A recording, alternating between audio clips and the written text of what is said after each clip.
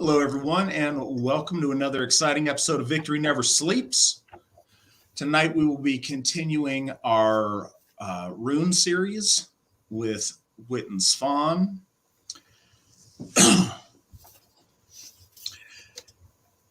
Trying to think, I got a number of things to mention at the top of the broadcast.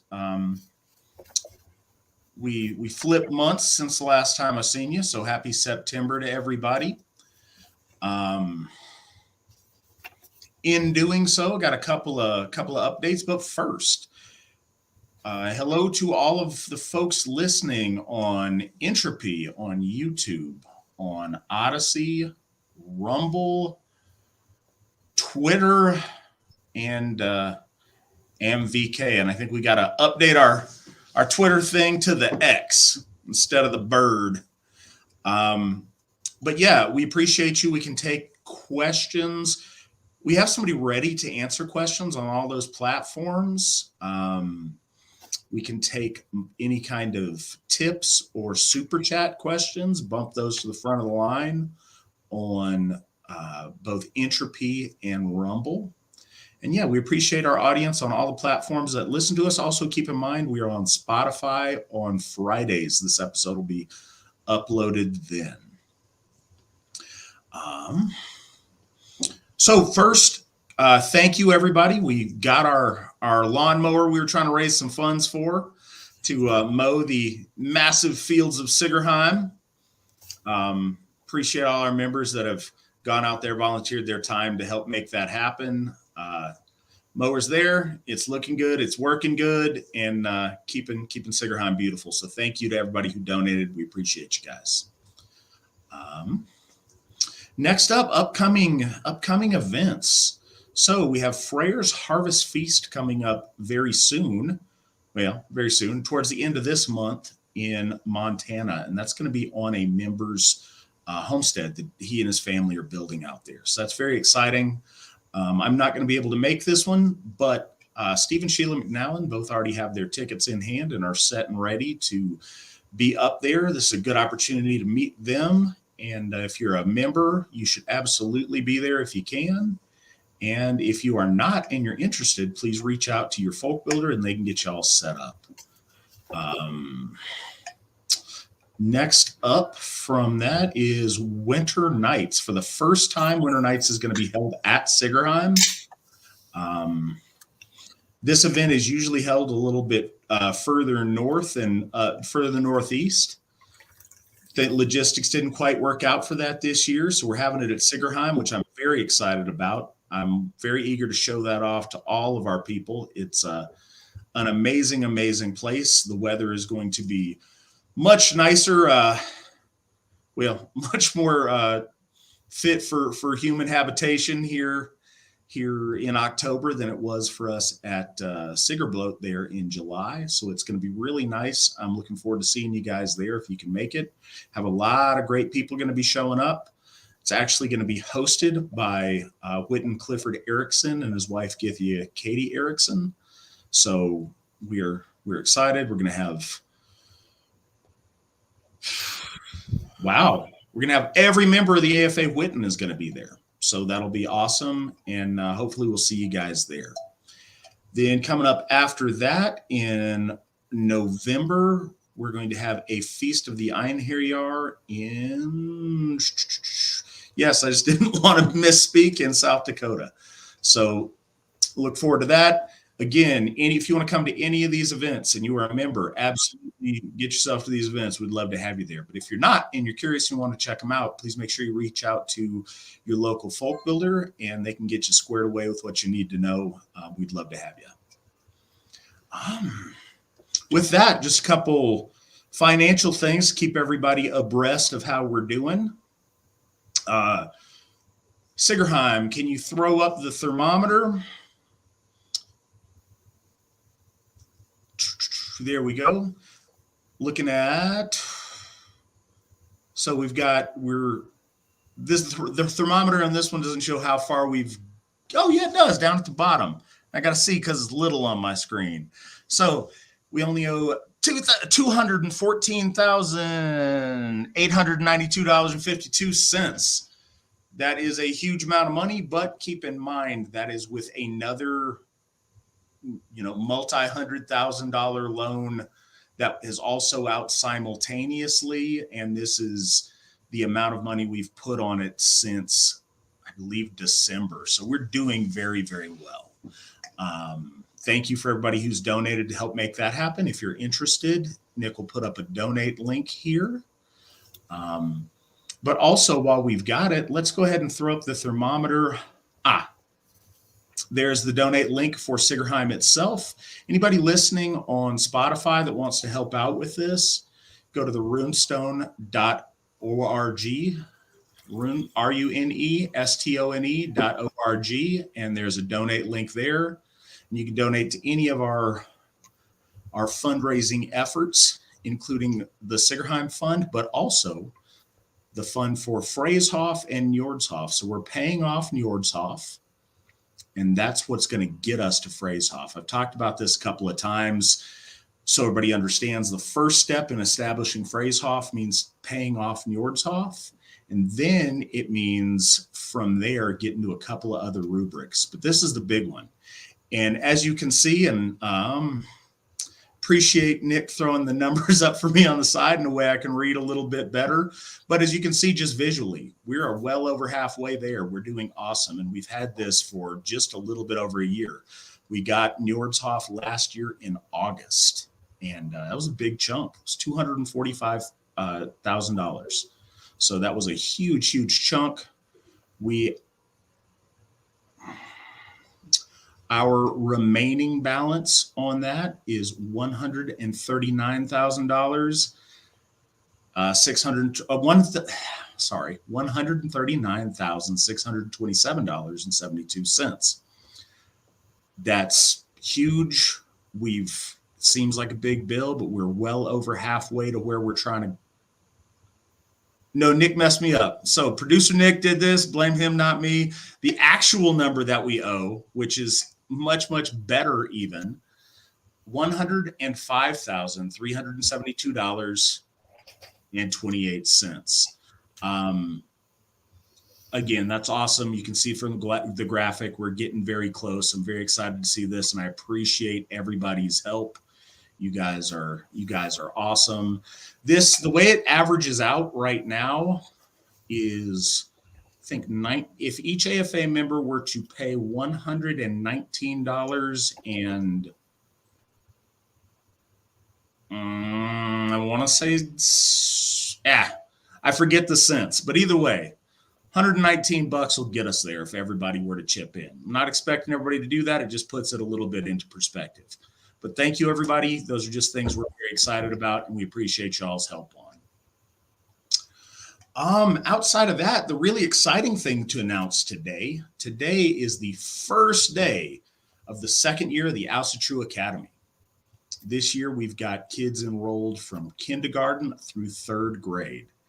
And those amazing kids started their first day of school today. We are very excited for them, very excited for us, very excited for our future. We wish them the very best. This is a program that Gothi Stam heads up as the dean, along with some amazing, amazing volunteers. They put so much love into this program. It's something beautiful that we've all wanted to see for a very long time. As the Alsherrier Gothi, I am extremely proud of this program. As a father who's going to be homeschooling his daughter, I am so very thankful that we have this resource. And I can't say it enough. So very excited. If you have kids that are between the age ranges for K through third, please reach out. rstam with 2 M's at runestone.org. If you would like to enroll your children in that, it's not too late. And I think that's what we've got at the top of the program. Without further ado, Svan, can you tell these folks, and I think it's working out pretty good, our breaking them up into 3 per show like we've been doing. So if anybody is completely unfamiliar, if you could go ahead and get folks, get folks started with the Rune Nauthiz. If they've got no familiarity, what do we need to know about the Rune Nauthiz? Well, right out the gate, I wanted to apologize if I seem to be having slight camera or at least freezing issues. I don't. Maybe it's not camera; it's internet issues. So if I freeze, I apologize. So yeah, we've been doing pretty good splitting them up. I think it's digestible in threes, and it's interesting too because it forces us to look at it slightly differently.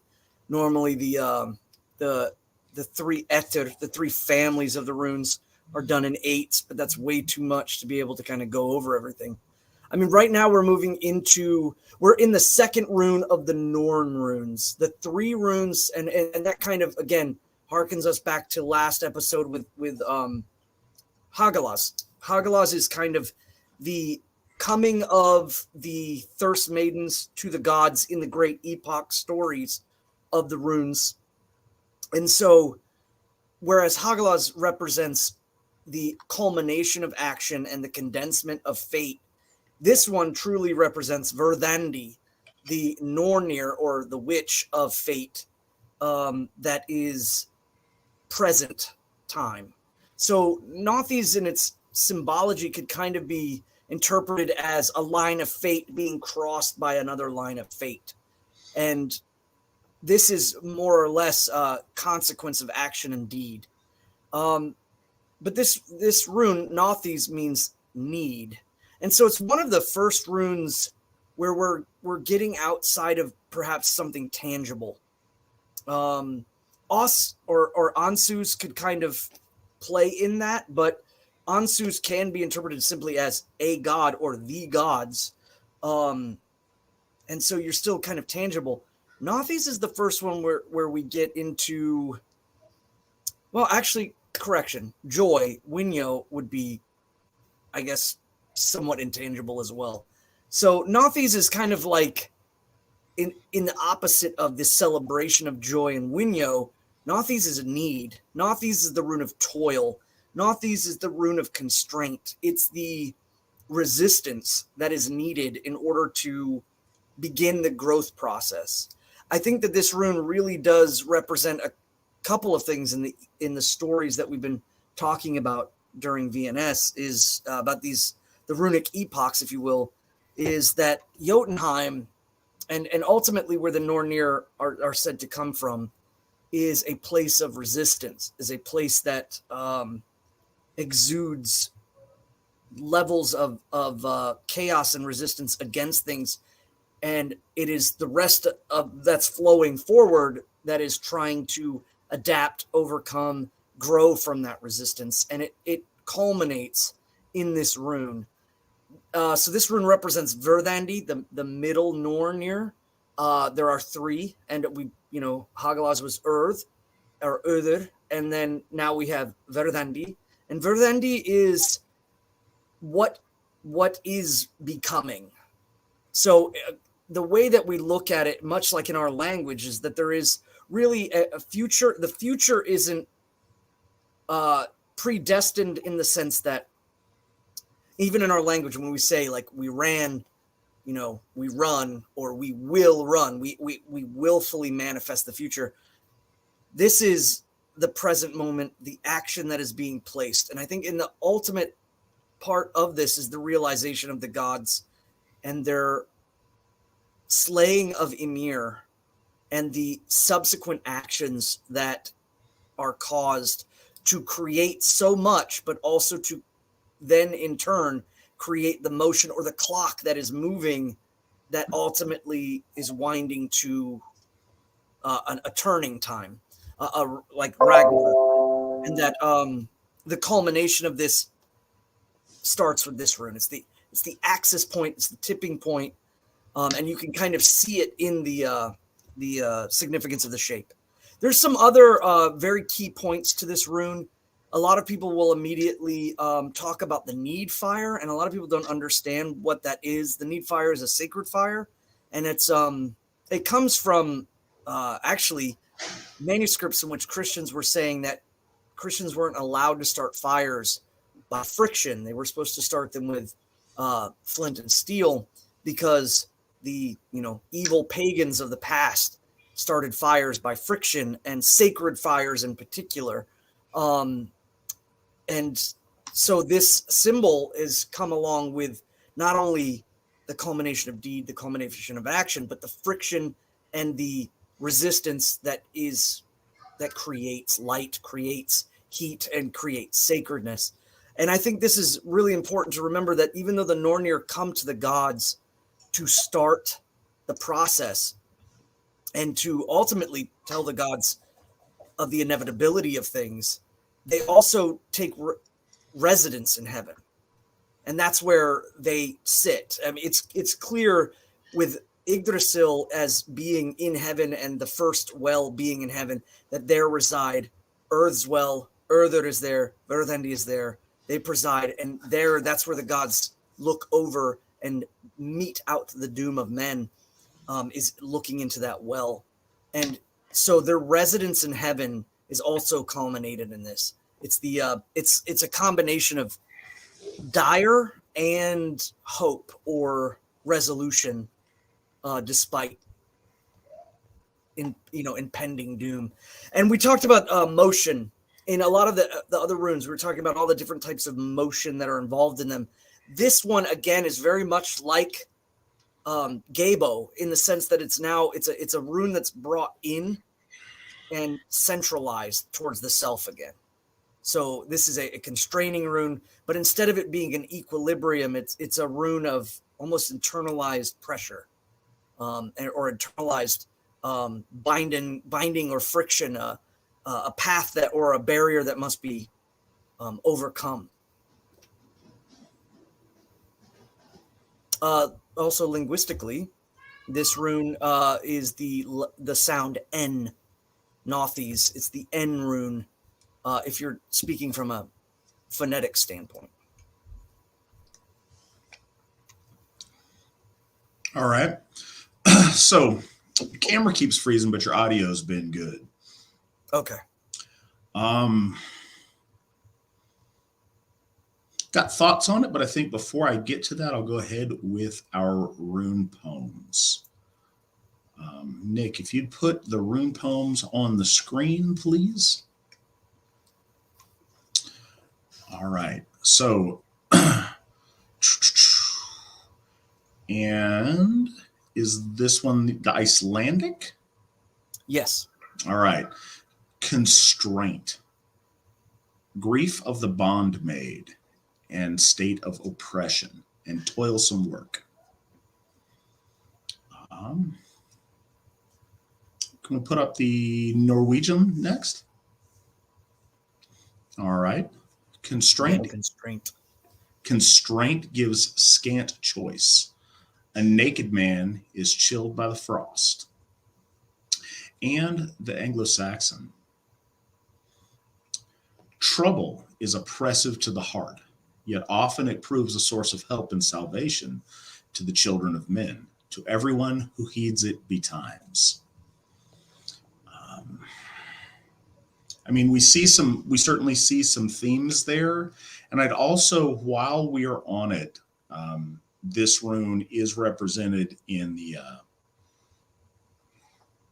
Armanen runes. And I think it's worth looking into its meaning there. Nauth or not in the Armanen runic system.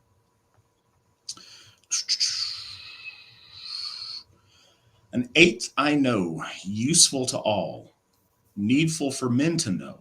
If warfare erupts twixt warriors' sons, I quickly quench their rage. And I think this transitions well, honestly, in the way we read the rune poems. So they start out talking about constraint and how woeful that is, and what a problem that is. And it talks about the dire state of need, the frost that comes to a man who's naked. And I think that those of us that have been in or have lived in northern climates in the winter realize how very real that is. The symbolizing of the oppressive cold of being in need. It just linguistically and everything else, it reminds me of To Build a Fire by Jack London and a number of those stories where life or death when he's out in the Yukon trying to find gold is like if you can build the literal need fire or not is the difference between freezing to death. But what I like is the optimism in the Anglo-Saxon rune poem, and then followed up by it being a spell to bring peace amongst warrior sons. If you That's the thing with these runes. Runes aren't good or bad. I mean, they are like Wunyo. Joy is kind of always a good thing. I don't really know how to make something bad out of it. I would say some runes are good. No runes are bad. There are runes that have good and bad things about them. And there's some that are just good. But honestly, the runes, I think, are a very optimistic way of seeing our world. The idea in Odin's rune song is that by shared toil and shared need, it brings warrior sons together. It doesn't just talk about random people. It talks about people who are, by their very heritage, warlike, and not in a bad way. That was very much prized amongst our ancestors, to be warlike of character. But the trouble, and we see this all the time amongst our folk, if we don't have an external threat to bond over, we start nitpicking and bouncing off of one another and finding stuff to fight about. The best thing or the most effective thing I have seen that brings people together, certainly in my time in the AFA, is when we have an external source to focus that on. When there's a challenge in front of us, when there is, enemy at the gates, then we can all bond through facing that common foe. And I think that's one of the deep meanings of the mystery of Nauthiz. This one, there's a lot with this one. And again, I anticipate we'll get some if you get it in a rune. We'll get some questions if you get this in a rune pull or something. I'd like to ask those or to answer those as they get asked, because it's really nuanced and it kind of depends on a lot of circumstance, I'd say. But this is, I mentioned earlier that most of the runes I don't really recognize a Merc side to, whereas this one, Hagalaz,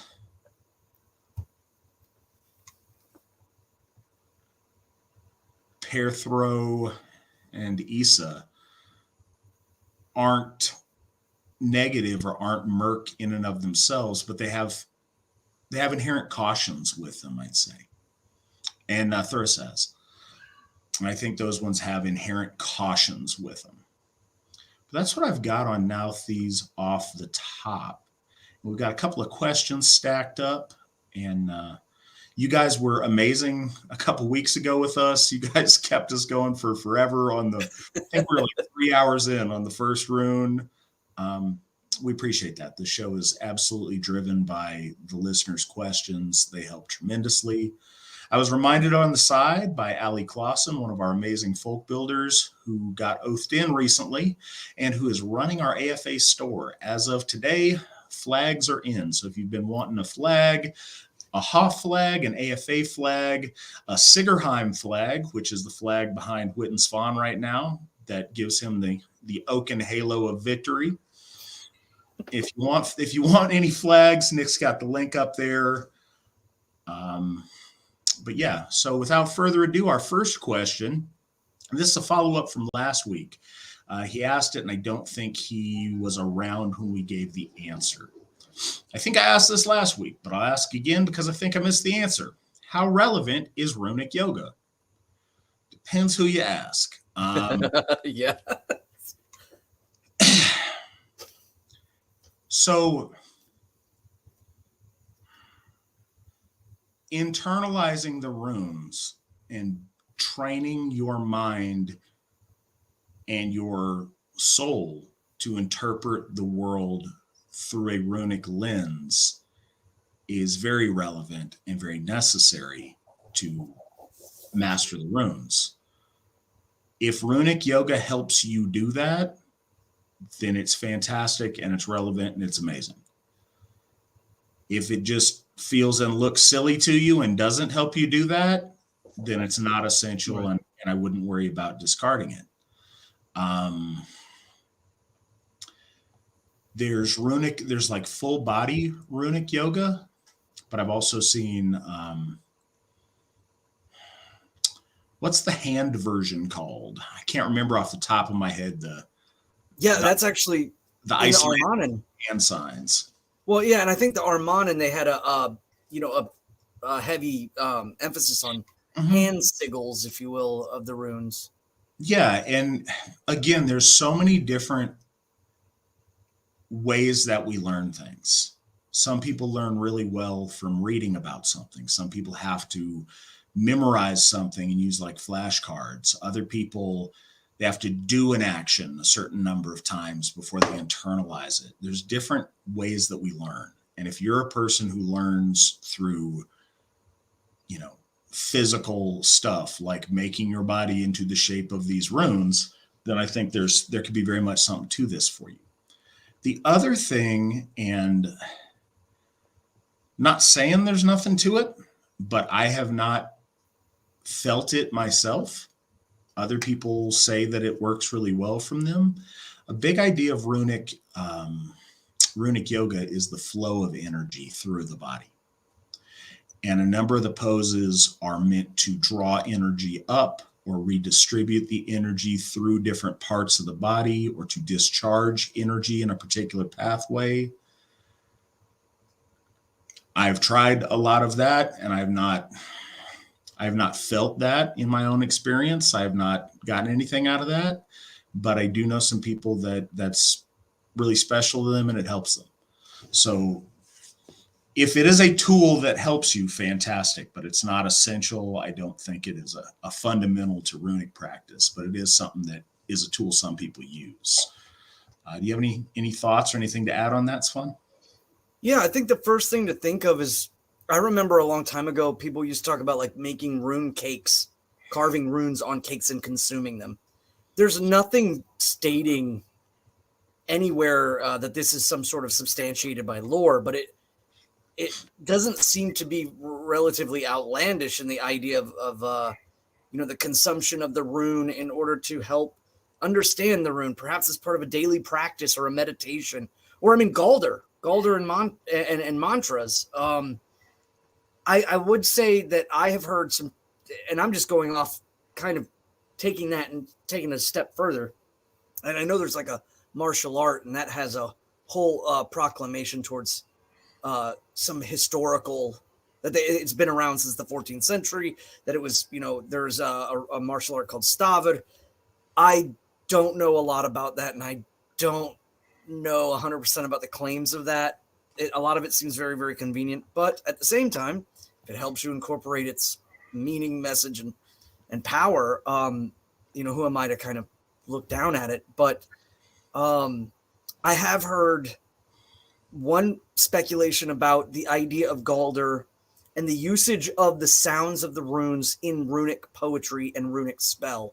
So if there's an incantation or a form of perhaps like imbuing the area with this runic power, it's through sound. And then you take the alliterative sound of said rune and you formulate a poem focusing on that sound. And that it was a bardic posturing or a skaldic posturing, in which perhaps if there was an emphasis on things like if Thurazaz was to be utilized during a poetic alliterative sense, then perhaps the physical pushing forward of that, like kind of making a symbolic gesture, if you will, somehow kind of culminated with speaking the rune in the alliterative form and creating complex poetic Galder instead of like perhaps proto sounds. So I've heard of that. I've heard of the idea that it originated from skalds when they were speaking of poems and they were secretly weaving runes into the hall to their audience, and they were also gesturing. So like Wunyo would be, a gesture as simple as touching the forehead, or again, posturing your arms high and low, like in Nauthiz, to as you're speaking oratorially in the hall. I thought that was very interesting and very cool. I would love to see more development on that idea. I don't know how much it's true, but again, authenticity is not determined by time, which is something you've said numerous times, and that is very, very wise. So, I mean, in this regards, I would hold true to that absolutely. The other thing is, I personally have done runic yoga, but I didn't find a lot of the any sort of physical benefits. But one thing I did find was utilizing it in movement, not necessarily static positions, but as if using in Fehu, raising your arms up in gestures for the purpose of lymphatic drainage. I know that sounds kind of odd, but here in Virginia Beach, there's a very, very prominent school of thought involving massage and lymphatic drainage and the usage of movement in order to expel toxins from the body. So I kind of constructed a little bit of that and have done that as a morning routine, but not necessarily as a way to kind of project or change anything. It was more internalizing. Outside of that, that Stavit is very interesting, but I don't know a lot about it. I remember it being very big in the 90s. A lot of people were talking about it. I think there needs to be an asterisk by that last statement of very big. Yeah. Within our very, very tiny subset circle of people, 100% of 4 people were particularly interested in it. It's worth saying, yes. So all of this, and chuckles aside, I do really mean that. Authentic doesn't mean old.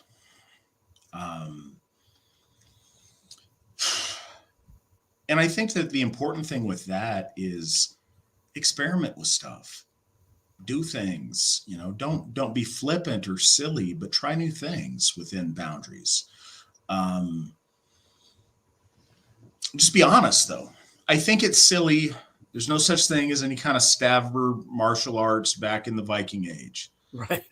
Flag on play. Somebody just made that up. And in order to get people to like it and give it a try and be open-minded about it, they made up some backstory on it.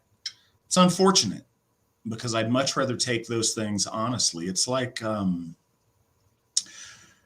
bunch of the sigils that we're all very familiar with that we associate with the Viking Age are late medieval Icelandic witchery stuff. Yeah.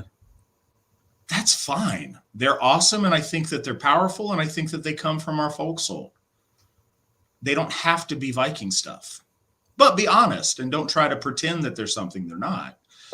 Something else. Anybody who listens to our founder, Alsharier Gothie's Stephen McNallen about things, he's got a whole lot of different ritual practices that he does in the morning. He's got a whole routine that he does that he's been working on through his adult life that help him quite a bit. He doesn't pretend for a second that it's what ancient Viking guy used to do. It's what modern ranger guy does, but he does it and it works for him. And I think that's just as valid as anything else. If the founder of modern Asatru decides to initiate a spiritual practice that's just as authentic and legitimate as an unknown Gothie in the Viking Age coming up with something that comes down to us in writing, everything has to start someplace. And if people don't buy into your practice now because, it's not ancient, maybe in 1,000 years it will be. And I think that's one thing, just interestingly enough, watching people's conversations, especially on social media, the accusations of LARPing, if you will. I think it's a double-edged sword. You want to reattain some authenticity through ancient practice, but you in being honest with yourself, you can't entirely. There's also cross-examination with other Aryan branches of paganism to kind of compare and incorporate. But there's also new stuff you have to do, or you should do, and ultimately, the more you try to authenticate into ancient practice as being only this way or that way, and dressing that way, or doing things in such a extremely set sense, then the accusation of LARPing kind of sticks home a little bit more. And I think that you find Asatru in a community is constantly battling with those forces of authenticity with ancient power and conforming or not conforming to modern practices. Wearing a tie and nice clothes, and but it's pick and choose. It's like it's okay to have a modern haircut, but it's not okay to wear a suit and tie. But if we wear tunics, then the Christians will call us LARPers. And you end up in this silly game of walking on eggshells about it. And if you wear a tunic, I will also call you a LARPer. Yeah, and again, I mean, that's where the meme of like the Viking and the Crusader uniting is from the modern practice of wearing a tunic. Right, and that's fair enough to say too that some Christians do also LARP often with their Crusader stuff, or do they? I mean, I don't know. I don't think LARPing applies to us the way they use it as an insult, and in verse we can't necessarily People use are it just silly. One of the biggest things that hurts Asatru, but really everything in Western society today is this negative, snarky, sarcastic, everything that's not your cup of tea or something that somebody thought of before you did, we need to somehow denigrate and make fun of. And it'd be a much better world if we could get away from that. Yeah, I think cynicism is a poison. Well, and I don't think people really give a lot of thought to where that comes from. And it comes from the soul sickness that we talk about on this program so often.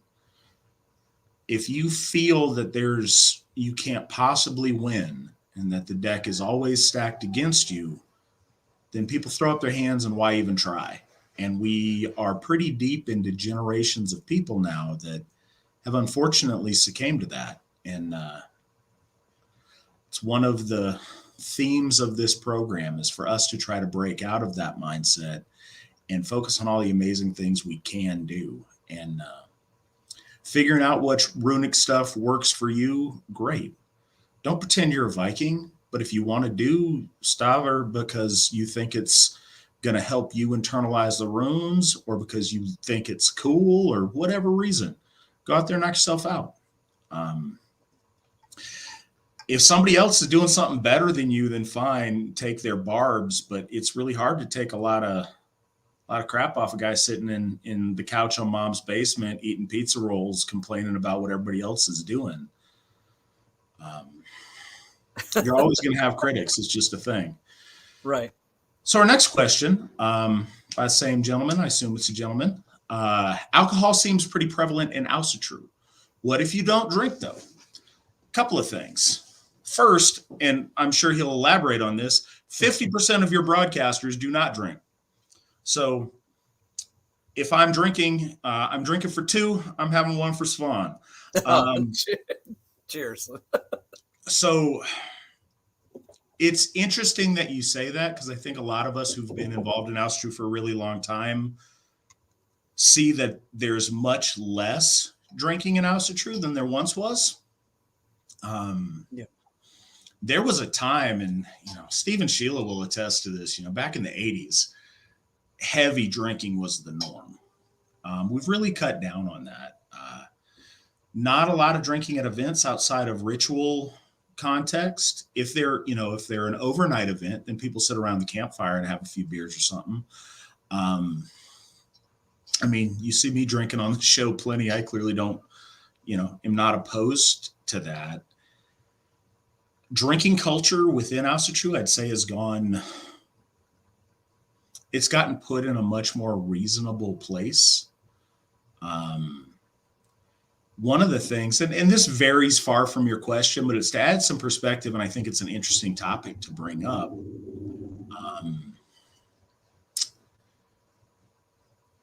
So when Asatru got reforged and restarted in the 70s and the 80s, it was a lot of single guys or guys that would go do this and leave their wife and kids at home.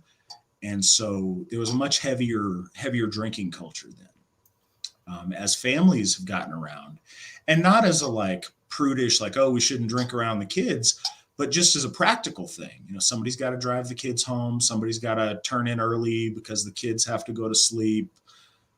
Somebody's got to be watching the kids. There's just practically, it's waned in how often people are drinking at a lot of these events. And,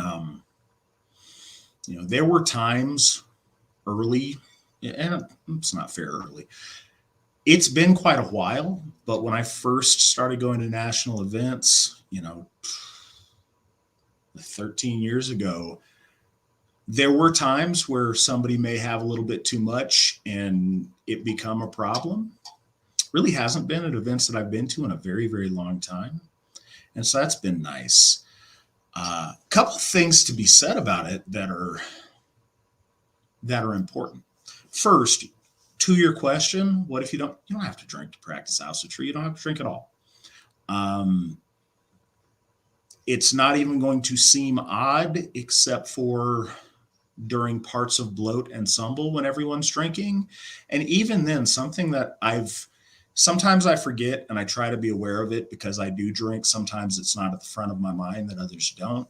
But very often when I do ritual, usually for whatever reason, usually not stumble, but at bloat, I'll very often have a second horn full of sparkling cider for people who don't drink, because we have kids that participate and I want them to fully participate. But we also have adults that for one reason or another don't. Say we have pregnant ladies and they feel uncomfortable doing that. That's perfectly fine. We've got other people that have battled alcoholism and don't drink anymore to keep on with their sobriety. Also a perfectly noble reason not to want to do that. And we've got other people that, for a variety of other reasons, decide that they're not drinking that day, or for whatever reason, they're not going to do it. And that's fine. That's not odd. You wouldn't even stand out. So please don't worry about that. That's not something you should ever worry about. Now, ritually, drinking is historically important in our religious practice. You may notice that, a full one of our major 2 rituals is about ritualized drinking. And if you read Tacitus, it talks about how our ancestors drank quite a bit. And probably what we would consider overmuch. Now, keep in mind, when Tacitus is writing about this, he's writing about war bands. And when you get, the young warriors in a group are going to sit around and they're going to drink hard. That's just kind of a maxim amongst our people since the dawn of time. Within society, though, there's the idea that when you finding that equilibrium to where you're a little bit buzzed, but you're not drunk and out of control of your faculties, makes you open up more, makes you more socially willing to engage with a group and to share about yourself. That's what we do in Stumble a lot, is tell, personal stories about our families or our friends or loved ones. And there's something valuable to lubricating that process a little bit. As a matter of fact, I learned relatively late in life, I don't know why it escaped me, but the Latin proverb in vino veritas, from wine truth, originated as a reference to Arfel, to the Germans, because this was a part of their Stumble ritual. is they would drink and they would fully open themselves up and not be scared of looking bad or scared of how the other guy, you know, the rival across the fire is going to view what they say. They'd speak from their heart. And then when everybody was clear-headed in the morning, they'd make a final decision on how to act if it was a council of war or something. But the idea of a little bit of drink getting you in a place where you're more comfortable opening up and you're a little bit more spiritual place, that is a truth that I think is relevant to our ritual and how we do some things. But yeah, please don't let the thought that you would be the odd man out if you're not drinking hold you back. That's not at all the case at any AFA event you go to. That wouldn't even seem odd. We've got quite trying to think, I'd say probably a fifth of the adults at any event won't drink a drop for various reasons. I would say maybe half to three quarters might have a beer or wine or something at dinner. But I mean, there's a significant number of people that don't drink, and I don't think that's odd or would make you stand out at all. Svan, what are your thoughts on it? Well, one, I don't drink recreationally. I know it might seem, I sometimes I look at these cans, they kind of look like something that would be out, but this is just water with carbonation in it. An energy drink just to make sure that if we're gonna do another 6 hour, I'm gonna be here for it. But yeah, I don't drink recreationally at all. I only drink in bloat, and I only drink in symbol. But you don't have to in either. I've seen folks hold the horn because the ritual mechanic that I think a lot of people don't realize is it's not always about the consumption, like perhaps in the very paganistic Christianity of drinking, the blood. Our mechanic is understanding that the horn is a receptacle of power, emotion, mental power, might, whatever it might be, the air of the room, the speaking from the heart and truth, and that you place in that liquid your intent, and it doesn't have to actually cross your lips. It can be put in by your hand. I've seen people put their forehead to the horn. And I mean, it's worth noting, like during COVID and all of that, there was people that were drinking, there were people that were touching the horn. I don't think that it was truly an interesting time in there, because I wondered about how the mechanics of understanding, but it didn't seem to change at all. Nobody changed anything at all. The people that drink, they drank from the horn. People who touch the horn to the forehead touched the horn to the forehead. Some people kiss the horn.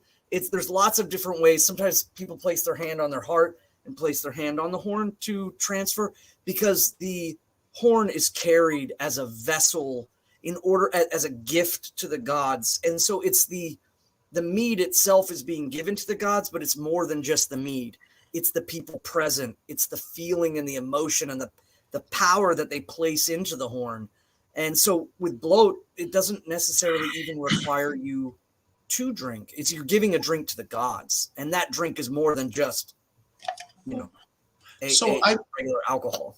I want to contextualize that a little bit. If we think about symbol, yes, symbol is about drinking alcohol. That's a big part of it, because like I said earlier, it's about opening up and sharing. You certainly don't have to do that. We've got some people that are wide open socially, and they are happy to share regardless. And that's great. We have some people, it's a struggle, and you can overcome it. It is a tool in that. The sharing of the drink together is something that brings our people closer. But as I've said on the show many times, perfect need not be the enemy of good.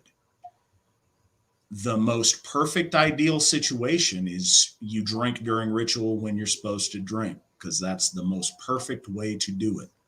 When you throw in, if you're an alcoholic who's struggling, no, breaking your sobriety and spiraling yourself in a downslide of failures that you've tried very hard to overcome, that's not positive. The juice isn't worth the squeeze.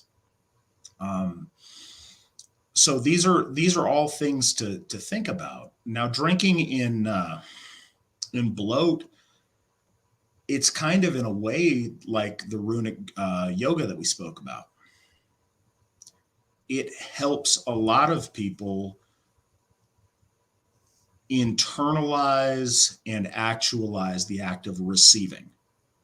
So the gods clearly don't drink the mead that we pour out to them or pour into the fire.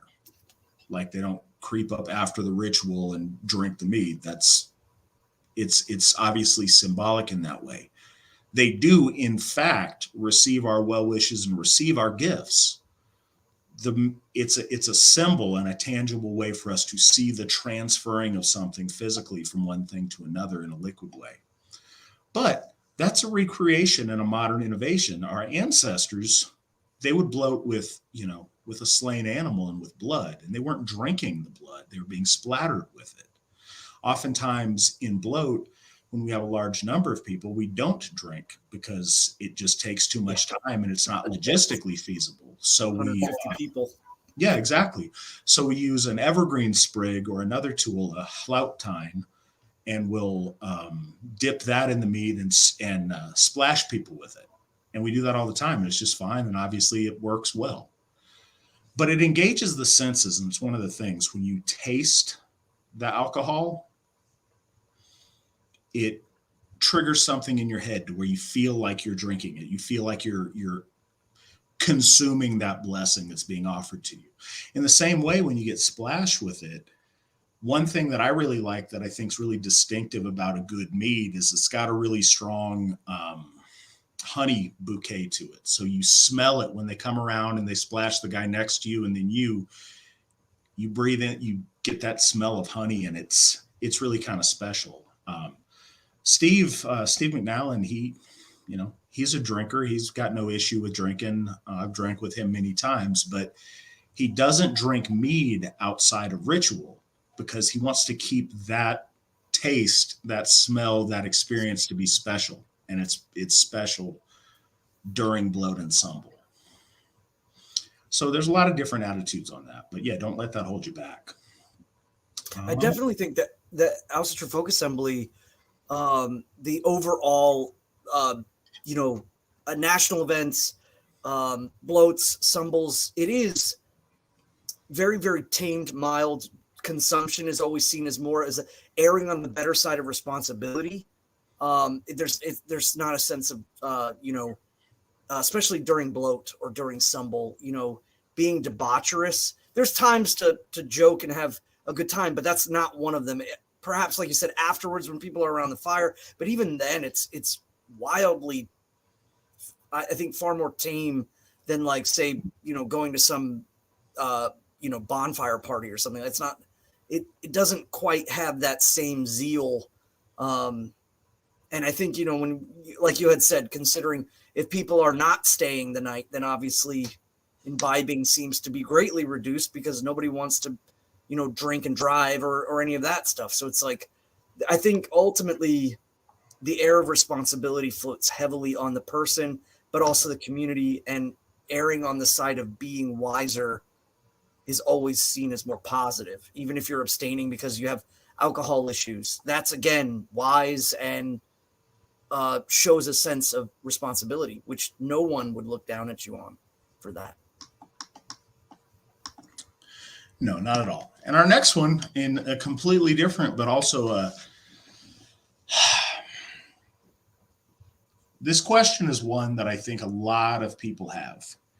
And it's one that the answer is not as clean as people would like it to be.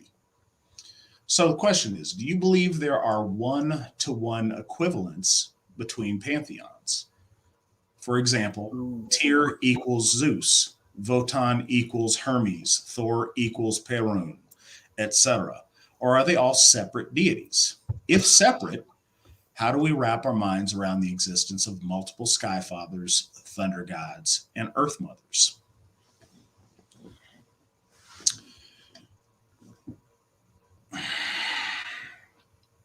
So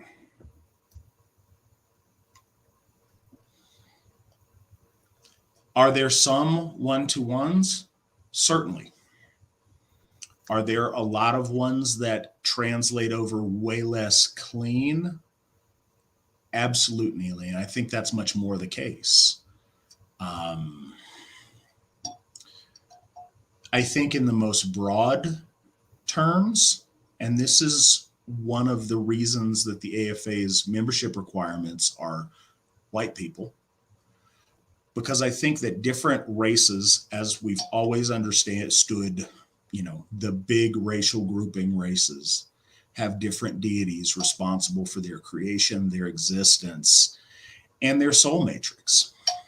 And I don't claim to, be an expert on or be in a position of authority to dictate how that works. If you're Black, if you're Asian, if you're Polynesian, that's up to them and their elders and their spiritual authorities. For us, the Aryan religiosity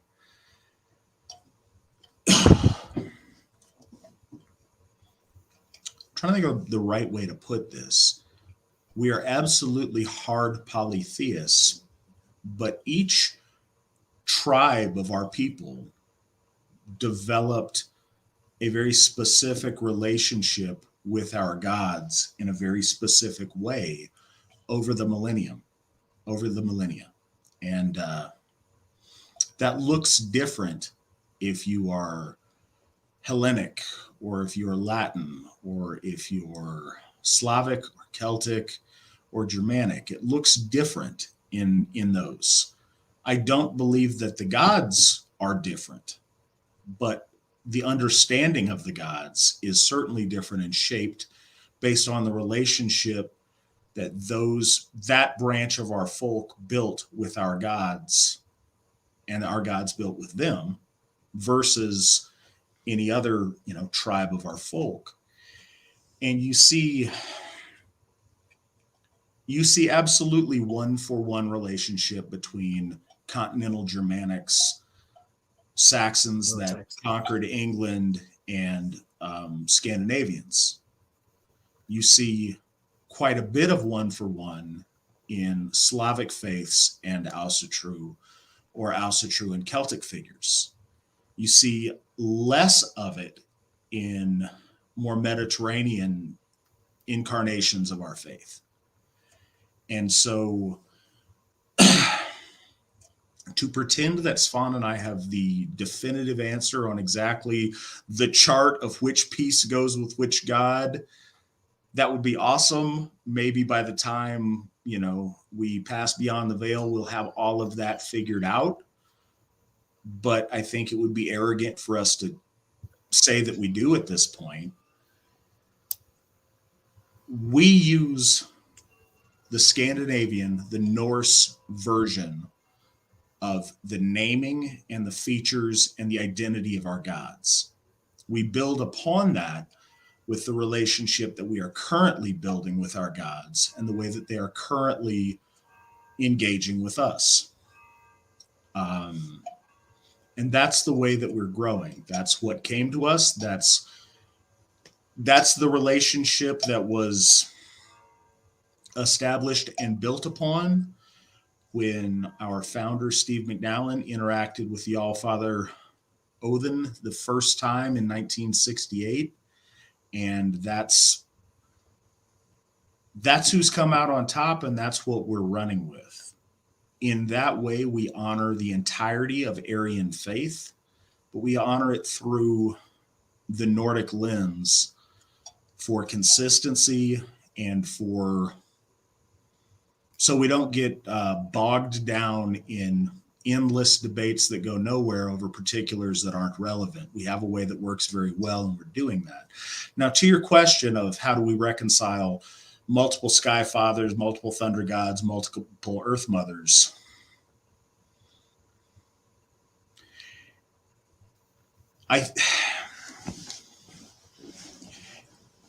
it's not perfectly clean like that. And what I think a fallacy in that is, and I don't fault the person asking question at all. It's not what I intend to do with this. Please don't take offense. if we, through our study of scholastics and anthropology and sociology, determine that there must be a sky father, there must be a storm god, there must be an earth mother, and then we try to force our gods into those categories, that's difficult and unwieldy because that's not how it works. Those terms are terms that we use to try to better understand our gods that exist above and outside of those terms. It's not the job of the gods to conform to the terms that we made up, that we needed gods to fit these categories and they applied for the position. That's not how it works. Right. Our attempt to understand Mother Frigg isn't because she applied to be Earth Mother. It's because we associate so much of her qualities and things about her to have an earthly nature to them. We didn't Odin didn't say, hey, I want to be called Skyfather today. No, we, in interpreting and understanding Odin and understanding Tyr, decided each of them has these characteristics. And not going to lie, linguistically, Tyr certainly linguistically goes to what other branches have chosen to name a father in the sky or a father of the sky. But the flow of that's really important, and I can't overstate it. I can't say it enough. The gods are here, humans are here, and I realize you can't see my hands now, they're off camera. All right. And so for us to try to get here and try to understand, we come up with ideas and theories that help us understand the gods. But the gods are right. They exist no matter what our confusion or understanding is. Those terms like Earth Mother, Sky Father, Storm God, those are all our attempts to learn from, ideally, and to build a relationship with the gods, not the other way around. And it's really important. Our gods don't owe you a clean explanation on who the striker, who the Sky Father, who the Earth Mother, and who the Death God is. That does flesh out in the Aryan pantheons. We've certainly recognized that, so we've created these categories and these ways of understanding it. But the gods exist on their own terms. We just seek to understand them better. And I hope that makes sense. Svan, what do you have to add to that? Well, one thing that I've definitely noticed as of late is the desperate attempt to, cornerstone Sky Father, very little attempt to Earth Mother, but there's just this desperation to kind of like masculine, feminine, with more emphasis on, who's the masculine, who's Sky Daddy, who is that? And there's the desperation. Is it Zeus? Is Zeus Thor? Is Zeus Odin? Is Indra to Zeus? And there's this desperation for finding a singularity. I have taken a very different, so far as I can tell, just because I wanted to come at it from a humble observer. So I just stated that what I'm seeing currently right now from our culture, from our people, from our modern day, something that's going on. And I don't necessarily agree with it. I don't think that it's good to polarize all of the gods at believing in all of the gods, but slowly kind of shoving them down into a masculine and feminine. That's almost a little bit too much like Wicca for me. And the idea that, everything can just be boiled down into these two kind of polarities. But I'll say, like, being an observer, I have seen other things. For instance, it seems to be that we're neglecting to talk about how our ancestors' structure of faith, or the way that they were taught, the way that they interacted with the gods, the way that the hierarchy that they had in relationship with the gods is stratified. The commonalities between the Aryan branches is what I was really trying to pick up on. And what I have found is, in a general sense, that there is always kind of, there is for us it's Bor and Bestla, and they're kind of the origin of the masculine, feminine. Bor, of course, being the one that lifts up, Bestla, the one that besets. But from them comes the stratification, comes the hierarchy. And what I find is the one thing that's very glaring about cross-Aryan branches is the tripartite. That there's this stratification of, some people want to say, well, like of the sky, but it doesn't always pertain to that. So I call them the thrones, and there's a tripartite of thrones. And when you start to look at that, that's when you begin to see some very interesting things, whether it's amongst the Hindus or the ancient, Aryan Vedic traditions, where it was Indra and Agni and Vishnu. And that has changed over years because their relationship has changed. And there's like a cultural reflection of their interaction with the gods. We drink from a horn, we gift to the gods through a horn. Other Aryan branches might not interact with the gods in that way. They might do it through other things. And that's okay. But we see this tripartite. And so looking and observing even further, it seems to me that the tripartite is always divided into three distinct things. And it's not like Sky Father, Striker, Death God, giver of riches. What I found is, in my observations, that there is a dynamic throne of power in which the gods will sit in a cultural kind of context that we build an interaction with them in these thrones. And these thrones always have a dynamic sense to them. There's one that is a catalytic sense, one that breaks, and you can see those correspondence, or there's one that is static.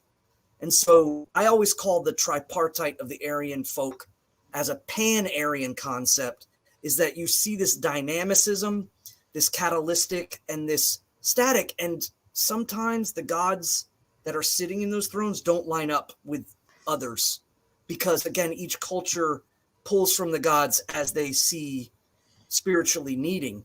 Where you have like, again, Indra, Agni, Vishnu, or you have Svarog, Veles, and Perun. Svarog is kind of this static throne, and Veles is in a dynamic throne, in a very dynamic. And then Perun is a catalytic. So that's just me observing and trying to be humble about the understanding. I'm not trying to force the gods into positions, as I am just trying to observe, one, our past, one, our, this is a culmination of years and years and years of worship. And then on top of that, it's fragmented because it's been observed by Christians who had antithetical views towards a lot of these, the Aryan religions that they were, writing notes about. But you see, in the sense where, like, with the Hellenics, the mystery of like why Hercules takes the striker form, but is seen as the daemon, or a half god, half man.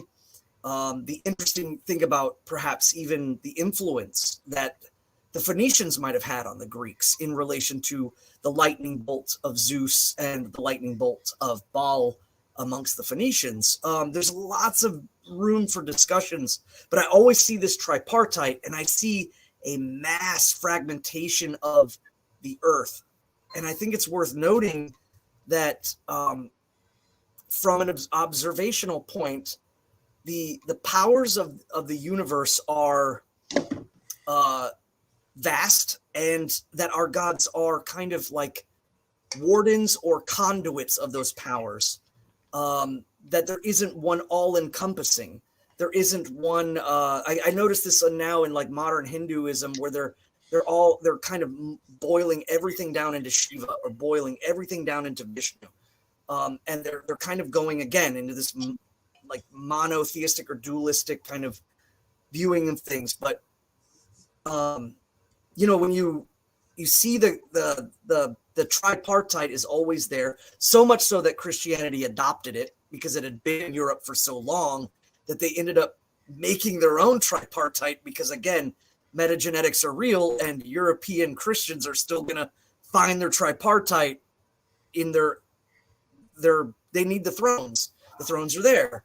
But, you know, when you look at the earth, you see the fragmentations, you see the negative earth, the positive earth. Sometimes vegetation is looked at separately from perhaps the crag, just like the ocean. There's the ocean by the shore, and then there's the deep ocean. Very similar with the Hellenic usage of Poseidon versus Oceanus. And we have, of course, Njothr and Aegir. So you can go and look at these and try to piece them all together. But it's better to just humbly observe and see how the gods have interacted with each culture. And in a way, like we build temples to the gods, we have built thrones to the gods. And the gods fill those thrones for us in a benevolent way in order to help us spiritually expand. And it's worth noting that even amongst Germanic people, I've seen people suggest that Woden amongst the Anglo-Saxons is a different god than Odin amongst the Norse. And that's when you start getting into this like purity spiraling of absolute insanity, and moving away from the pan-Aryan truth of understanding that the gods are entities that we interact with, but we construct the temples and they fulfill a kind of an engagement with us, the gift cycle.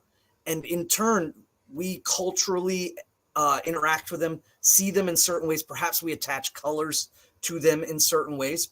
That as a perfect example of that.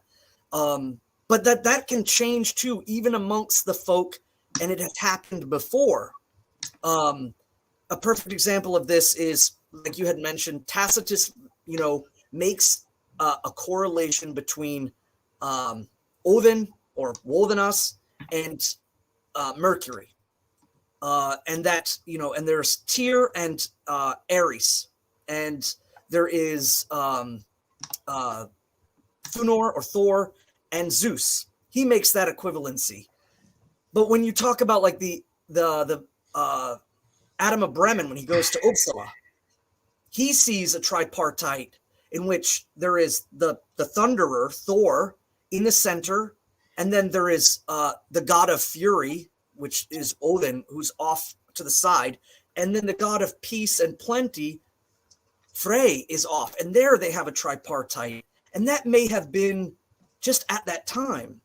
I think that an understanding of the way that we culturally interact with the gods is more importantly what you're trying to observe. And it's different amongst whether you're talking about the Slavs or if you're talking about, you know, Teratatus and Tyrannus and Essus amongst the Gauls, or even amongst the Etruscans. And they had their tripartite, which had the thrones were filled by their like sky, and then they had Earth Mother, and then the mother of the gods, like the motherly goddess, the equivalency would be like a Jorth and a Nerthus, or I mean Nerthus and Frigga. They had a tripartite with two female goddesses, and all the gods to them in their interpretations of the divine could throw lightning. All of them could. So I think I encourage people to go and look at the tripartite, find the tripartite in other Aryan branches. It will help you understand certain things. But then ultimately it comes down to, what is your culture? You speak English, you have, you know, Gaulish and Germanic blood in you. And again, the prevalency of Germanicism is, you can't understate it. It's entirely the pinnacle and gravity of our culture. So we come from the gods in a Germanic sense, Nordic Germanic, Central Germanic, Anglo-Germanic, whatever that, you know, north or central and northward anchoring both.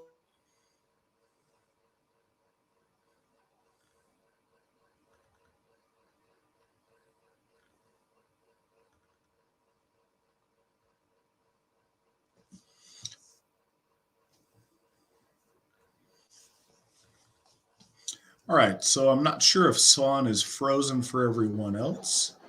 He certainly is for me. Um, Checking with producer Nick here on something real quick.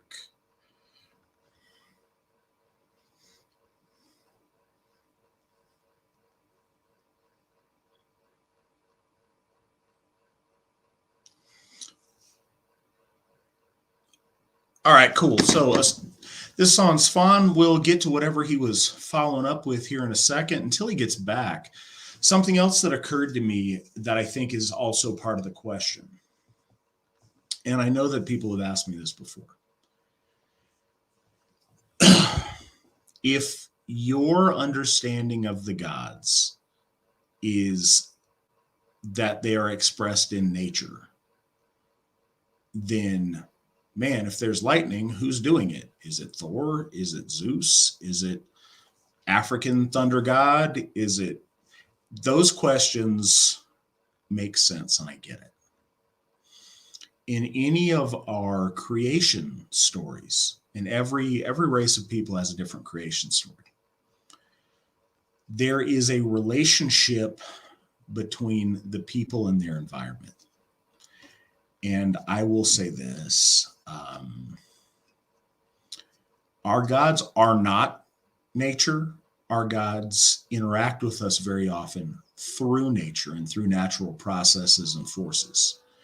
That is a way for us to come to understand the power of our gods better. But that doesn't mean that storm equals Thor, or storm equals Shango, or storm equals, I don't know, an Asian storm deity. But it does mean that we understand Asatru often through the force of the storm. When it comes to the creation, our people weren't, in ethnic faiths, the people are related to the land. And it's not so much to claim that our gods created all of the things for all of the people, but our gods created us and they created our world and our relationship to it. So they wove together our understanding of nature, they wove together our relationship to nature, and they wove together our soul and how our soul matrix works. And in that sense, they are our creator gods. Different deities may have done the same thing or something different for different branches of peoples. But I understand that at that point, it becomes very confusing. And this goes back to what I said earlier. We use nature as a way to understand our gods. Our gods are not a function of us trying to personify nature onto them. That's a fallacy from our end in our imperfect attempts to understand our gods. But I think that's the same case of directionality going back and forth. We don't observe nature, therefore we have to associate and assign a god to each piece of nature we see. No, the gods exist, and our best way of trying to understand them is through often understanding natural forces and correlating that to one of the gods for us to better understand them. And I hope that makes sense to the audience tonight.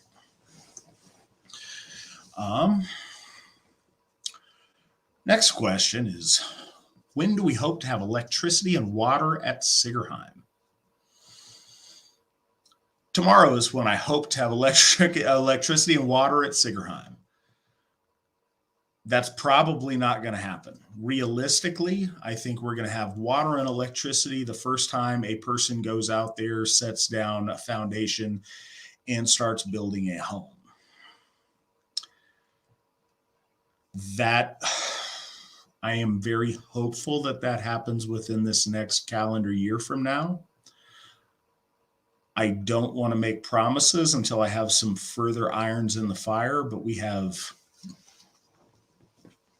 let's say, 3 to 4 families that should be broken ground on a permanent habitation at Sigerheim within the next year. So that's when I truly think that water and electricity will for sure get out there.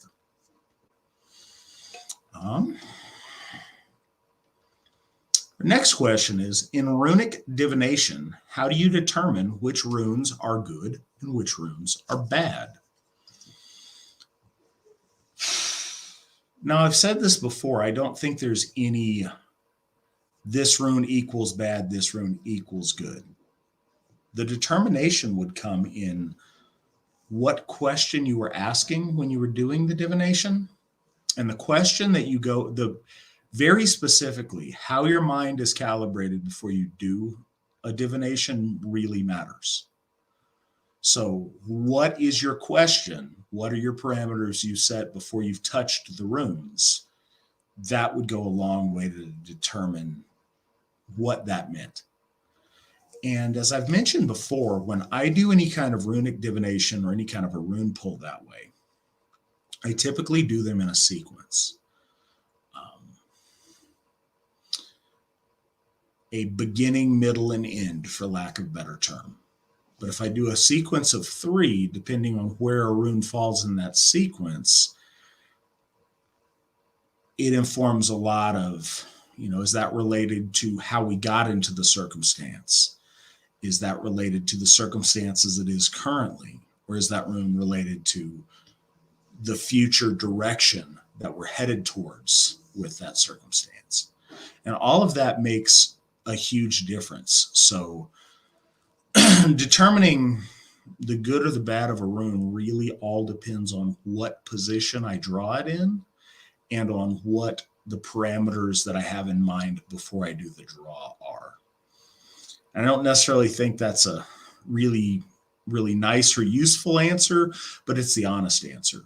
So many of these things, I need a really specific example to add. The details are really what make the answer.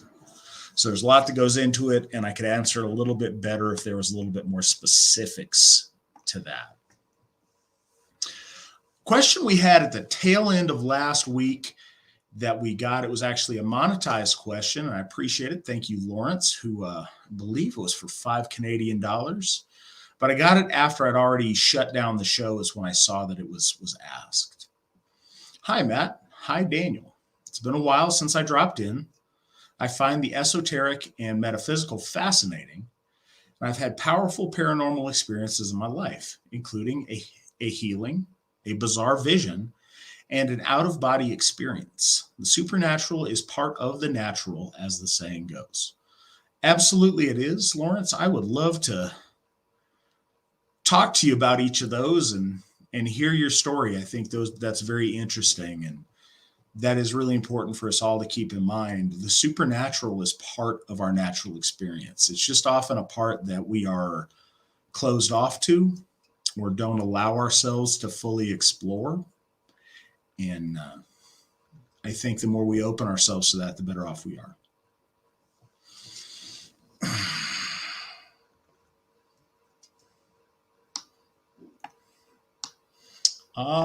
When is the clothing coming back to the store? Maybe a hoodie? Maybe. I think that t-shirts are going to come first. We're going into fall, so I think some hoodies are definitely in order. Something I want to work with Allie on, as a matter of fact, this week. So the first thing we were trying to accomplish was getting our old stock replenished. A big amount of that was our flags. We just got our flag order in. So Allie and I are going to talk here in the coming days about what the first step is on getting some clothing things figured out. So hopefully we'll have news for you by the next VNS if you tune in. And Allie says on the side that we should have clothing and possibly hoodies by winter nights. So that's the end of October.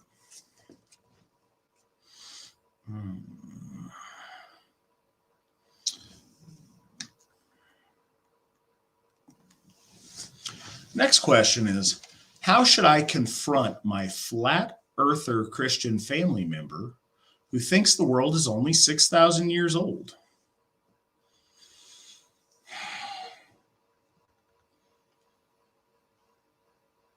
You shouldn't. I think it's a conversation that's worth having if they want to, if they're willing to talk. But I mean, I don't think there's a use in confronting them per se, because I think if that's the tone that it's done in, they're not going to change their point of view regardless of how good your points are. They're going to be set and they're just going to fight to fight.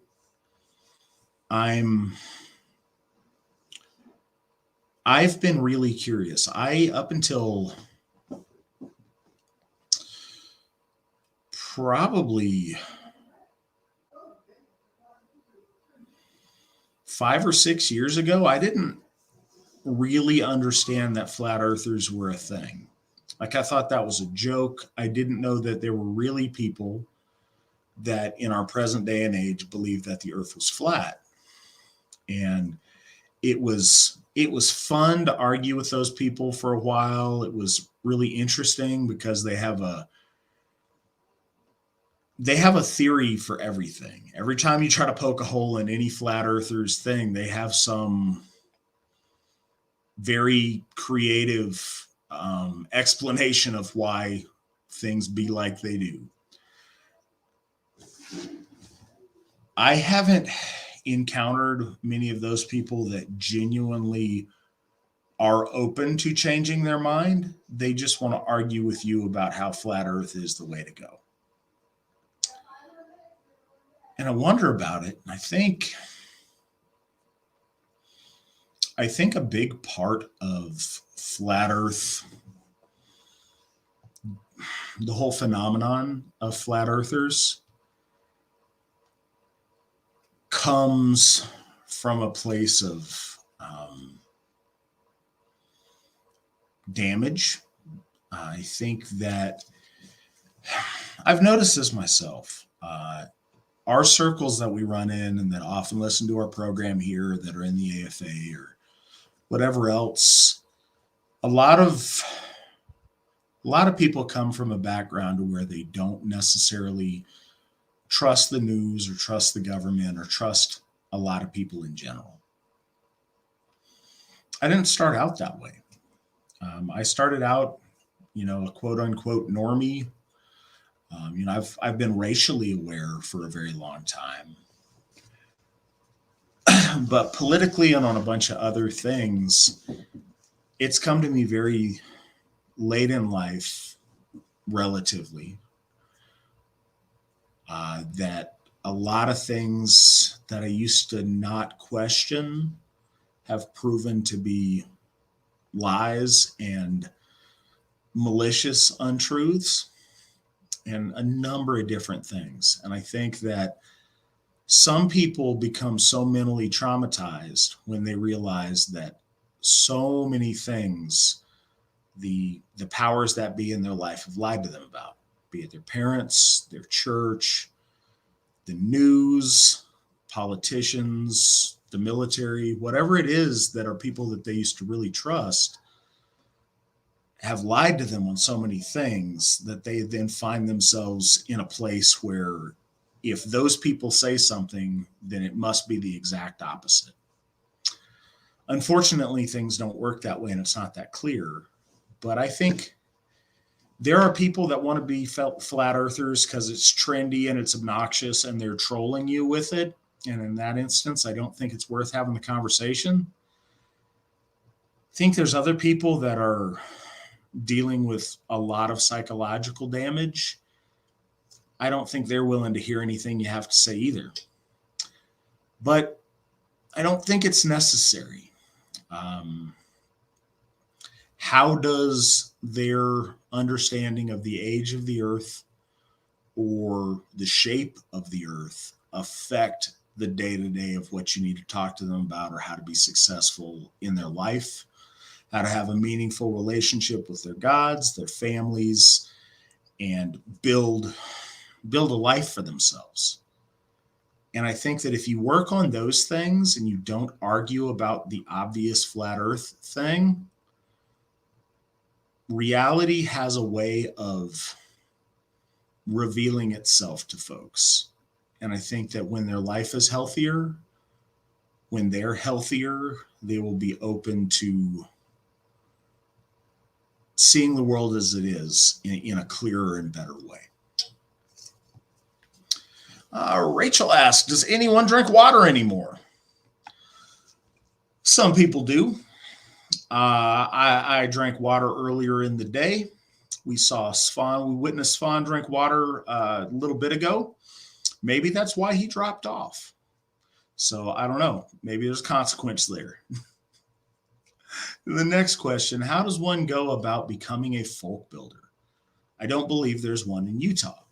You are correct. We do not currently have a folk builder in Utah, and we would love to have one. If a person were interested in being a folk builder, first step would be to reach out to the folk builders in their area or to reach out to the Gothi or Githia in their area. This would be a really good time if Nick has still got those links up, because each of our different Hof districts has a contact page where you can find these people's contact information. Nick has them on the screen. Odinshof.org, Thorshof.com, Baldershof.org, and Njordshof.org. Your question about Utah.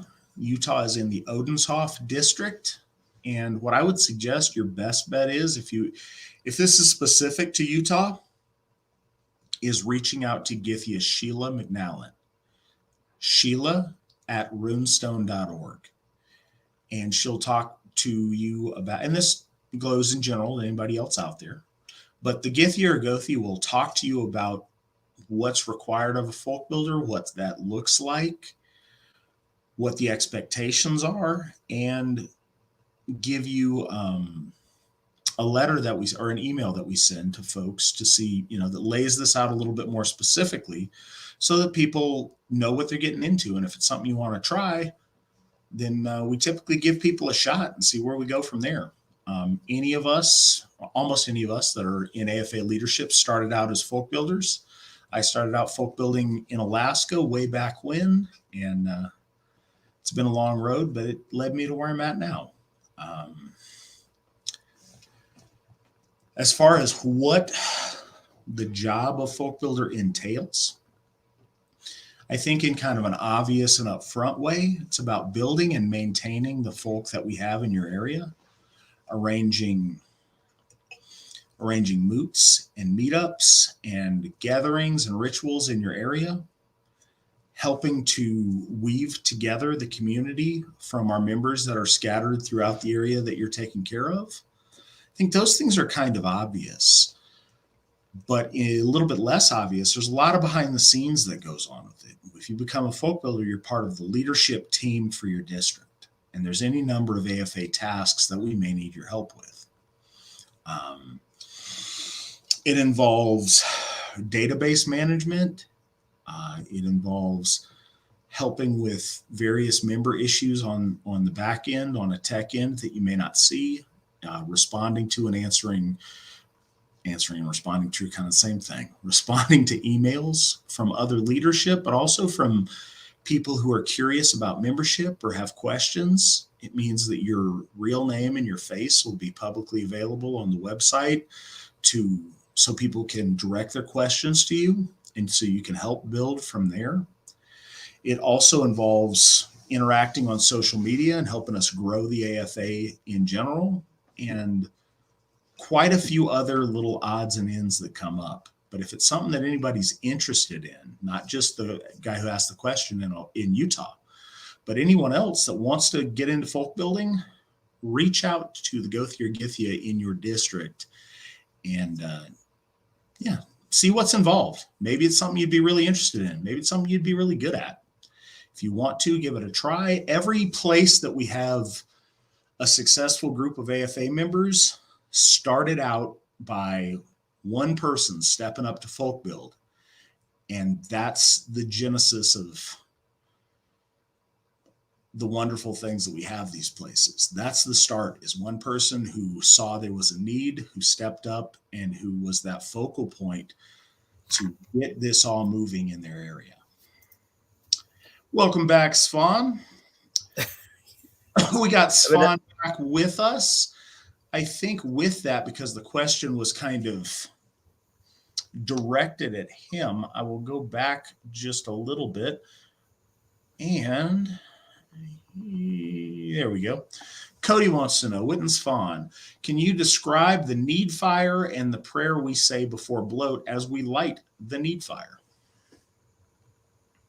Yes. Well, first and foremost, there's a ritualistic format that has filled the need, pun intended, I guess, at Thorshof, in which there was in the beginning of our bloats, there's a sequence of prayers that have kind of developed. The reason for this is because temples are relatively new to Asatru, and as we've come together, we have Gothar that have been practicing with their folk, whether in kindred format or family formats or whatever, regionals, national events. And there has been a kind of culmination of our traditions coming together. And most certainly the lighting of the need fire ultimately stems from the influence of Witan Daniel Young, his prayer of lighting the light. So the lighting of a light is pretty common in case of, bloats throughout the Asatru Folk Assembly.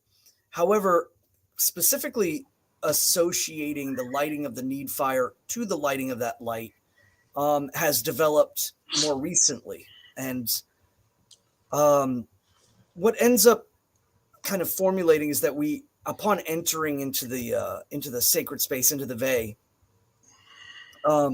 we end up ultimately coming in, setting up, saying our hails to Thor in Thorshof, and then we light a sacred flame, the need fire, and we recite, not verbatim, it's more of a instinctual prayers, depending on how one feels, but it's the lighting of the need fire. The need fire is alive. The need fire is a light. We light this flame so that Heimdall may see us and bear witness to our deeds on this day, and that this light, which is our faith, will burn away the barriers that sit before us. It's something very akin to this, as we basically acknowledge that Heimdall is the us that sits between the heavenly realm and the earthly realm. And when we light that light, we are asking him to bear witness to our obligation to the gods of our people. We are fulfilling our duties in aligning ourselves with the gods in our sacred holy tides.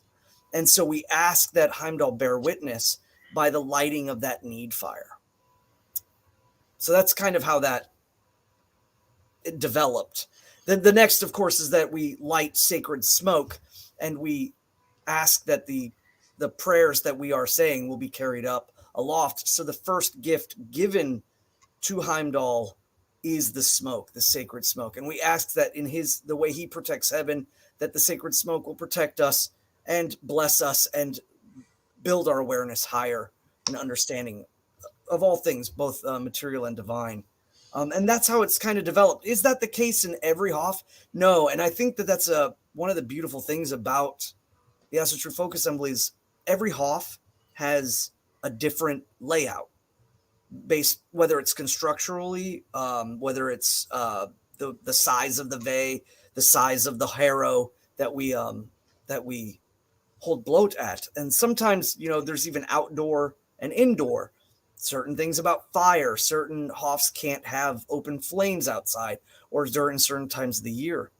And so you have this adaptability that kind of extends, or perhaps even came from the adaptability of Asatru, whether it's been at home, in kindred events, or what have you. We have a kind of general surrounding of what we're doing, but we go forth into the event, whether it's the Holy Tide, that has very specific things, whether it's a bread horse or a plow or a sacred fire, or herbs are going to be burned. Almost every holy tide has something unique and different, and every temple has something unique and different. So it makes it fun when we go to other temples to see exactly how the Gothar there will go about accomplishing the bridge building that we are doing between us and the gods. And it's not always a sense of like, placing candlestick in point A and horn in sector B. It's not mapped out entirely. It's more or less done with a sense of spiritual adaptability depending on what's going on. And that builds a kind of zeitgeist of the way that we do things. Harrows at the Hof are, generally flat tables, but we've seen people have harrows at their home that are ancestral shelves, or smaller tables or mantle places. I've seen wall-mounted, open cabinetry, or even large hutches, if you will, that are used as harrows for ancestral spaces for the land whites and so on and so forth. Or most people have their land white harrows or horgs actually outside. A horg being an outdoor altar, if you will. So it does have a tendency to adapt very differently, but I would say that the biggest thing to understand in bloat structure is that there are 3 distinct groups or time frames in bloat structure. There's, of course, the separation from the mundane, and that can take place through ritual cleansing, dressing well, processing to the area. Sometimes there's ringing of bells, there's prayers, sometimes there's horns being blown. There's generally a logistics of getting the folk into place and setting the area up, as far as so that there's nobody getting trampled on, that the children aren't making a crazy, amount of noise or what have you.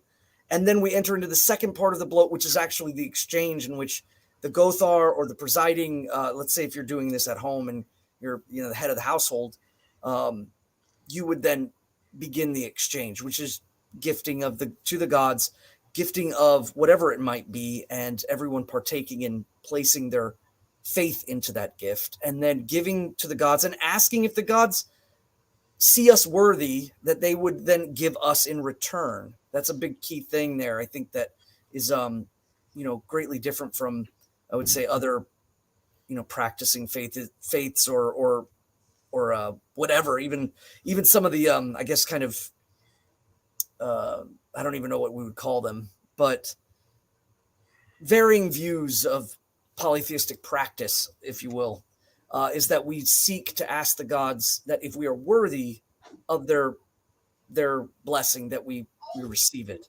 And then the final part, of course, is the gifting over, in which we take that gift and we sacredly place it away, generally through fire, through earth, through water.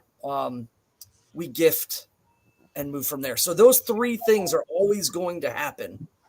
It's just uniquely different depending on whether or not we have, let's say, for instance, we have one Gothar, or if it's the head of the household. Hey. Or if we have like a Gothi and a Givya, that could change things greatly as well.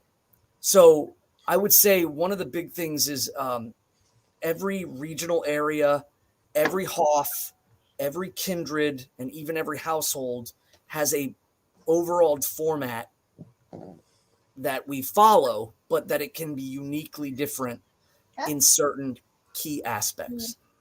Every Gothi performs their sacred rites in slightly different ways. And so one thing that's happened at Thorshof is it's become a coalescence of different traditions coming together, creating a streamline effect in which we open and start ceremony. And that the need fire and the lighting of the need fire is a key component in that. And again, I mentioned that earlier. That comes from, there's I cannot remember the name of the document, but there's a Christian codex in which they were talking about how the the Anglo-Saxon pagans started their ceremonies by friction and creating their sacred fires. And this alludes to it being outdoors. So the lighting of the light has become synonymous with the lighting of the need fire. Some of it can be done by friction. Some of it can be done simply as, lighting a light from a lighter or a candle or a match. Because again, seeking that perfection and letting it stand in the way of what is good, light the fire and, make the proclamation of it, of its need. Ultimately, it is the need of us as well, reaching out to the gods. So for that opened up a whole thing. Newer people that are listening, or for folks that have only practiced Asatru with your local group, there are many, many different ways to do it. The point is to be respectful and to know that you're doing something special. So Thorshoff has developed a pretty intricate ritual on how they light the ritual fire in their worship space there. Baldershoff has one too. Some other places a little bit less so. The utility of getting a fire going is really important depending on where you're at and if you're doing it outside. But the idea is it is a special fire. It's not just haphazardly there. It's done with intent. It's done with intent that that's where your folk are gathering to approach the gods. And that can look a lot of different ways depending on the circumstance or on what's involved. A couple of things about that idea of fire and light being sacred to our people and in ritual. Finding Asatru and coming home to Asatru when I was in Alaska, there's a number of different challenges. So up there, and I'm going to mark my words, I'm going to do this again at Tiershoff when we move out to Sigerheim. But it was really important to me and to those who practice with me to observe some of our days, charming of the plow is kind of when we want it to be. But the solstices and the equinoxes are at very precise moments in time. It was important as an act of devotion that we observe those whenever they were supposed to happen, regardless. So, we'd go out in the middle of a storm at 3:15 in the morning, if that's when the moment of solstice was, and we would go out to the Horg and perform bloat. So it led to some, strategic issues. We'd be in the middle of a snowstorm, all the woods drenched.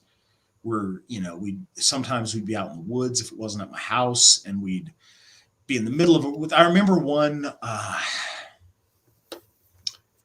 want to say it was an Ostara, and it was just a storm, and it was soaking wet. And we had a guy up there, and his whole position, his job was the fire master, and it was his job to keep the fire going. So he would have a gas can, and perpetually every time the water was going to make the fire go out, he'd splash gas on it throughout the ritual. So he's constantly splashing gasoline on this fire that is struggling to go while we're doing ritual.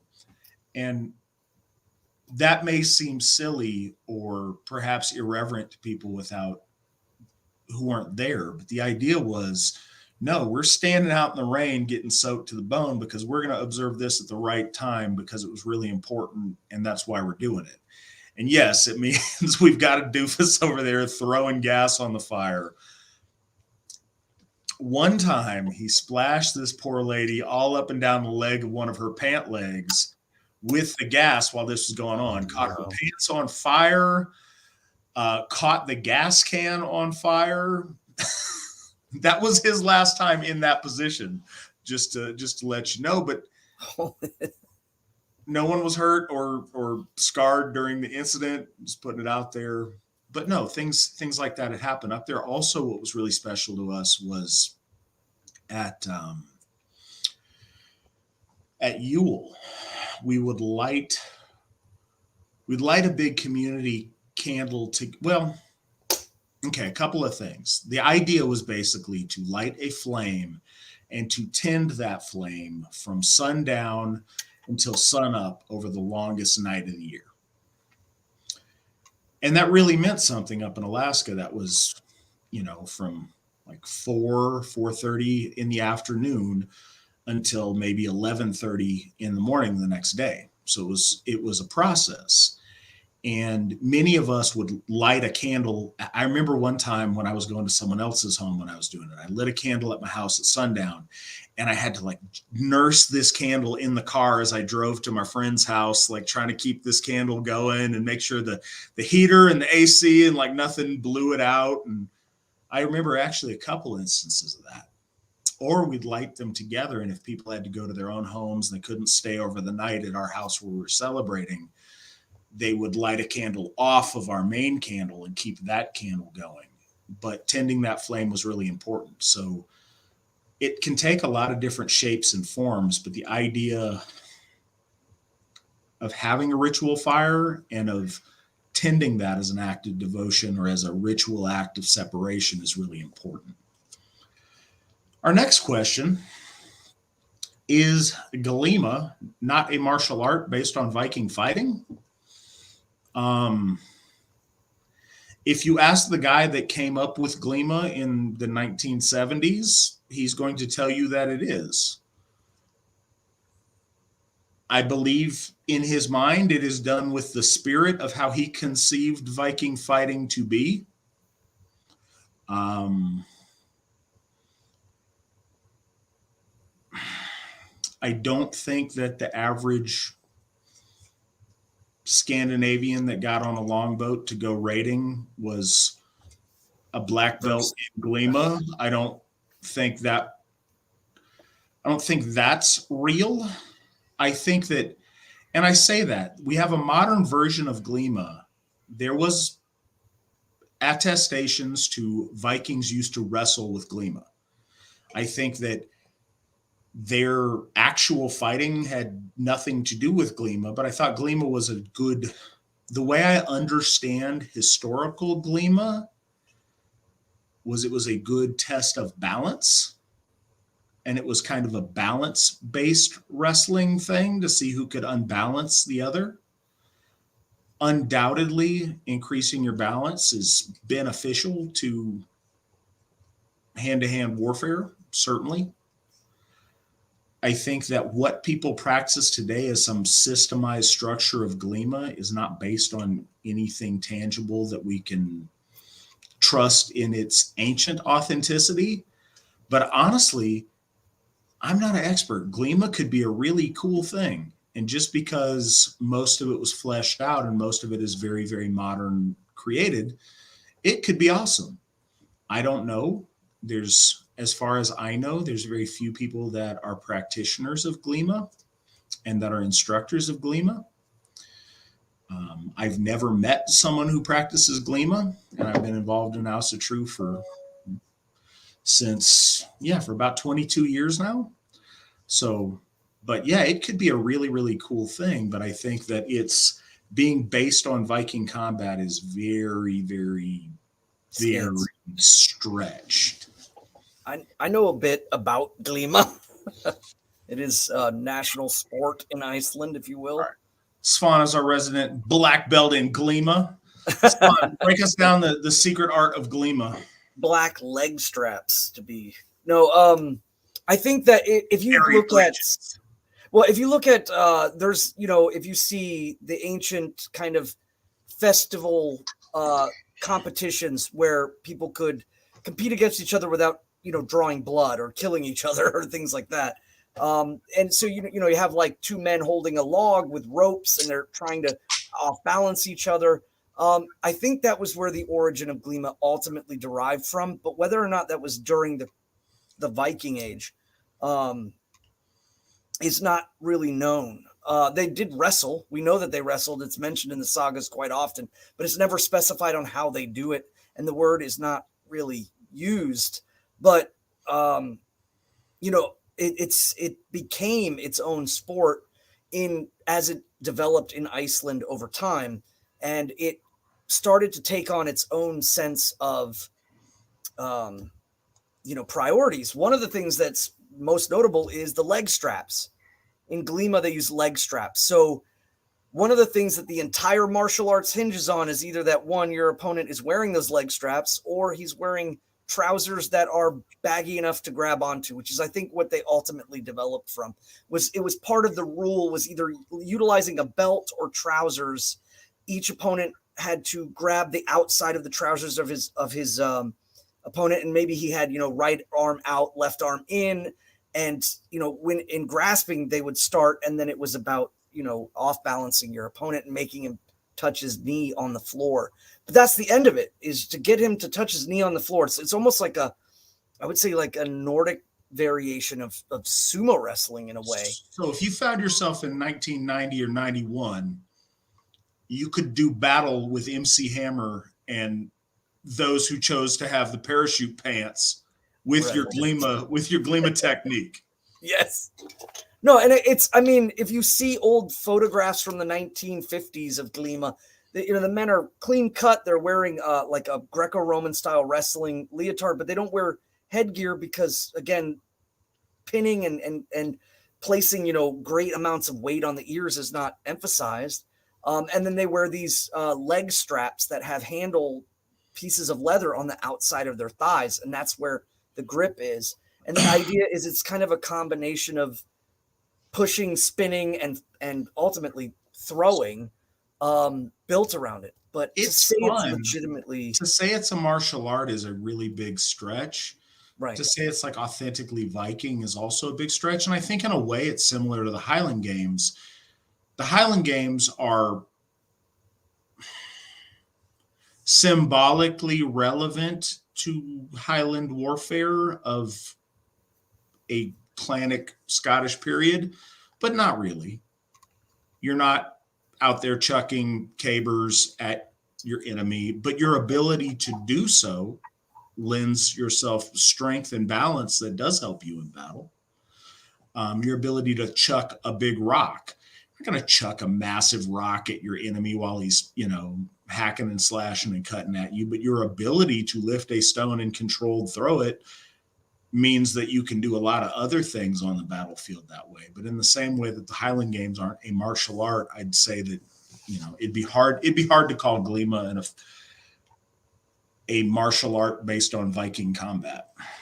Yeah, and it's very similar to like in Hema, if you think about somebody with a saber versus somebody who has a saber in modern day fencing. Most people that do, they recreate and relearn or teach European martial arts of fighting with swords and spears and halberds and all of those things. They would look at the French style fencing or Italian style sport fencing as being nowhere near actual real combat, but it ends up becoming its own thing about a prowess of agility and strategy and speed. But just say that it's distinctly a martial art. I think it's a development from a festivity game of wrestling because, a lot of disputes back then were settled, and our understanding of martial arts, especially amongst the Viking ages, very, very shoddy. I mean, even to the point where a lot of people don't realize like the usage of halberds, single-edged Viking swords. You never see them now. People recreate them, but they found single-edged falchion-style swords. They found curved swords that were used during the Viking Age. They found mentions of halberds and hook bills and things that a lot of people don't normally associate with Vikings, if you will. Normally it's axe, shield, spear, sword, and the sword looks very distinct, but most people didn't even own a sword back then. That was royalty and things like that. So I think that it's a little bit misconstrued, but not bad. And it's certainly a cultural sport indicative of Iceland, like Icelanders and Glima. That's where that comes from. And that's what it does. Norwegians don't particularly do it. So, and if they do, it's because it's spread over there. A fun fact in Iceland, boxing and when I was a kid, boxing and MMA and kickboxing was outlawed. A lot of people don't know that, but it was, you couldn't really do a lot of those sports back in the 70s and 80s. And it wasn't until the late 90s and the turn in 2000 that boxing and other sort of, aggressive combat sports were allowed in Iceland.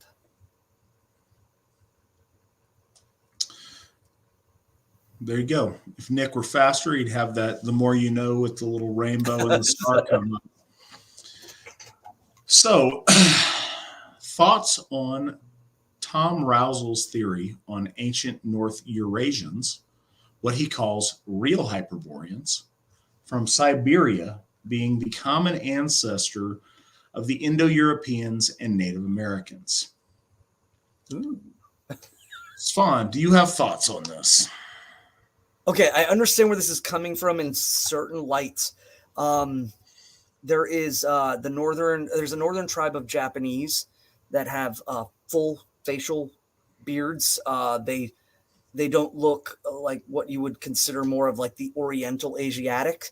And there's a lot of debate, of course, about the connection between the Caucasus or Central Russian steppe Aryans and the possibility of them having an extension that kind of overwent in Russia towards the Bering Strait, or the connection between Russia and Alaska, and that there may have been groups that descended into even where the island of Japan is that are actually of a different stock than what we see as Japanese people today. I forgot the name of the people. The women have tattoos on their faces, and the men have very large beards, and they look the Japanese ones. Yes, the Ainu.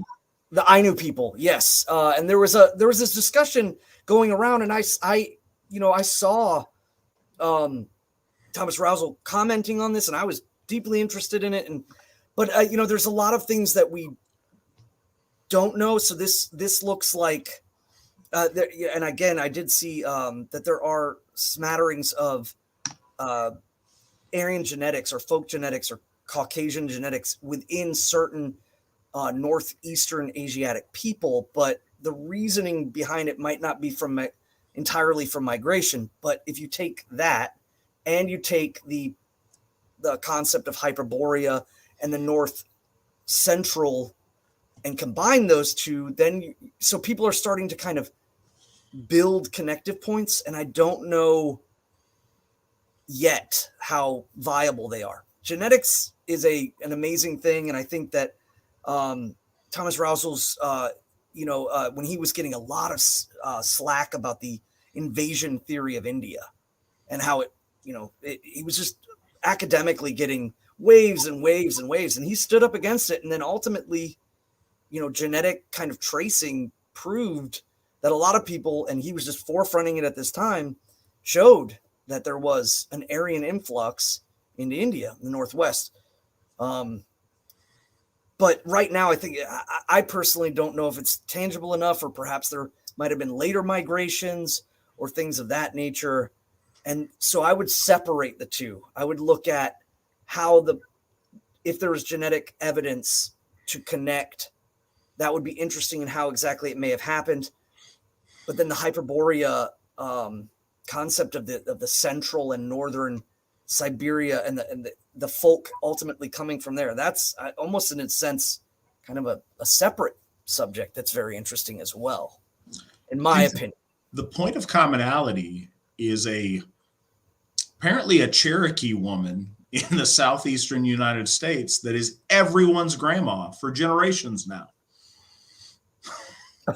You're talking about the No, the point, that's just a really unique and strange thing that we still run into this day. It seems like everyone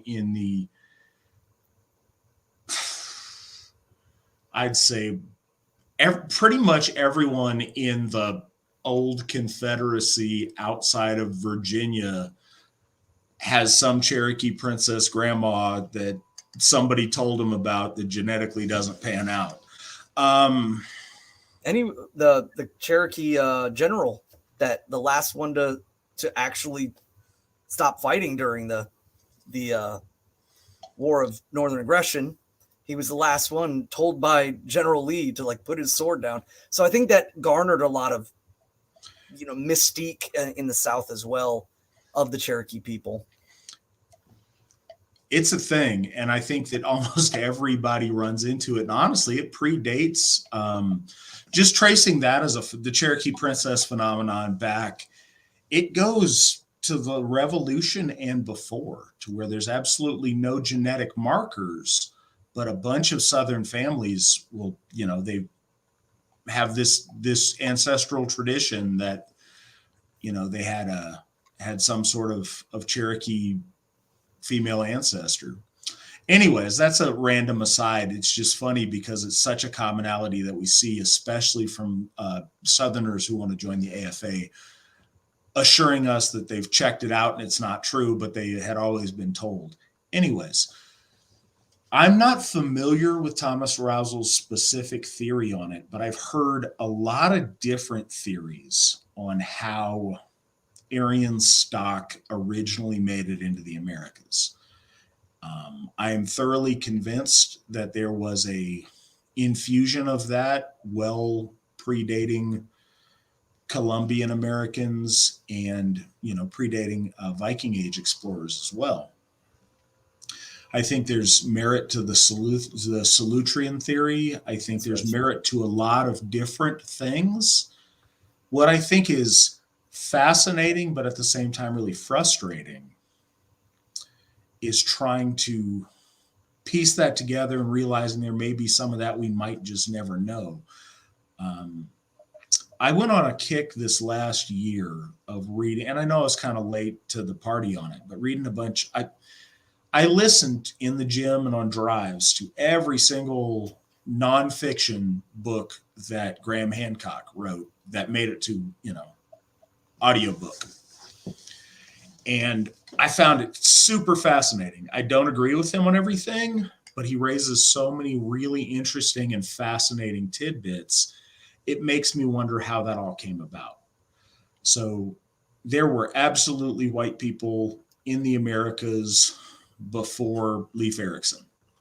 How that happened, I couldn't tell you exactly, but it is true. That's kind of something I say about metaphysics and the gods as well. We know certain things are true. We may not know how they are true or why they are true. And that's kind of the point of science, is to learn how to understand truths that we know to be self-evident and understand the, kind of backfill why that's the case. Certainly there were white people here at one point. Certainly white people and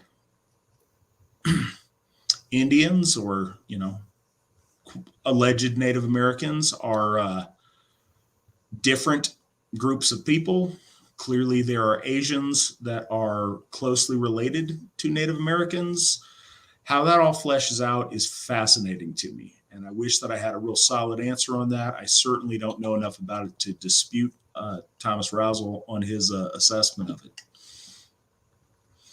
Why don't we talk about Norse animals like the squirrel Ratatoskr that climbed the Yggdrasil to send messages and fought with Vatharfolnir. Got to break it down syllable by syllable because I'm not a native Icelander.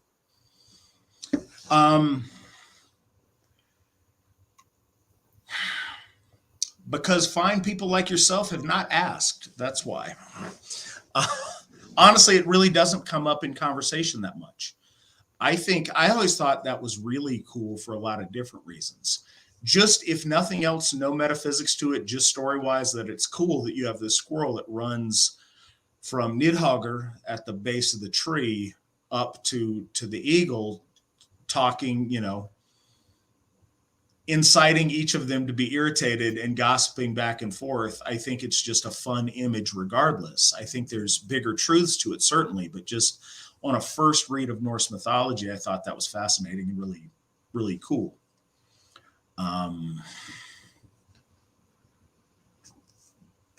The question of why don't we talk about that stuff?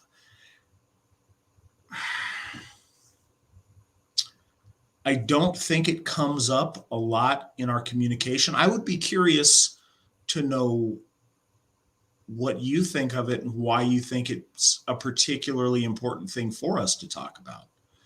Not in a challenging way, just in a genuinely curious way. I think there's a lot of layers to meanings of it, but I think that at this stage in Asatru, we're so very focused on building relationships with the major gods of our folk that some of the dissection of the imagery found in the Eddas is less often spoken of. There's important points to the names of the dwarves, to the hearts that gnaw on the tree, to the goat. There's a lot of things there that are special to talk about. And if that's something that you guys would like us to talk more about, we could remember this, Nick. This is something that maybe we want to do a show on later, just devoted to animals in our lore. And I think that would be a fascinating thing for us to talk about. So I really appreciate your question, your suggestion.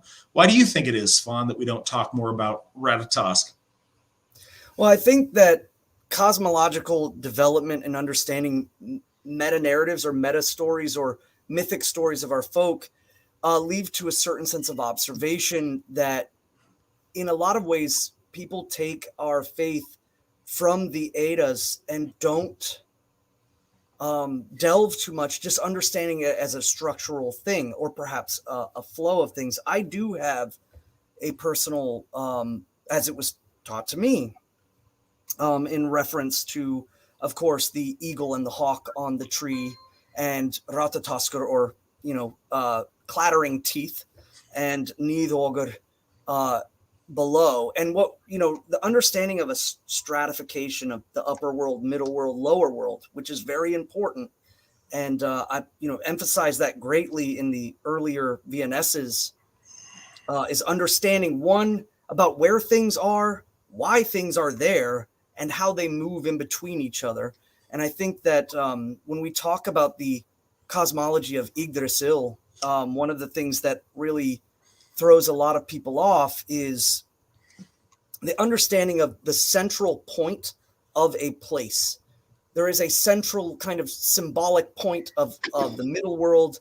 There is a central point of the heavenly world and a central point of the lower world. And all of those are interconnected. The Nordic connectivity was in through motion.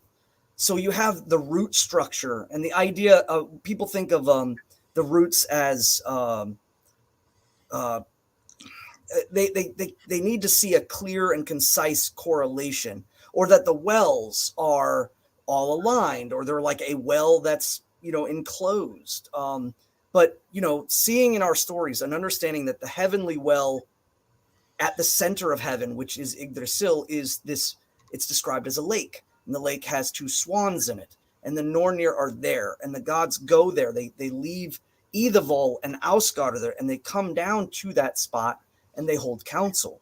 And at the top of that tree is the eagle, wind-torn, and the hawk that sits abreast its beak. And as I have come to my understanding is that the tripartite of the original in Gunungagap, nothing dies in our faith. It always transforms. And so as Bor and Besla beset down heaven, their souls elevated to the eagle and the hawk. And the soul of Ymir did not just dissipate and die, but slunk down into the shadows of Niflheim and into the nethers, into the nether world. And his soul still seeks to break the root of the interconnected tree, to break that cycle. And Ratatoskr to me has always been, I've always kind of taken it as the heart or the soul of Adhumla coming back, that life energy, because one of the big things about both Adhumla and Ratatosk is the interconnectedness of life and the ability for life to spread through Yggdrasil, through the roots, going to the places unknown that only Odin knows, and then springing up in strange places like the Well of Mimir, where only Odin knows where it truly resides, in the middle world. And so Ratatosk has always been a semblance of that life and that interconnectedness.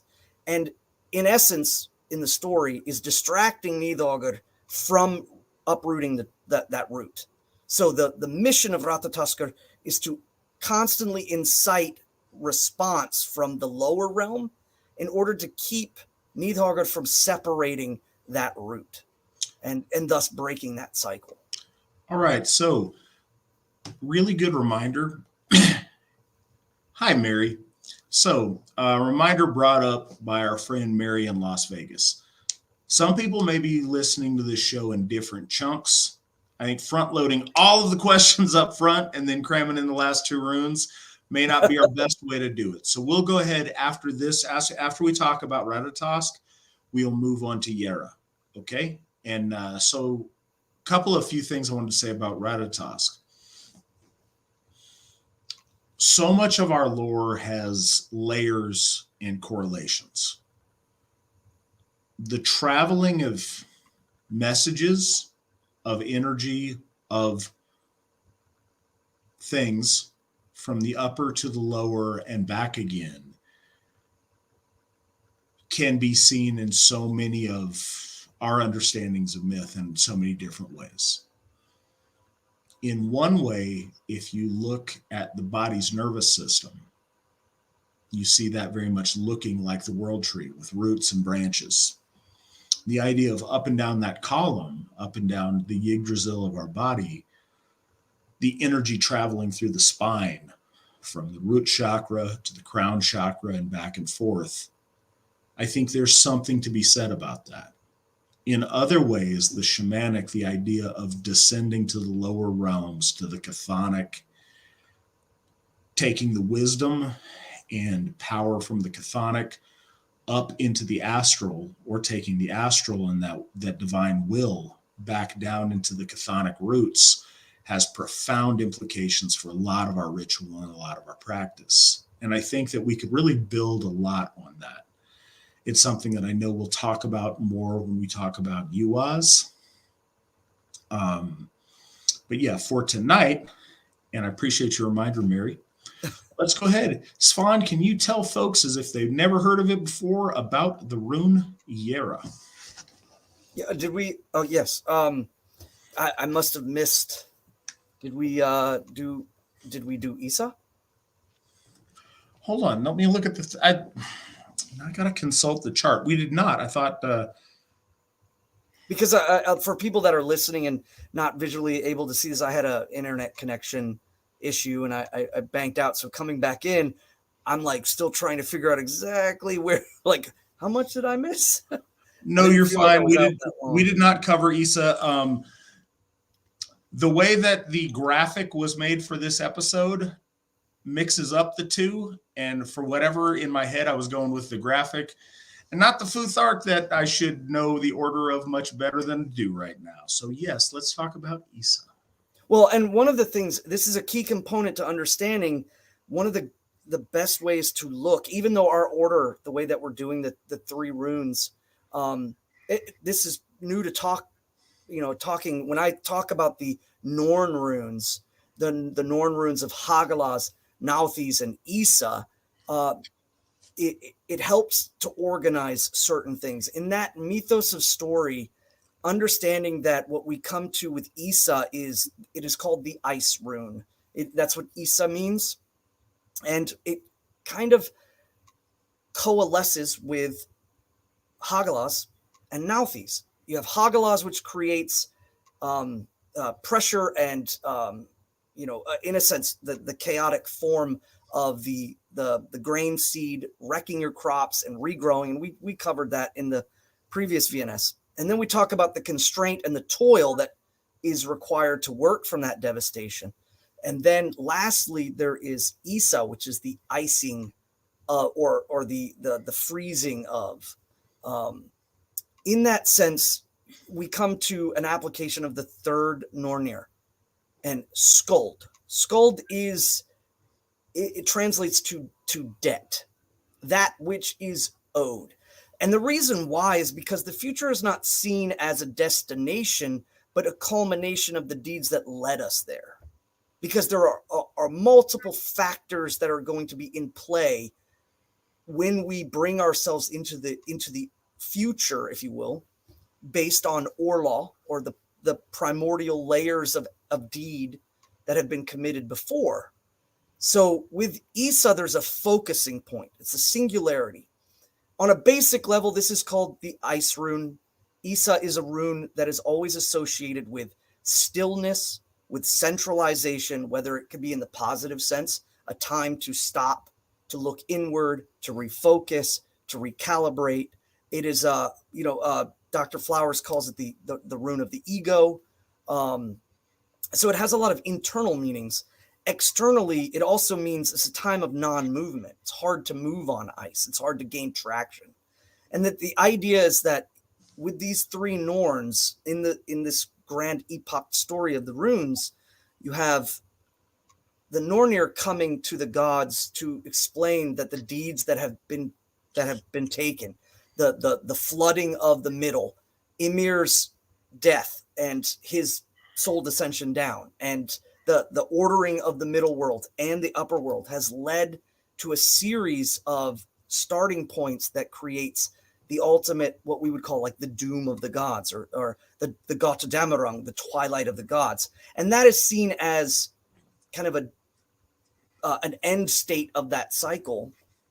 And with that, I think this comes to the point where once the Nornir place themselves in heaven and they place themselves as the central point of presiding over the dissipation of weird and of time itself, the gods seek now to focus themselves on what is truly important.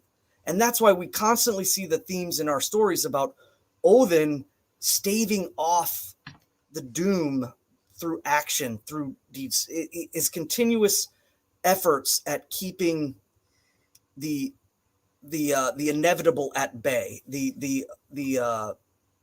The sunset is coming, but to try to stave them off by learning new things, by gaining knowledge, by understanding, formulating, and then ultimately moving against those things that would bring about a unbalanced end.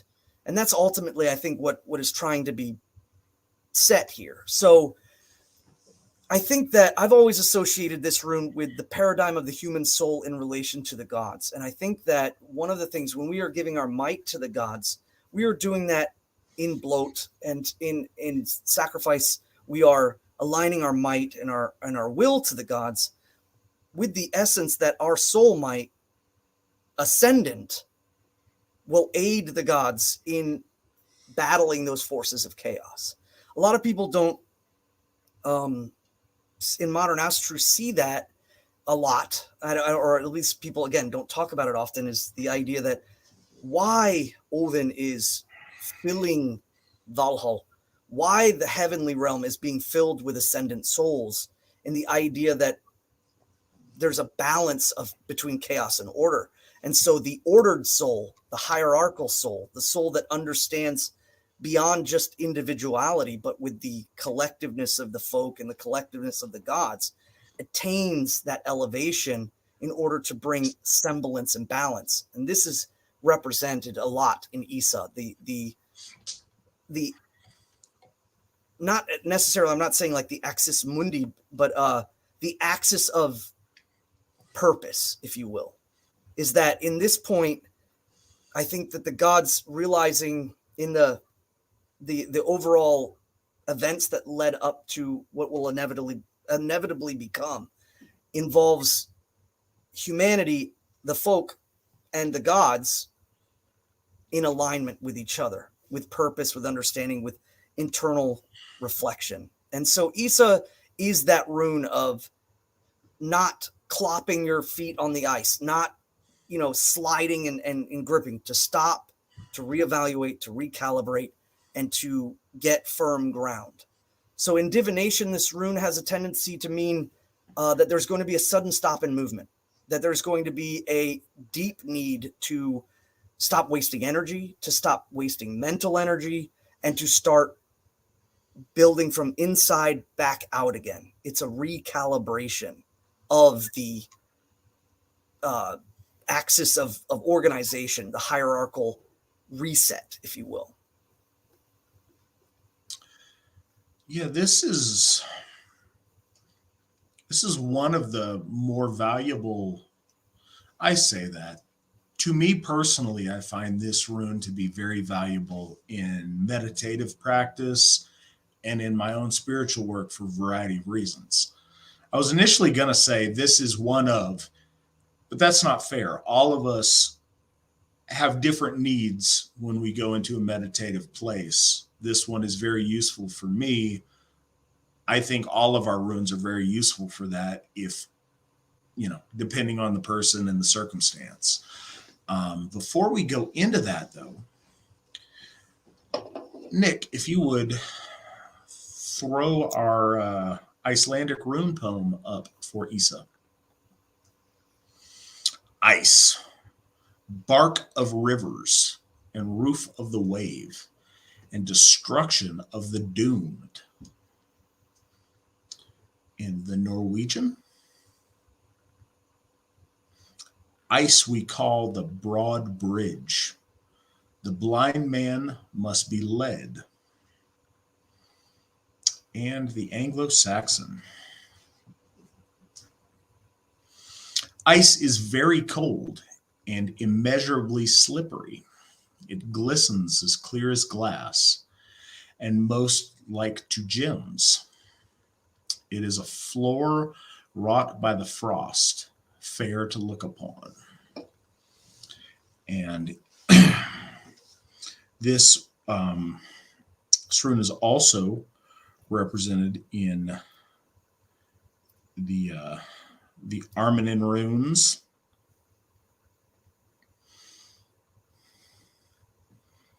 As Is.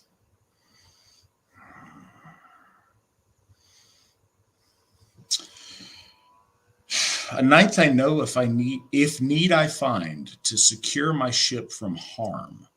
I calm the wind when waves run high and put the sea to sleep. Again, the referencing to the sea being asleep, the roof of the waves, the bridge over the water.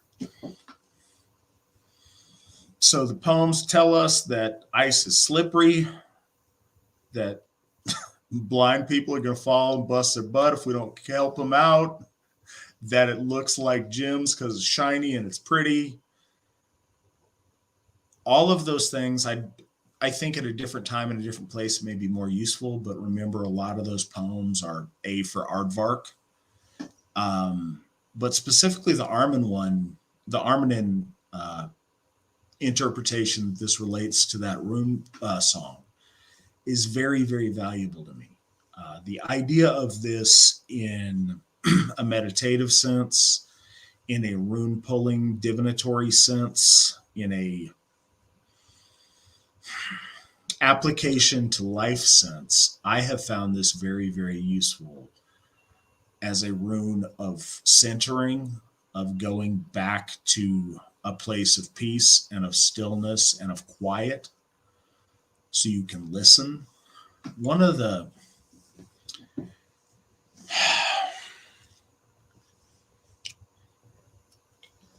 somebody in our chat says they appreciate the topical discussion, but they would be lying if they said their favorite part wasn't Matt's rants and stories about stuff. So blame him for this. And everybody's got a different thing with this. If you were, if you're a Florida baby, you probably got a different thing. If you're from the swamps, everybody's got their own mental touchstones from childhood or early in life that mine relate to the runes really well because I was from Alaska. So geographically, it's at a similar elevation. But sitting in there's something about the cold The cold is still and it's quiet. There's not bug noises. Like when you're out in the woods in the South, it's beautiful when you don't think that it's bugs making the noise. If you don't ask too many questions, you just sit there and you hear all the noises of the night. It's awesome. If you think that it's bugs, it's gross. But my point being, if you sit in a place during the winter, especially in Alaska as a kid, it's still. The air is still. There's something about it. It's not as thick. You hear the most minute things, not a cacophony of extraneous noise. You have this sense of complete stillness. There's something about this, and I think that you would have this any place that you go when there's not light pollution. But one of the coolest things when I was a kid was taking a snow machine out to the middle of Harding Lake up by Fairbanks. You go out to the middle of the lake, say the middle, but we go up by where our tip-ups were set for ice fishing. And you can just sit back and look up, and it'll be -60 out. And there's just ice crystals, your breath crystallizes. But you look up and you can see the galaxies. You can see forever because there's no light. You're far enough away from civilization, and everything is quiet. Everything is still. Everything is at peace. Nothing's buzzing. Nothing's moving around. It's a place of that calm and that peace that you can reflect from. Ideographically, if you look at so many of our runes, certainly not everyone, but many of them, we talked earlier about how a whole lot of runes, you could break them down into bind runes of different runes. Isa is kind of a base for that. It's a starting point for a lot of different runes. But standing alone, it's one of those ones that always, again, not always, but very often is included in any bind rune that a rune happens to be, if you take my meaning. Like Lauguz is Lauguz, but fundamentally it's Isa with a line drawn from it. Fehu is Isa with two lines coming out of it. Ansuz is Isa with 2 lines coming out of it, and possibly Lauguz with an extra line. But Isa is the starting point for a lot of our runes. When I draw Isa in a runic divination, it always to me is a place of coming back to the center, of stillness, of reflection, of calm within the storm, of calm through difficult circumstance. Isa is a very special rune to me personally. We'll go back to some questions, but I won't go nearly that long before we go back and get Jera. And Jera does follow Isa. I know better than that, but I allowed myself to be led astray. That's my fault.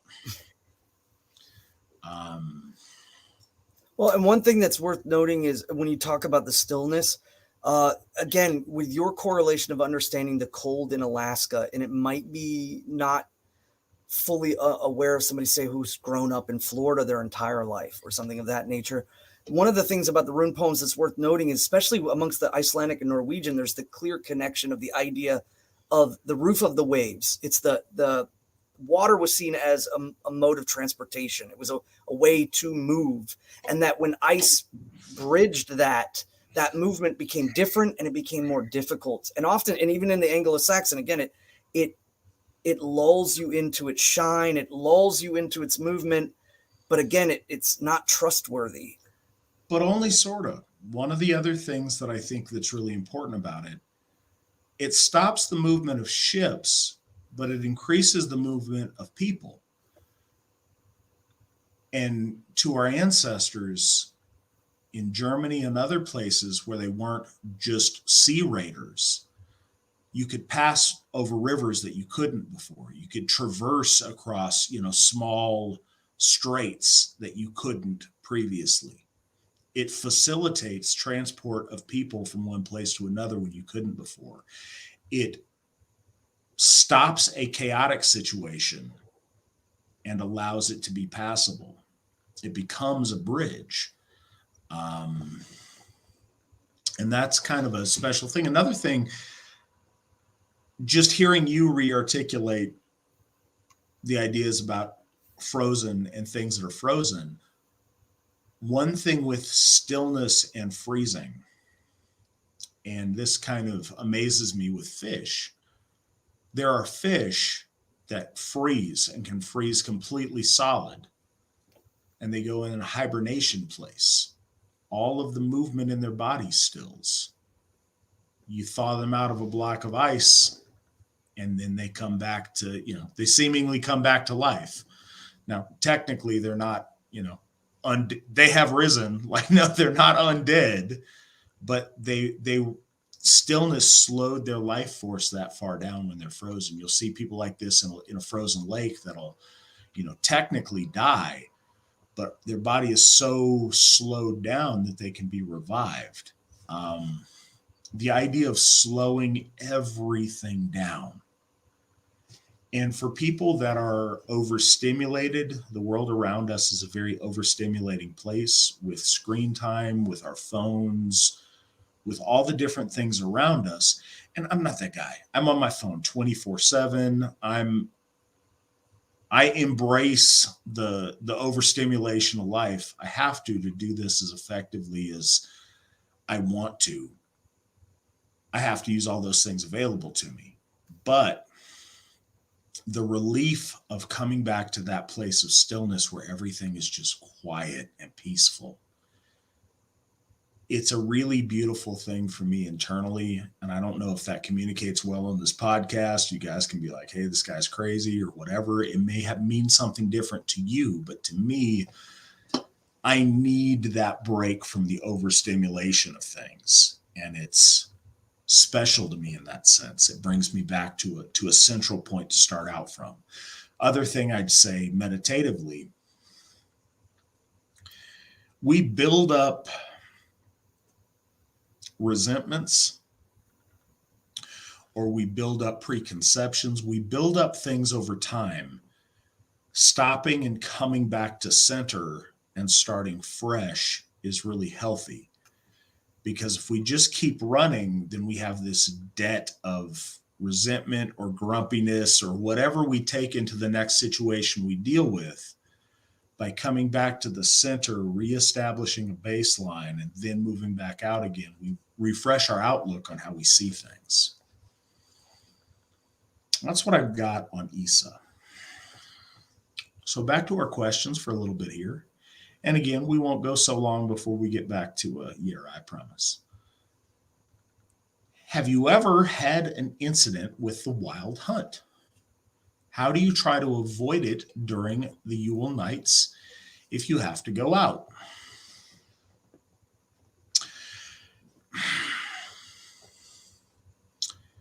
A couple of, well, you know what, Svan, you go ahead and take it first. Okay.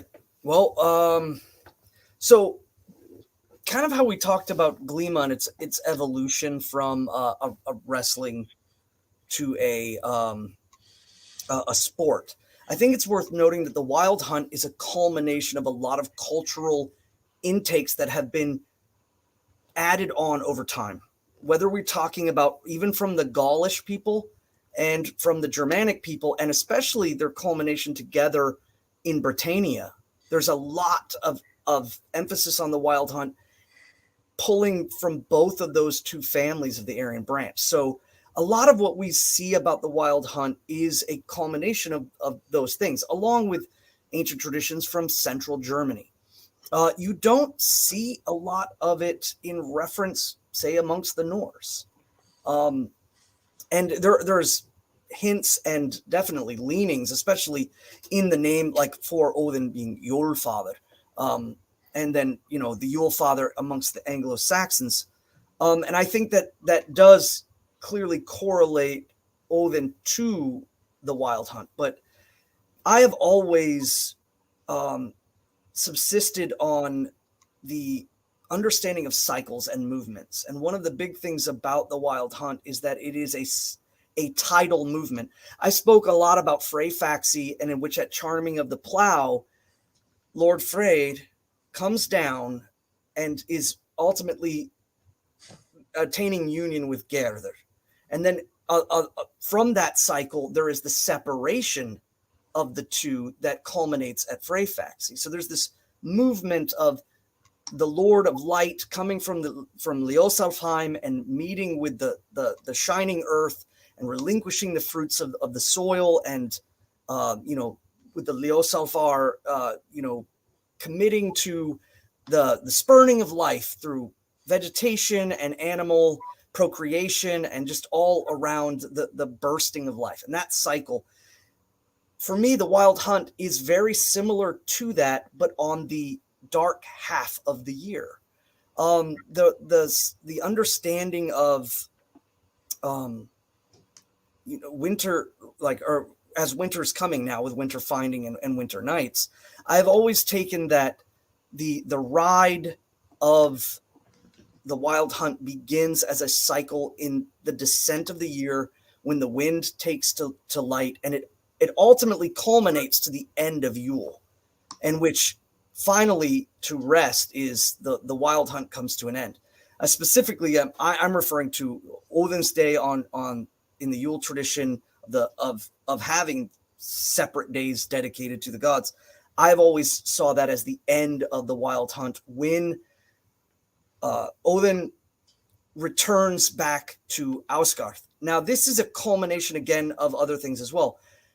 In Saxo Grammaticus's retellings of when Odin leaves and Ullr takes the throne of heaven, I think what this is in reference to, of course, is that Odin leaves heaven in the form of the leader of the Wild Hunt, that the Wild Hunt traverses the winds, and that ultimately there's folklore there about the idea that if you go out in the middle of the night in winter, especially in the Nordic places or in central and northern Germany and in England and things like that, the chances of you dying in the winter, being lost, confused, and ending up missing, and then someone finds you and it's like, oh, the Wild Hunt got him. There's a lot of the culminations of these traditions. So that's part of it. And I see that in my mythic understanding of things, when I observe it, is that when Ullr takes precedence now at winter finding, it starts a cyclical wave that ultimately comes down to midwinter, ending it. And then we enter the post-midwinter, in which everything is frozen and still, the wind is gone, the ice is set, and we have to break out of the cathartic winter. I've always seen it as with winter finding being dedicated to Ullr, it is the hunting season. So his presiding over the throne isn't him taking over the throne of Odin or what have you. It's that this is his time. The hunt is important. And this has a lot of connections to ancient hunting traditions, where it ultimately comes from, where the riding out of the boar hunt during Yule, the connections between Fro-Ing or Lord Frey and the boar, and also the hunt of the Thanes as they ride out to slay the boar, and ultimately just hunting in general throughout that season, from right after harvest to about Yule, is where we have this kind of time of the Wild Hunt. And the ultimate point of it is it's keeping those traditions of our hunting alive, especially in the stories of, the massive riders and the hounds and the baying of the souls and Odin taking this form of the wind and darkness and cold and bitterness flowing through and wisping around, is kind of indicative to the same as when the Thanes would ride out from the hall or ride out from the central place and go out and hunt and commit to hunt, and even to the final hunt that is at Yule, where the boar is brought in and the head is eaten over. So a lot of this is like a layered combination of traditions that build around the folklore that from winter finding to Yule, Odin is riding in the wind. Some people have said it's the Einherjar with him. Some people have said that it's the forgotten souls, or the ones who have died at crossroads, or hanged men's souls, or the forgotten ones, are trailing behind Odin as he, coalesces through the wilderness and the wild side. And another big emphasis again is the township, the folk, the clan, and where they live is organized, and it is safe, and out in the edges is where chaos resides. And this is what makes Odin fit that dynamic throne, is his movement, his traversing, even on the edges of, almost to the point of kind of being those elements of chaos in the outer edges. So that's an extremely important point that our folk often miss. And in the world that we live in, that we are surrounded by city 24/7, all day, every day, I get the spiritual benefit of going out into nature. To our ancestors, nature was a scary place. Nature is my church. That's not real. That's not what our ancestors ever thought at all. The first thing our gods did when they created the world was to build high-timbered halls and gold implements and things. They built civilization out of nature for them to hang out in. The first thing they do when they come back after Ragnarok is re-erect those halls, reset up those playing pieces, reforge those things. Nature out, there's beneficial nature around the village that are your fields, that are where you go to gather your mushrooms, your stuff, your forage. Big wide nature is scary. It's scary and it's deadly. The open ocean is terrifying. The frozen wilderness, when you don't know how to get home to someplace that's warm, is terrifying. We live in a day where you don't see that very often. You don't encounter it very often. But as I was mentioning earlier about the Need Fire, any of Jack London's books are terrifying and depressing because they're cold and they're alone and they're freezing to death and it's misery. You finding a place of sanctuary from that. Our people were all about civilization, getting to it as fast as they can, and celebrating the warmth and the kinship of being with people. Nature is scary.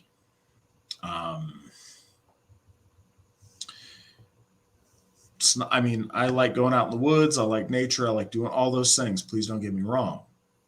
But when we obsess about nature as if we're a nature religion, we're not. We're a people religion. Nature has its place, but we are civilizers. That's what we do. We conquer nature. We break pieces of it and bend it to our will. That's what we do. That defines us. Bodhi said over in the side chat, when I talked about all the cacophony of southern nights noises, that's the sound of life. Alsheri Gothi, it absolutely is. It absolutely is. And in that sense, it's beautiful. It is terrifying when you go someplace that is completely still. Every noise is something out to get you. Is a ghost, a goblin, a boogeyman, the wild hunt's after you. There's something that goes on in your head when you're out in the middle of the night in the woods in midwinter, especially in Alaska if you're out there. Like, for example, I ran my cousin's trap line with him at, it was negative 65 degrees. And we were on a snow machine, and we were, I don't know, 10 miles out or so. All of anything we'd catch in his traps, they're frozen solid. I mean, we'd have to pry open whatever, and we'd get this rabbit that is hard as a board to take back for him to skin, or an otter, or whatever he'd get. And it occurred to me, anything goes wrong with this snow machine, we're about 2 hours away from being that rabbit.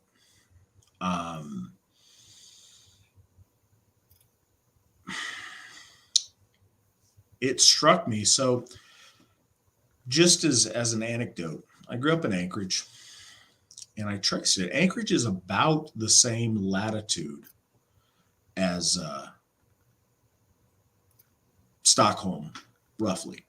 So when I went over to Sweden, it was neat to see all of the trees and all the vegetation was so very familiar to me because it's what I'm used to growing up.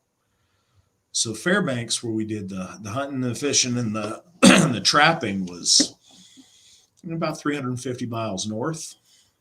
It's still a lot of our people. That's territory that's covered in our sagas and in our stories. That's not even up in Sami territory yet.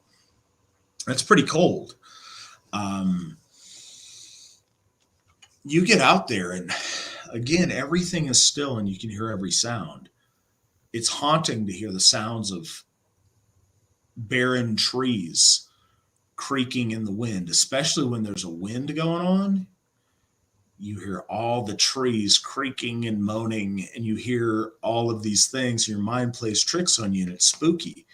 Not only is it just a spooky atmosphere that gives birth to really cool, ways to idealize the things around you, but it's literally deadly, and you're very close to that.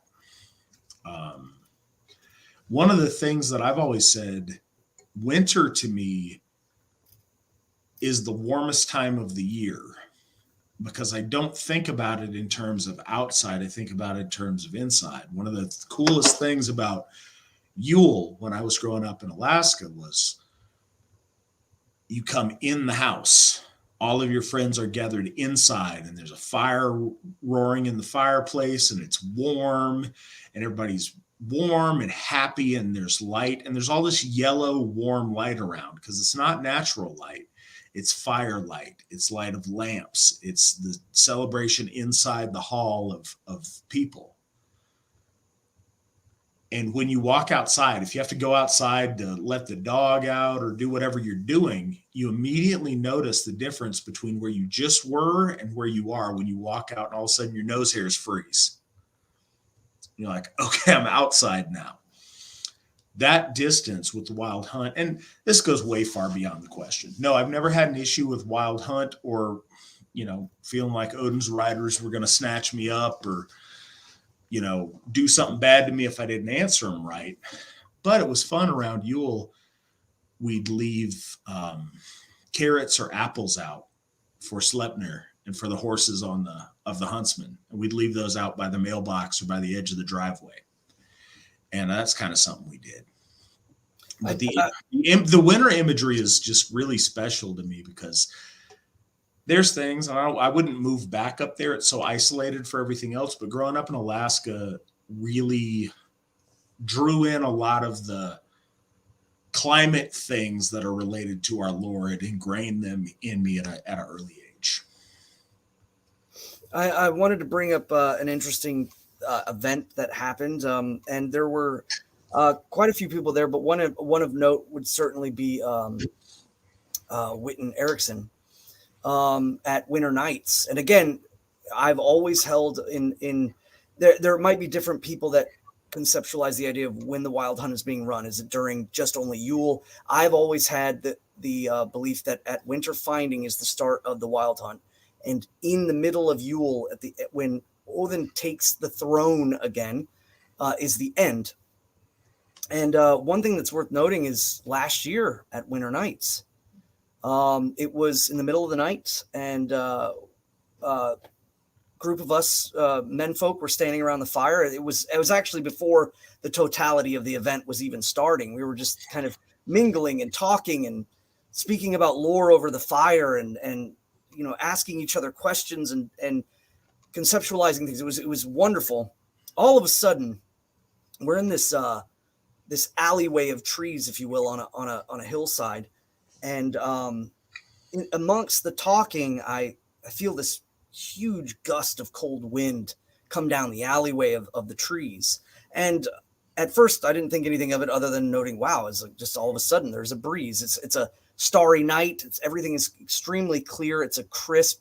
The barred owls were, who cooks for you? They're doing their little calls, and all of a sudden they stop, and this cold wind comes through, and everyone's still kind of talking, and I look up and I see this swath or blade of cloud that flows from the hillside mountain down through the alleyway at a just ridiculously low level, and it's kind of in a chevron bladed shape. And I was like, gentlemen, please quiet for a moment. And then we all, we all looked up, and we just see this cloud. And I remember Winton Erickson had made a joke about how it almost looked like a wave from an explosion. It was so distinct, so fast, and so swiftly moving, and kind of ominous in the starry night, that it was clearly abnormal. And he's like, it looks like a shock wave from an explosion.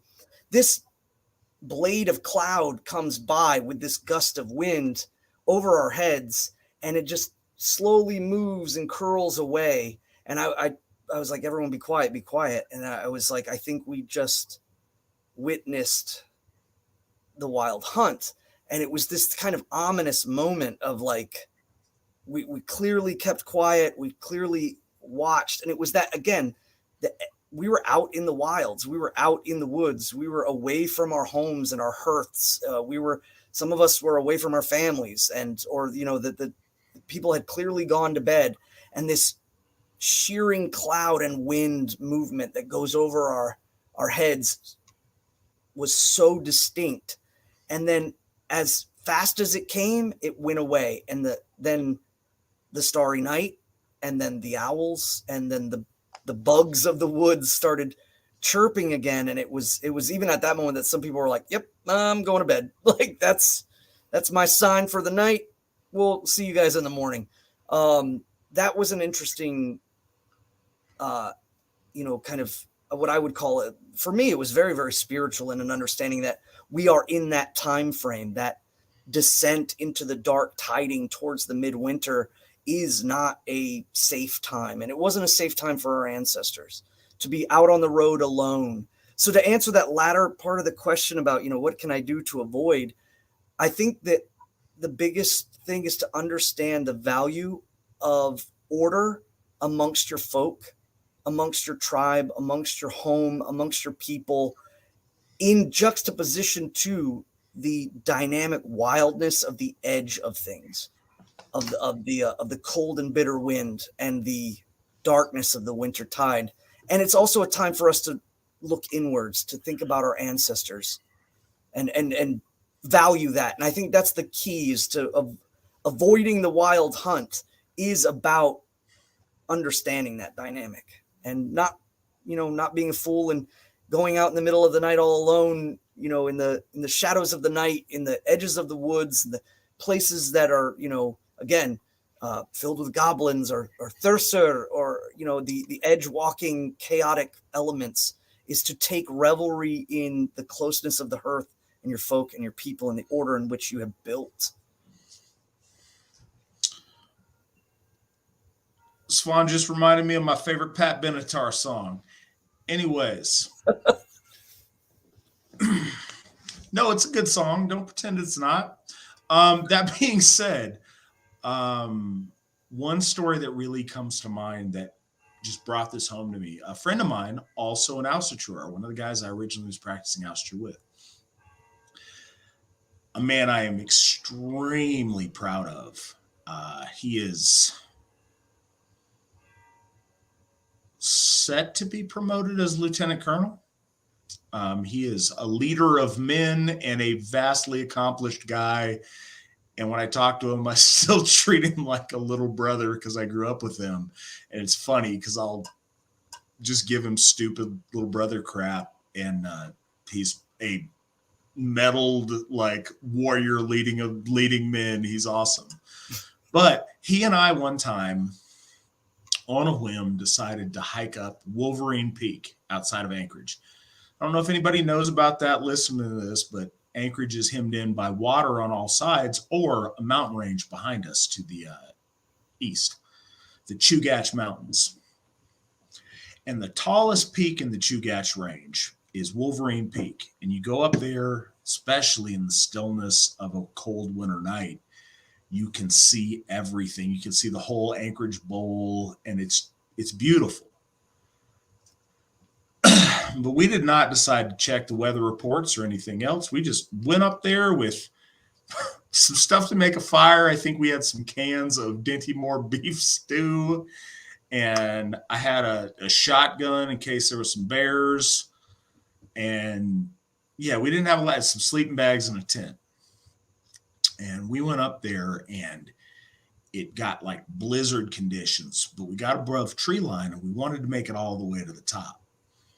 So we pushed, and it was blizzard. You couldn't see more than probably about 10 foot in front of you.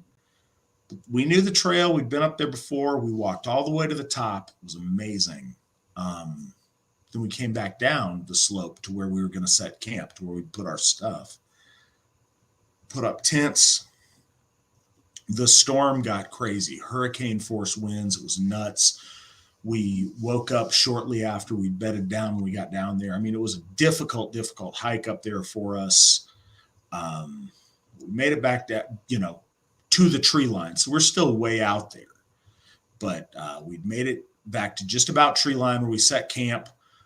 We woke up because the tent was smothering us, because the wind had flexed it all the way over our faces. The wind had forced this tent completely flat to the ground over our bodies because it was going that hard. We did the best we could to, when I say pack up our stuff, we got out of there so quick. We threw as much of our stuff into our sleeping bags as we could. As soon as we got outside, the wind was so bad we couldn't stand up straight. But we're low crawling, dragging our sleeping bags with our stuff in it. The tent immediately flies into the ether somewhere. It's still out there somewhere as far as I know. Sorry, Dad. We borrowed my dad's tent that night. I was not able to return it. And then we made the hike all the way back down. And this is before everybody had cell phones and stuff. And we are haggard, and the wind is killing us, and it's whiteout conditions. You can't see a few feet in front of you, and we're low crawling for like a mile.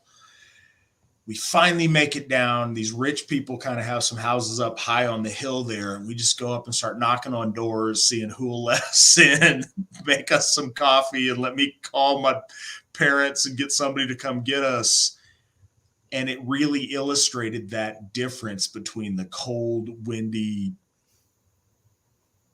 our nature church, and being able to go back home to somebody's house and some civilization and not frozen on wet clothes. And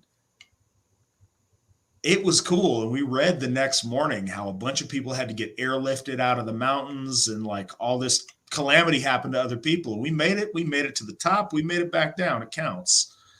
But it illustrated a lot of these ideas really, really starkly in my mind. It was a cool, I haven't thought about that in a long time. If I would have thought about it and knew we were talking about it, I'd have a really cool picture, and you guys wouldn't recognize me back then. That's crazy. That is nuts. So from the Wolf Throne, Svan, I remember you said on a stream one time that you listened to Bathory. May I ask your favorite album? Fire and Ice. No, I when I was younger and I was into I listened Nordic metal at the time, and that was one of the ones that was really talking about the gods, and it was, I remember so vividly of that time. But yes, that was that time frame.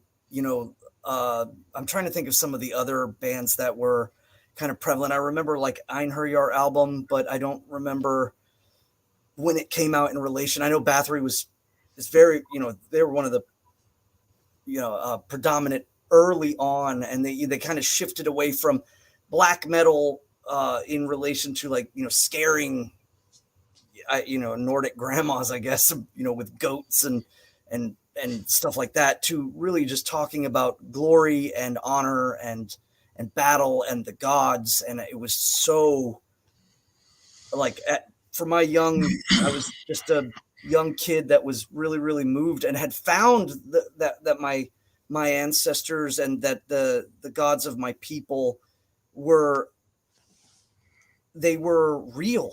They were part of me now. And so like that was kind of like a celebration at that time, that it seemed to be for other people, that this poetic kind of inspiration to make music in relation to the gods. And this is like way before like Tyr and from the Faroe Islands and Amon Amarth and all of them. That was really, I was 15, 16 years old at the time, and that was just like I had long hair, I had like a stovepipe beard. It was a wild time. There you go. So question from John H. Does Odin try to call to certain folks by sending signs, or do you have to seek him out? What say you, Svanner? I think that it's worth noting that both, I think, have validity in the result, but at the same time, there are clearly people who have been contacted by Odin. And again, Odin is the dynamic throne of our folk and our people. The movement that Odin has amongst our people is clearly seen. We refer to him as the Lord of the consciousness, the Lord of the divine breath. He moves in the wilds. He moves above. He moves within in the godly death and then the reemergence. He travels to the lower. He travels to the edges. He's the ultimate dynamic mover of space, time, and all of that. So the emphasis of Odin's power as the dynamic Lord is clear as day. And I think that in that sense, also bringing up what we said before, I think before I had the power outage, was that Odin is staving off, and that the return of the folk back and realigning back with the gods is what, by my observations, is what Odin is doing. And so, a lot of people talk about the wind that blew through Yggdrasil with Asatru kind of coming about, but there's one thing for sure. I think that Odin contacted Alshiragodi Stephen McNallen, and that set into motion, leading us directly to here. So there is this initiation of the divine in relation to our faith and to all, to this, to culminating with the temples, with Alshiragodi Matt Flavel, to even the podcast itself. All of this is that initiation of rolling, but also that I think that there are people that have sought out, and in essence, I think that perhaps they find wisdom in relations to the way they need it, or perhaps the inspiration to join in and build this culmination of a realignment of our folk back to the gods. But it's different when Odin inspires and interacts versus when we go to seek. And I think that the valuable lessons that we gain from the wisdom, if Odin bestows those upon us, sometimes can be weighted and heavy. Sometimes the mantle of that responsibility is not lost. I think even if he blesses you with wisdom, that is also the caveat that comes with it, is that there is a great sense of responsibility, that there is a balance between the elevation and exaltation of the spirit with also the travesty of loss or being tested, and that very dynamicism is what creates movement forward. And it all started with Odin, Villian slaying Ymir. That's that dynamic movement from above to below, and the piercing and the exulsion, or the exuding out of the blood of Ymir. That the reason why the Norns came to heaven all of that is in correlation, even down to the microcosm of, creating your runes and breathing them and speaking the Galdr. You're reenacting the dynamicism of Odin. And so we all, in a way, I think, are kind of seeking that knowledge. In a lot of ways, I think Odin is hugely a focal point for a lot of folk when they come into the religion. And then once stabilized in the hierarchy and understanding, we begin to understand a lot of the gods and how they interweave and interact with each other, how the pillars of the cosmos versus the weave of the Asenir, and it develops from there. But I can't think of a lot of people, just namely two, who I would say I clearly think Odin reached out and touched them, versus those of us who have sought his wisdom and his understanding. So, but I see the result as similar, but different in the ultimate, how things play out and weird. So, guys, the next question that comes up was asked at 6:49 p.m. Pacific time. So we are over 2 hours from when somebody asked the question. I understand that. I appreciate you guys bearing with us. We're going to do one more question, and then we will talk about Jera, and then we will go back. We will answer all of your questions. You are welcome to go back and listen to them at a later time if you don't want to hang with us, but victory never sleeps, and we'll go till the wheels fall off. But on the question that we're on right now,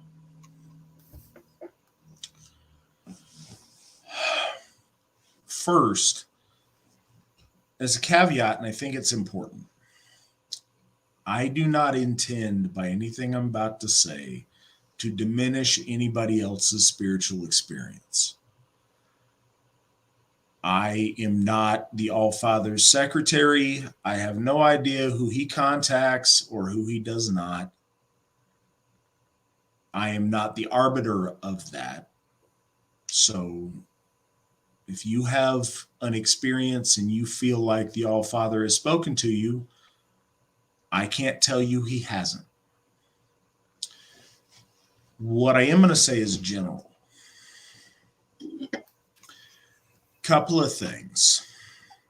I've always thought that it's and a core in how I practice our faith is by learning from my experience as a person who deals with other people, and then projecting that or elevating that towards the gods. That said,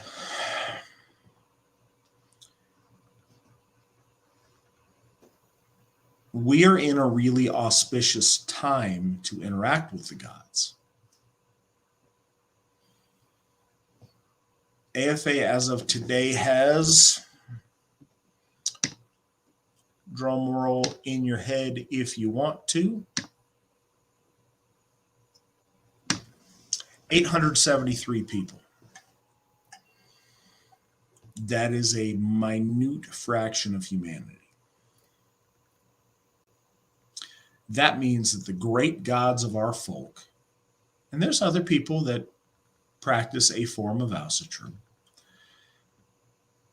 but there are relatively few of us, and we are reaching out to gods that have been without active worship for a very long time. Everyone listening to this, I say that, but everyone listening to this channel, I think we are, I'll give you another fact and figure here.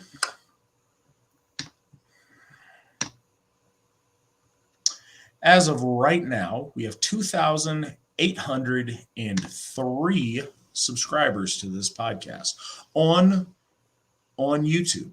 That doesn't account for the people who watch us on any of the other platforms or listen to us on Spotify.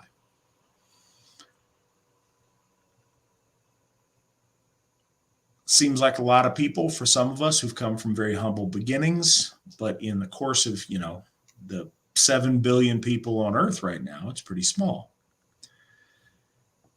We proportionally can have a really big impact when we reach out to the gods. We also can take part in really big things in honoring and worshiping the gods. We are establishing hofs to these gods that haven't had hofs in thousands of years. That's special, and we can all be a part of that. That said,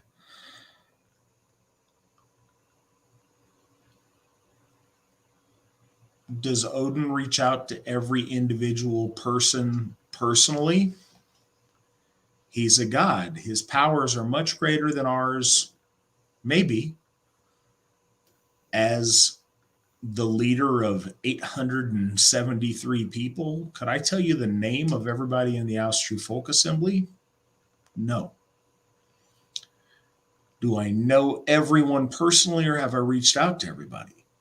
No. There's quite a few people I have. There's quite a few people I know. But our ancestors knew this too. It's very easy for people to get lost in the shuffle. Why would Odin reach out to you? Again, I don't limit the Allfather's ability to contact people. That's entirely up to him. I would never presume to do that. But it tells me that he would reach out to people that were most useful in things he wanted to see accomplished. Or he would reach out to people that stood out because of their accomplishments or their fame. Or if he noticed there were people that were in great need of him reaching out, he would reach out as a boon to them. So does Odin reach out to people? Certainly, like Svan said. I believe that he had a very particular interaction in reaching out to the founder of our faith, Steve McNallen. Even Steve's most ardent enemies acknowledge that that's true and that happened, which is a huge testament to Steve.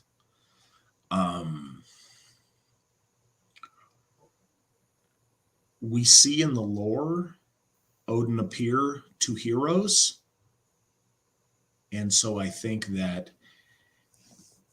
to encourage interaction with the Allfather, or any of our gods for that matter, upping your reputation is a huge thing. In our day, popularity has a bad reputation or a bad connotation when we speak of it. But that's if your popularity is because you're a Kardashian.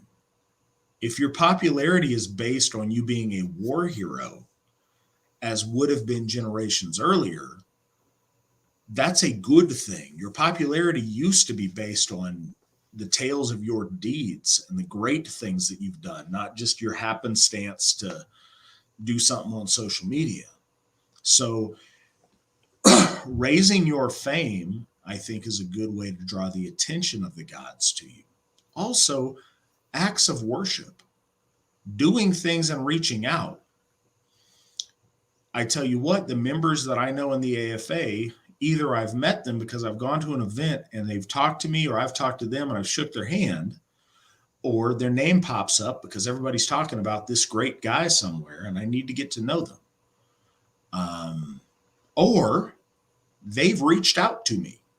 People have sent me emails and said, hey, I wanted to talk to you about this, or hey, you're doing great, or hey, I like this video you did, or hey, I had a question about X, Y, or Z, and then I will know who that guy is. So I think reaching out in prayer and in worship will help to facilitate interaction with Odin. I think there are big things that he's done generally to bring our folk home, and in that way he's interacted, but not necessarily a personal stamped invitation to each of you. But there's certainly people that are important that he has reached out to. And I think it's far more often your job to reach out to him if you want interaction.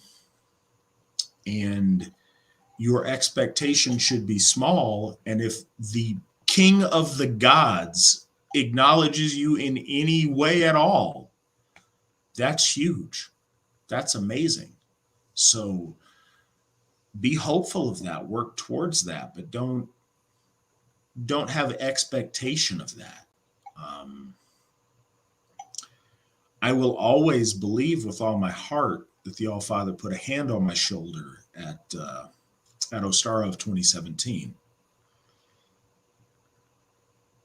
I believe in a lot of subtle ways that there's acknowledgement. I believe I reach out to the All-Father. I believe that he blesses me in certain ways. I certainly believe that he works through me in ritual because I'm the one conducting it to distribute blessings to others. I hope that I make him proud. I can't tell you that I do or that I don't, but I really hope I do. And I try to with all my heart. And any acknowledgement, even if it's very small, it's the king of the gods of our race reaching out. That means more than anything else you could imagine. So don't go in with expectation, but do things to be worthy of Odin reaching out to you, or of Odin responding to your reaching out to him. Raise your worth and your value by being worthy. And I think that's what I would advise to build a better relationship. That said, final question until we go to Jera. From the Wolf Throne, question for both. Now, I'm going to let you take a swing at this first, Svan. Okay. Thoughts on the Asatru Edda and the Odinist Edda by the Norrena Society. Also, Mark Puryear's book, The Nature of Asatru. Just got these books in the mail recently. Svan, what are your thoughts on these books and their authorship?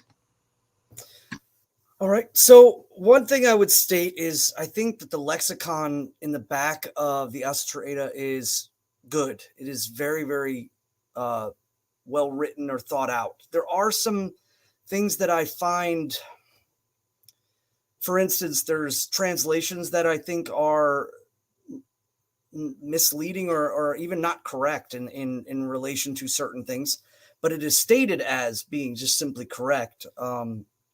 And an example perhaps would be like in translation of the word Þjóðvitnir, the people of the wolf, and that being relegated to Heimdall, and that was just being laid out. But I have a different belief in that in relation to how that's being worded, especially in the Grimnismal.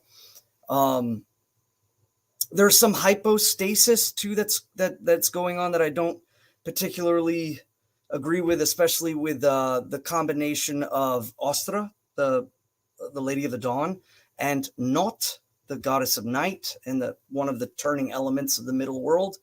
So there's little nuanced things there. I think that also the relegation of Seidr as being simply just an evil practice, and that runic knowledge being given to us by Heimdall as being the elevated practice of that which is right, I think is also kind of not quite correct, especially in relation to what we can see with runic usage and say that in writings of the past, the sagas and things like that. It is 100%, I think, good for learning and understanding and kind of grasping some of the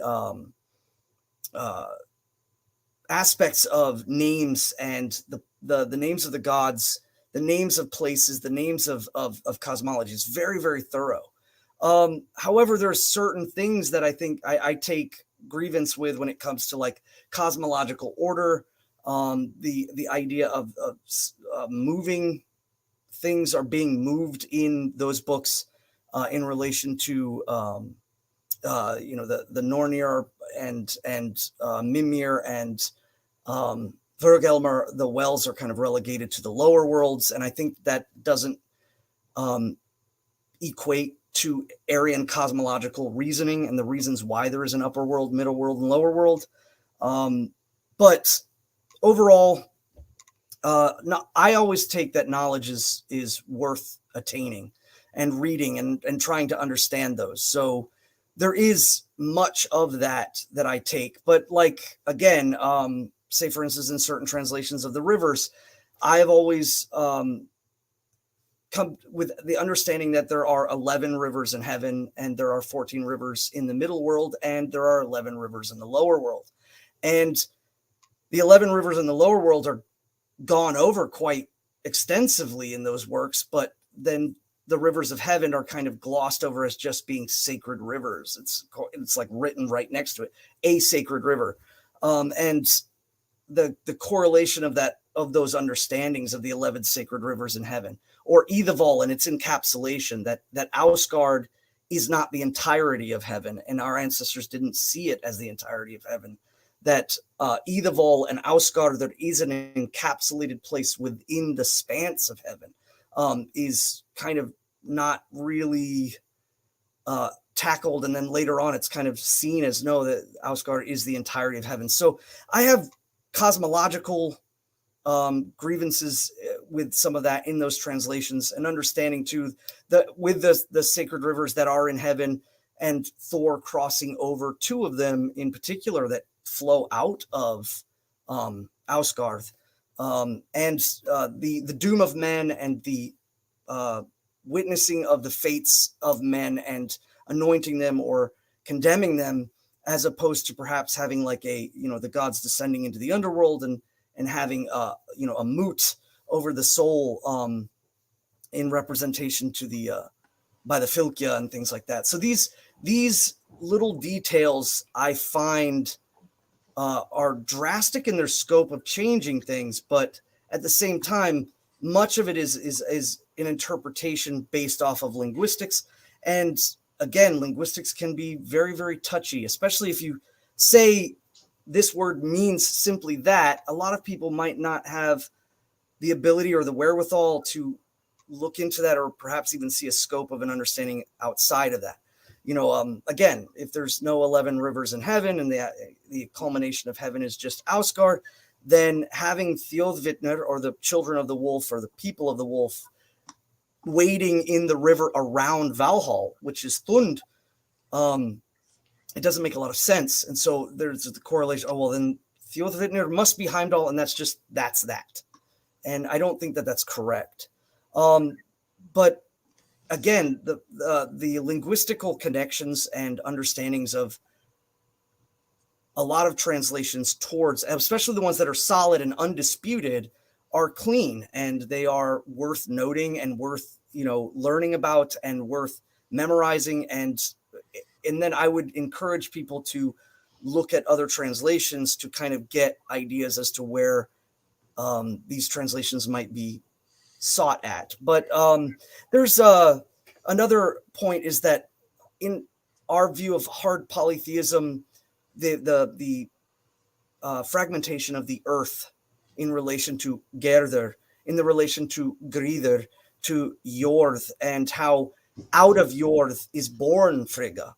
And so there is this kind of a tendency to mash, or to create hypostasis, and to again, kind of what we were talking about before, the mergence of all of this into one kind of feminine aspect. I see that, and I'm not a huge proponent of that. I'm a hard polytheist, so when I honor Jörð or Frigga, separate, but of extensions of, or in the sense of like being born of, not simply one is the other. And I think a lot of people are getting steered towards being very lenient in placing the gods in these kind of wrangled hypostasis, disavowing Tyr as a god, but at the same time, stating that, one goddess is another goddess, just kind of crammed together. It starts to get a little loose in there. I think ritualistically, the formats are interesting.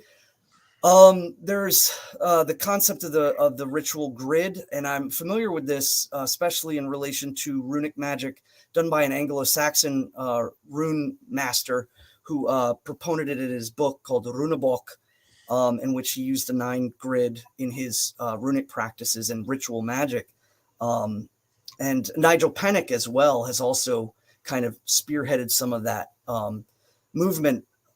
But at the same time, like, I think a lot of it's my daughter and I played tic-tac-toe the other morning on the back of a menu at Black Bear Diner. Yeah, I mean, well, again, and it's I think in Runebok he was talking about classification of spaces to create order, but the order and the purpose was ultimately towards his magical practices. And I can understand the idea of doing that for ritual in relation to, like, especially rune magic and things like that. And again, Nigel Pennick's books, especially some of his older stuff from the early 80s, went into a lot of that, the ordering of things. But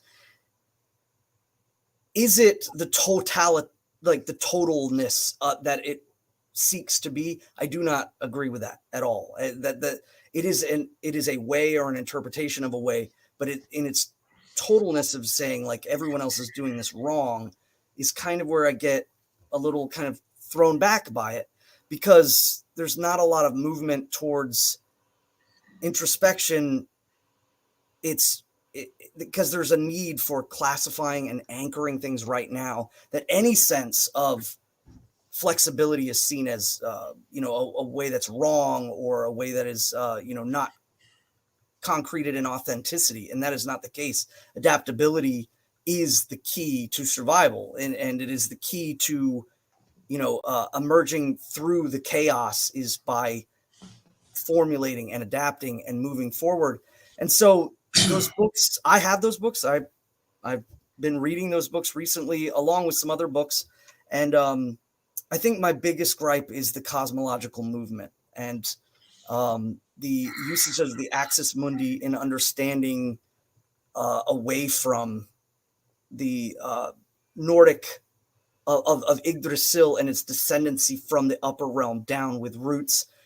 That somehow negates the axis mundi if we think that way, and that's not the truth at all. But when we have to formulate things down where, the roots are going to be at the bottom, so they have to be in the underworld, and that's moving away, I think, ultimately from the way our ancestors saw cosmological order, when they saw, and made reference to the north and to the south and to the east and to the west. In the middle, it was very specifically that the middle world, the earth, was encapsulated by primordial cold, primordial heat, primordial resistance, and primordial life from Vanaheim. And so that's why Midgardr is encapsulated, and Ausgardr is encapsulated in the whole of heaven, but not the entirety of heaven.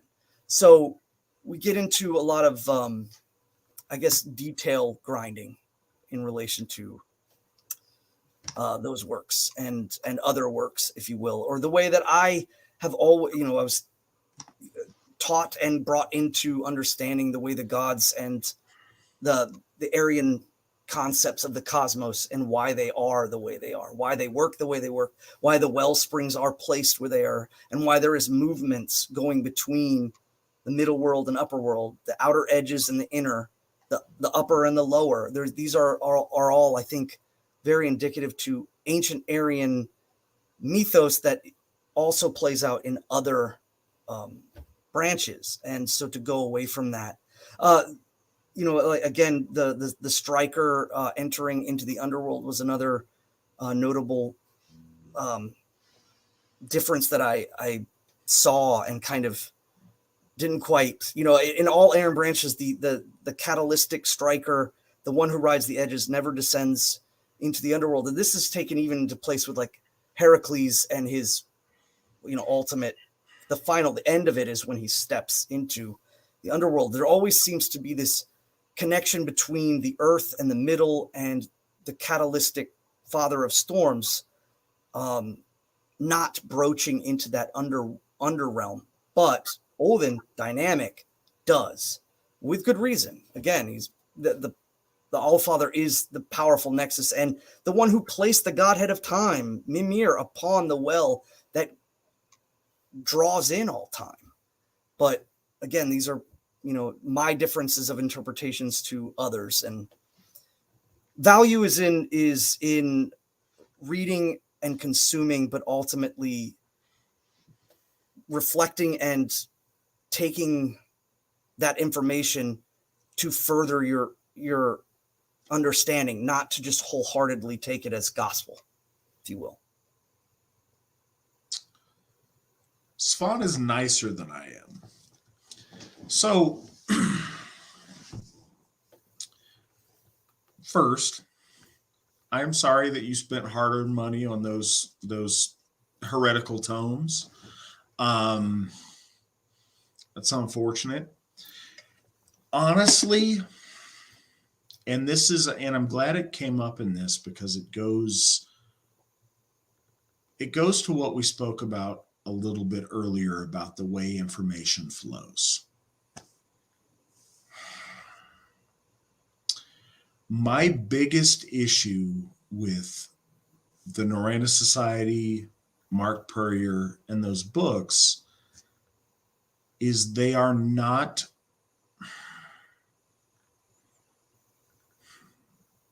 I do not feel that piety is a factor in any element of any of those things.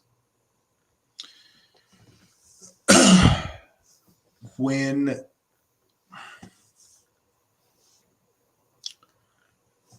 our gods are real, some people may think that they're not. If you are people who think that our gods are not real, then interaction with them would make no sense. The only way of making sense would be poring over what archaeological evidence or historical evidence you can find on how ancient Ooga Booga people might have believed in silly, not real gods. And to help the Ooga Booga silly, not realness make more sense, it would make sense to consolidate the loose ends to make them all, 2 or 3 different gods.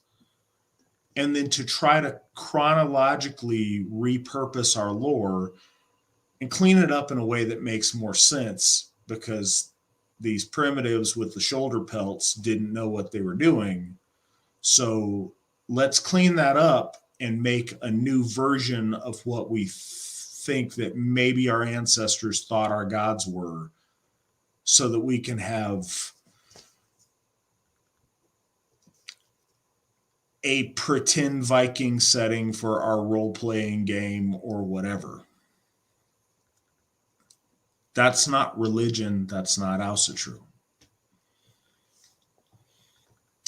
If our gods are real, which they are, then the purpose of everything else is to accurately convey the reality of our gods to those who are interested in growing to know them, and to tell their story in a way that brings our people to a better understanding or a better relationship to our gods. I don't see any of that in the books you mentioned. I don't see anything in those books that would lead a fair-minded person to believe that the author had a relationship with the gods that he wrote these things about.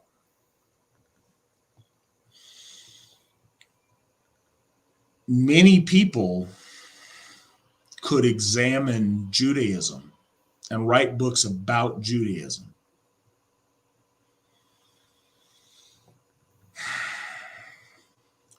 The books they would write about Judaism aren't the Torah or the Talmud. They're stuff scholars of Judaism wrote about their religion. They're not things that pious Jews and rabbis wrote about their faith in Yahweh. What worries me with both the Asatru Edda and the Odinist Edda, and I'm not sure about the other book because I have not read it, I have to assume it goes along these similar lines.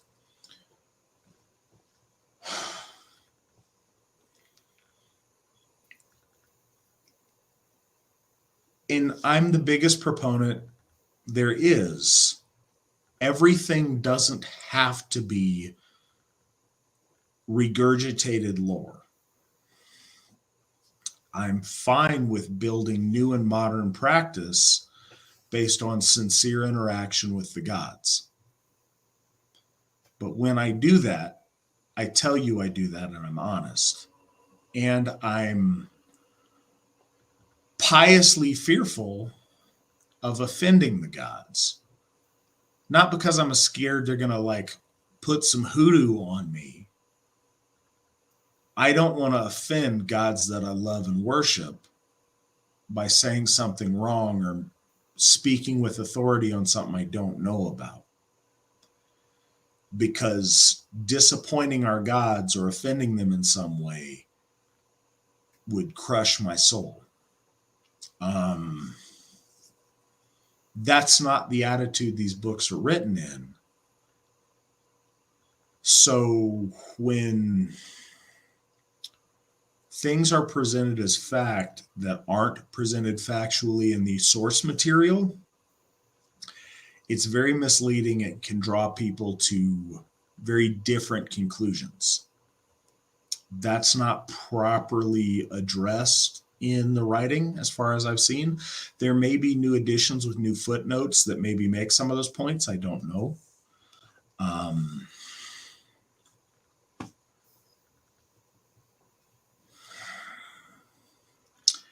Svan is really good at breaking down the academics for you and the bases of theory that he finds objection with those books. I object to them because they are written by heretics and they are tomes of heresy. And it sounds funny to say it, and even I chuckle when I do. That's why I have a smile right now. I chucked them in the fire because they're disrespectful to our gods. We all end up, our source lore can be very confusing, understandably so. Through fair-minded study and offering and prayer and other things, there are certain characters in our lore that overlap. That's fair. But to treat our gods as if they are literary devices and not deities is sacrilegious at its core. I'm not a scholar of Asatru. I am a priest of Asatru. And those things are very, very different.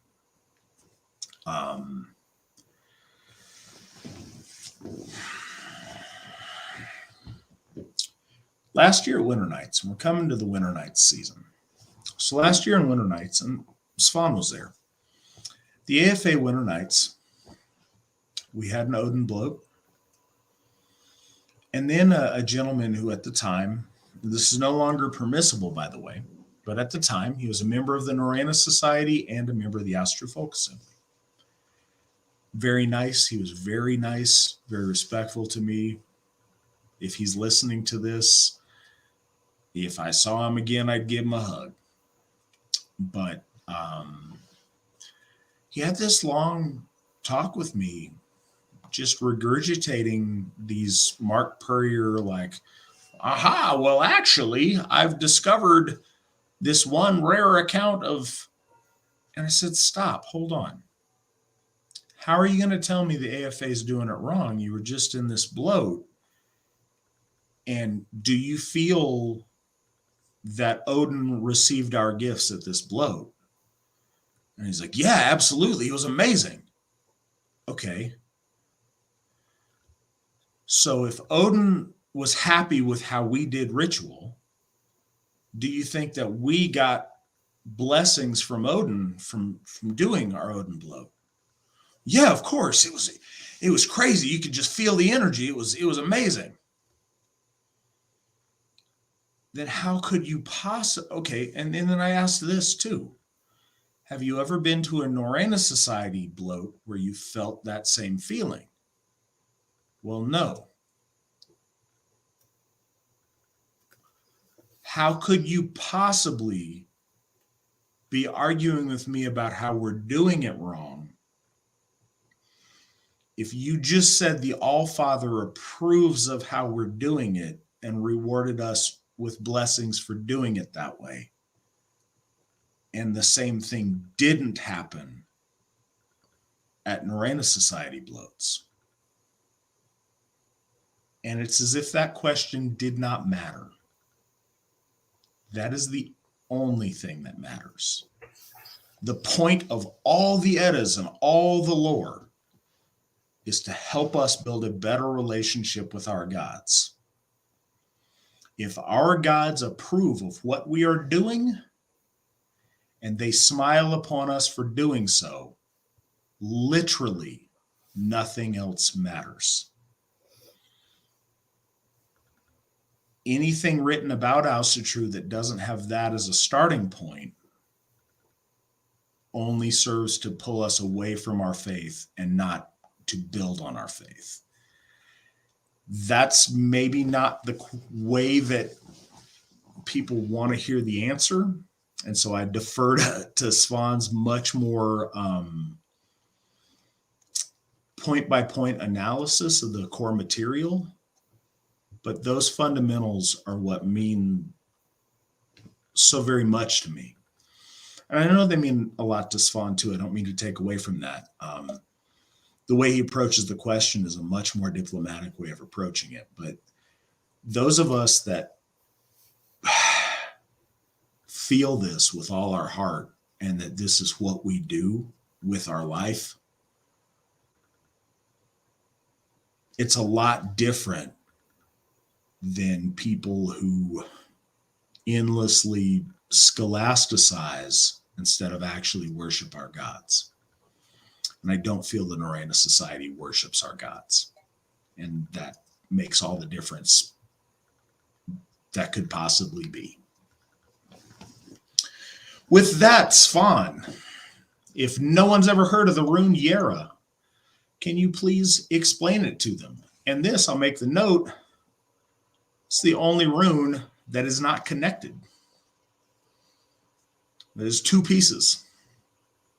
Yes. This is an interesting rune. First off, it is the year rune. The understanding of the word year. Remember before when we were talking about in the earlier runic discussions about the reconstructed language of the names of the runes, pulling from the Goths, the Anglo-Saxons, the Norse, the Central Germanics, and the understanding of what all of that has in correlation. When we talk about the word Jera, it is a reconstruction of the understanding of what we would call, it survives in our language as the word year. But year could also have some other meanings in relation, especially in the Nordic. The name in the Nordic Futhark, the younger Futhark, is Aur, which means season as well. And so a lot of times when we talk about, like, one of the names of the steeds, the vehicle of the sun, is Aurvarkr, year waker, or season waker, or some have even, taken it as the dawn waker, but that I think is pulling it a little too far out.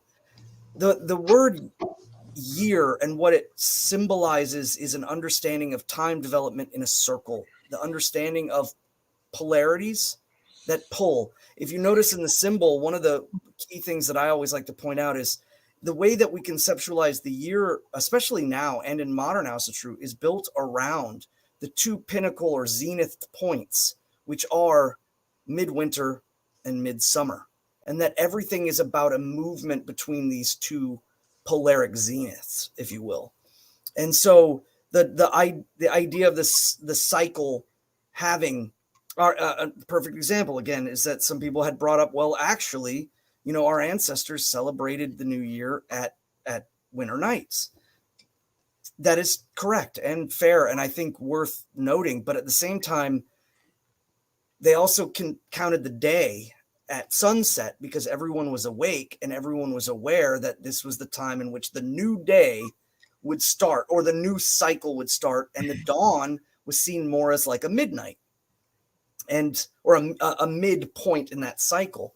Now we count the day at midnight, and our understandings of the solstices and those two pinnacle points, I think, is really important to understanding how this movement is being conducted. And we see this kind of draw and pull, these two. Has it always been written this way? I mean, we have seen many different forms. I know the Anglo-Saxon, they use a vertical with these two pieces brought together unilaterally, and this symbolizes, again, the middle world, the cycle of the middle world. And we see it also sometimes as they're slightly connected, or they're creating kind of an encapsulation, but there's arms branching off to denote cyclical movement. This rune, I think, in the epoch of the runic story that's going on, is that with hail, with need and toil and binding, with ice and the recalibration, now is the time in which the setting of the overarching story is that the alignment has been recalibrated, and now the focus is now on the middle world and the relationship of the descent of time from heaven, the play out of time or weird, and all of that playing out in the middle world, and how it flows to the lower and then is drawn up the root again. And so it creates that cycle. And I think cycles are very important to our ancestors and to us now, in understanding that there is a rise and a fall and a rise again, that there is, again, there's ascent, descent, and ascension again. And this goes, with every cycle that we see, whether it's, Lord Frey coming down during Charming of the Plow, and then ascending back up, but also in a way descending in life and in virility in the middle world, and then with the Wild Hunt ascending now at winter finding, and then descending in the middle of winter, and kind of dissipating. This is a rune that always carries with it the concept of actions that are committed before being utilized, and the harvest of those actions being presented out and utilized again. And so the cycle becomes balanced. So we have this build up all the way to this point in the runic epochs, and in the story of it, where all of a sudden, through the threshold of Hagalaz, there's this torment, this breaking down. There's the toiling, the bringing in, or the power of it coming down, the realignment of Isa, and now everything comes back into balance. The gods, the middle world, the underworld, all come into calibration again, and now it's understood. So in a lot of ways, I've always taken this as it is mankind's understanding of the past and the present, culminating towards the future, a balance between those things. And that's kind of what we've been talking about, seeking that balance of understanding, not totally reaching or replaying or reconstituting the past, but taking the past and moving into an organic and living present that will garnish fruit. So it's the rune of harvest, and it's the rune of cycles. It's in divination, when it comes up, it often has correlations towards things that have been set into motion in the past are now coming into bearing, or it is a message that now is the time to begin planning for a future time. It's a time to organize, and now that you're aligned, you're aware. It is about setting your pieces in motion. It's about planting your seeds. It's about harvesting at the right time and understanding and coming into full consciousness of all that is cyclical and in motion. So I often associate this rune to hearkening back in the same power of Raido.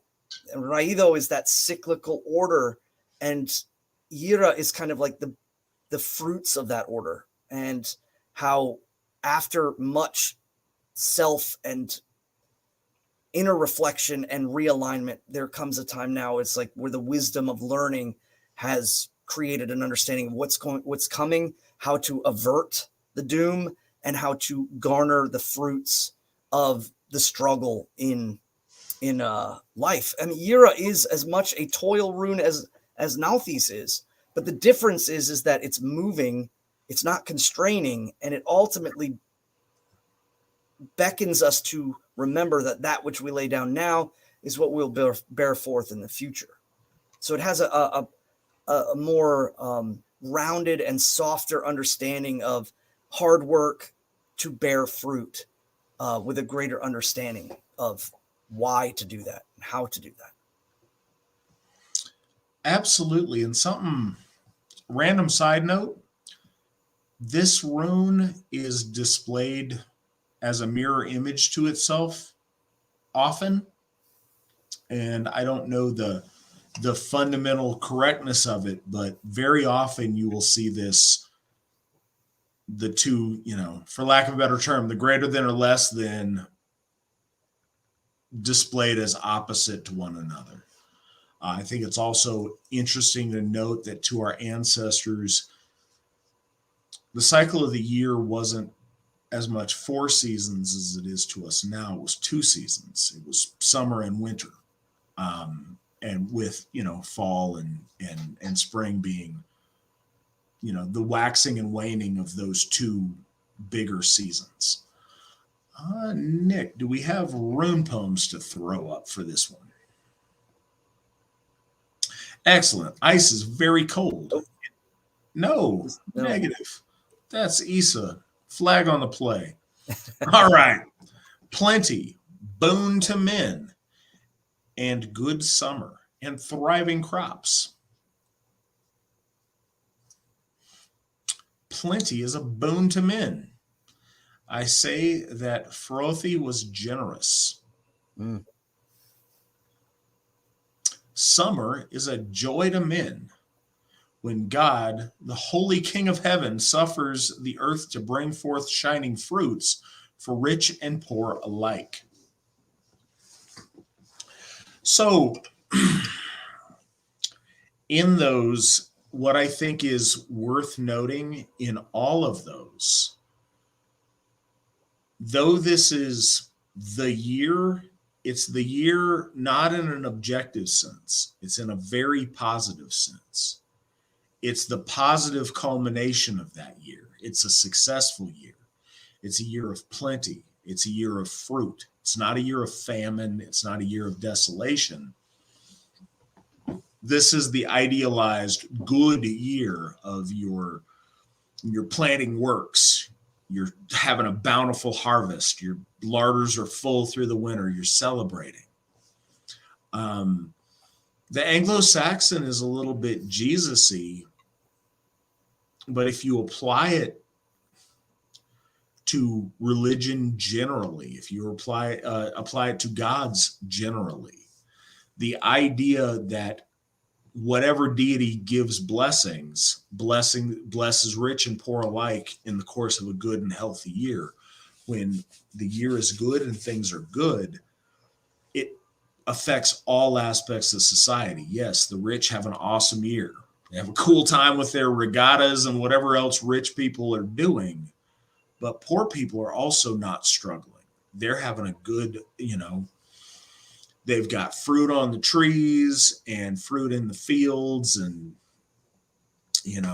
rabbits are at a high cycle, and so are deer. And when everything is working the way it should, when right action plays out in the cycle of the year, rich and poor alike are benefited. Everybody benefits from that good year happening.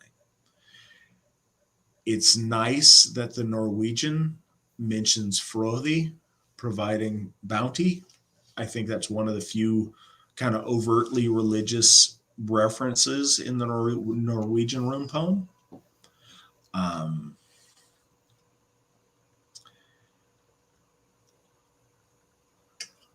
So much of our ritual cycle is focused on that abundant year, the idea of encapsulating and planning in those early winter months of the year, of charming the plow, of preparing for the work we're going to do, then of breaking the soil, of planting the seed, of putting our ideas and into the ether, of tilling them and working them with the abundance of summer, of putting our energy into them, putting our hard work behind them, of reaping those benefits in the fall, and then of celebrating all that stored up glory that we've built throughout the year during Yuletide to start again. It's not just to maintain and to get through. This rune and the poems associated with it tell us it's about spiraling up. It's about building upon previous harvest. It's cycle, building upon cycle, building upon cycle, bringing us upward, bringing us more, bringing us bounty. The goal, I mean, obviously you want to scrape by, but you want more than that. And this is that bountiful harvest. So this is a rune we associate really often with our harvest feasts, with things around Freyfaxi and Winter Finding, Winter Nights, Feast of the Einherjar. They all come in the fall where we celebrate the harvest. In America, where we celebrate Thanksgiving, the idea of giving thanks to the gods for the bounty of what we have. And that's really what this rune means. This one, and I've mentioned this before, our runes are optimistic. There's runes that have negative associations with them or negative things to consider about them. But again, we see this one, and it's not this even balance of like, sometimes the year brings good fortune, sometimes your babies die. Like, that's not the rune poem. The rune poem is like, hey, this is great. Hey, this brings bounty. Hey, this brings, good things.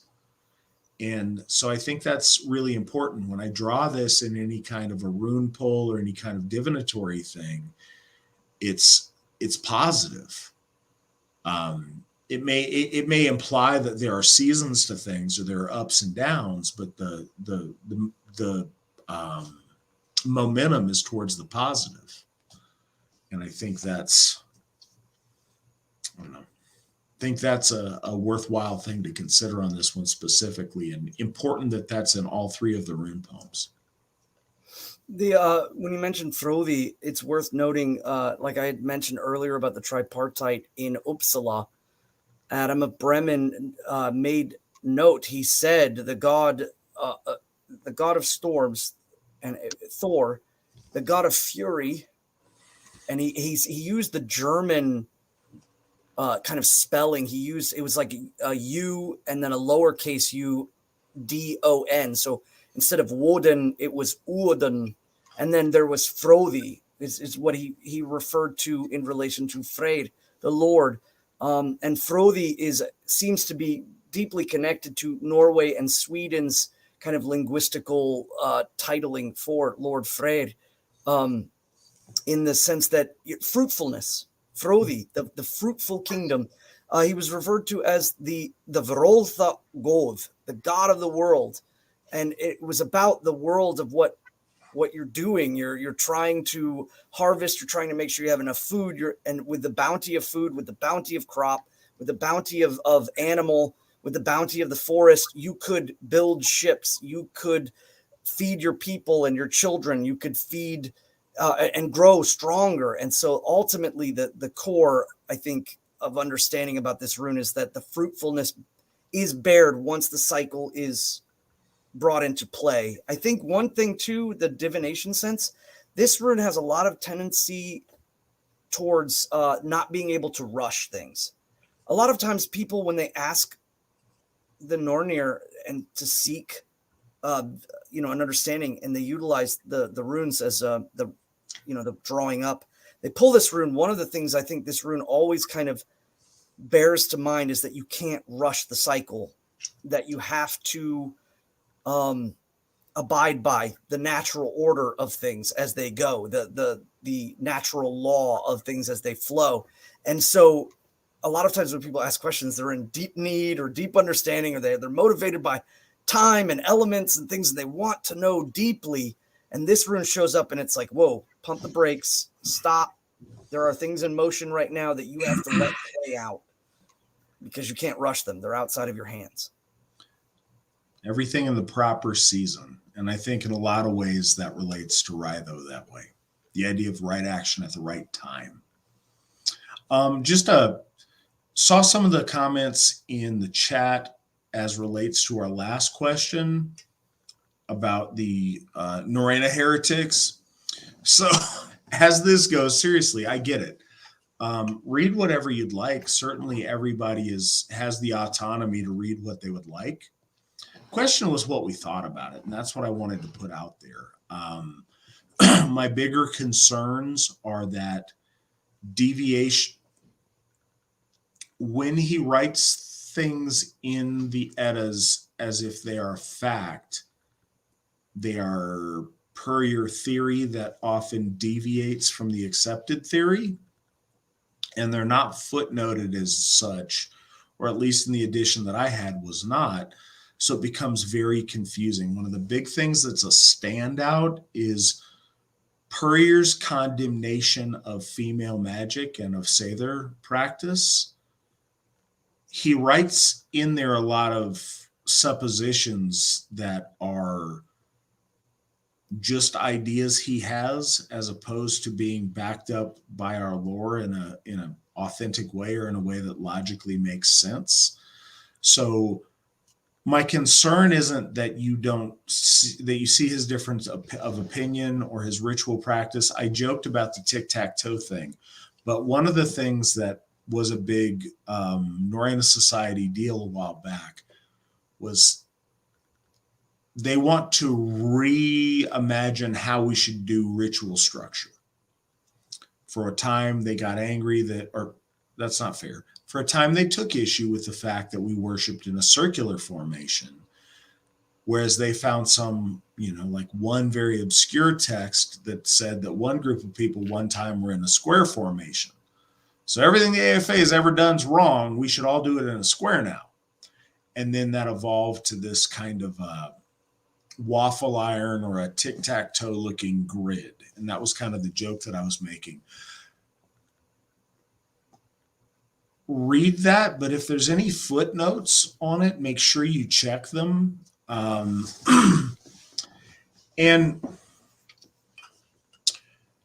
you named a number of people there, like, well, I don't know any of these people, but I want to read all of their stuff. The difference is I don't agree with everything Ron McVan thinks, but I believe that Ron McVan believes sincerely in our gods. So there's room for disagreement, or there's room for discussion with that. I can do that. Steve McDowell, I know he believes in our gods. So certainly that's a valuable source. Edred Thorson's been doing this for a long time. He believes in the power of our gods. He doesn't always act in the way that I would like someone to, but there's a belief there in the existence of our gods, even if there's not a devotion in the way I'd like to see. Mark, it's scholasticism, and scholasticism is really dangerous because it's about obscure theory much, much more than it's about practice of something. And I would say that Mark has written about Asatru for a very long time, whereas Steve and Ron and Dr. Flowers have practiced Asatru, or a form of related spirituality, for 40 plus years each. And that it adds a different value to the material they write, I think. All right, we've got a bunch of questions left, so I hope that you are ready. We're 4 hours in, and I have no idea how much longer we've got. We've got a lot of good questions. We're answering a question right now, as I look at my clock saying 10:10, from 6:51 p.m.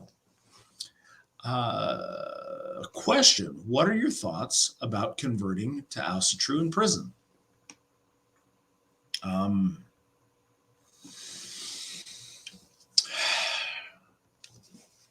So prison has always proved a fertile ground for conversion to any faith or religious system. A fact of human existence is when you are at a low point, when you are in a desperate spot, when you feel desperate need, you are much more open to humbling yourself before the gods and reaching out. And so I think there's a lot of very authentic conversions to Asatru that happen in prison. What else we see in prison, and this is across religions, this isn't just Asatru, this is with, if you find prison Jesus, if you find prison Allah, whatever you find, sometimes it's a very important part of your relationships and the persona you build for yourself in an institution. And then when you're out in the free world and all the options are opened up to you, very often people who no longer are in that desperate need cast it off and go back to whatever they wanted to do. So I think there's a lot of people that find our faith in prison that stick with it. And I think that's great. Unfortunately, like anything else, I think there's a lot of people that when their situation changes and their options change, their convictions and their faith changes. But the only difference between converting to Asatru in prison or on the outside, I would say, is the nature of the need and the dramatic changing of situation between being locked up and being free. And I think that's the course with any kind of prison conversion to any faith. What are your thoughts, Svan? I mean, I can kind of attest to that. I think too, even in the military, being in boot camp and, especially in the Marine Corps, they specifically sent you to church on Sunday, whether it was the Catholic Church, Southern Baptist Church. I don't know if they do this now, but it was pretty hardcore. Like and I even remember my drill instructor saying, you're either going to Catholic Church, Baptist Church, or one of your other side weirdo religions. Like, he just blatantly said it. He was mainly speaking of people who were Mormon, Seventh-day Adventists, Jewish, Muslim, Buddhist, or whatever. I'm sure. I mean, that was a different Marine Corps then. I'm sure they're a lot more tactical now, but he was pretty brutal about it. But people found religion, or at least an avenue of spiritual exploration in those hard times. And then a lot of people that got out, they, again, like you said, they kind of cast it away. I think that one of the biggest proponents of understanding that I think Asatru needs to do for people in prison is to lay about the groundwork of understanding that your deeds and the culmination of your, again, speaking like of the runes in essence, the constrainment, your deeds and ending up in a place in which you are constrained is inevitable in the cycle of releasing yourself and building back towards nobility, building back towards organization, entering back into your folk. And so finding the avenue of correlation, not just between the individual and the gods or ancestors, but also to find your place within the community. And that place comes about in understanding that you shedding a lot of what got you into this nexus point, and then elevating yourself out of it again, moving from that moment and becoming focused on the deeds that you will cultivate that will bring you fame, the deeds that you cultivate to bring you nobility, that bring you honor, whatever it might be, should be, I think, a primary focus for a lot of folks. If they are, say, if depending on how long or to what degree, and that varies for everyone. But the idea, again, is building that nobility and understanding your interconnectedness to your folk and what the good of the folk is, what that's about. How do you attain that? By making yourself correct in your actions, by aligning yourselves to the holy tides, to the gods, to your ancestors, creates that equilibrium that you can start building and bearing better fruit from.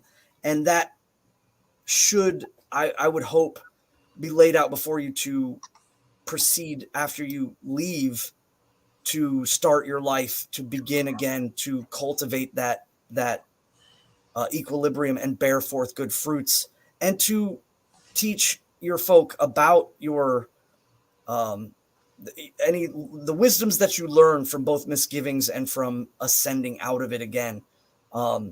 Because again, encapsulation like that is, in that sense, it's punishment.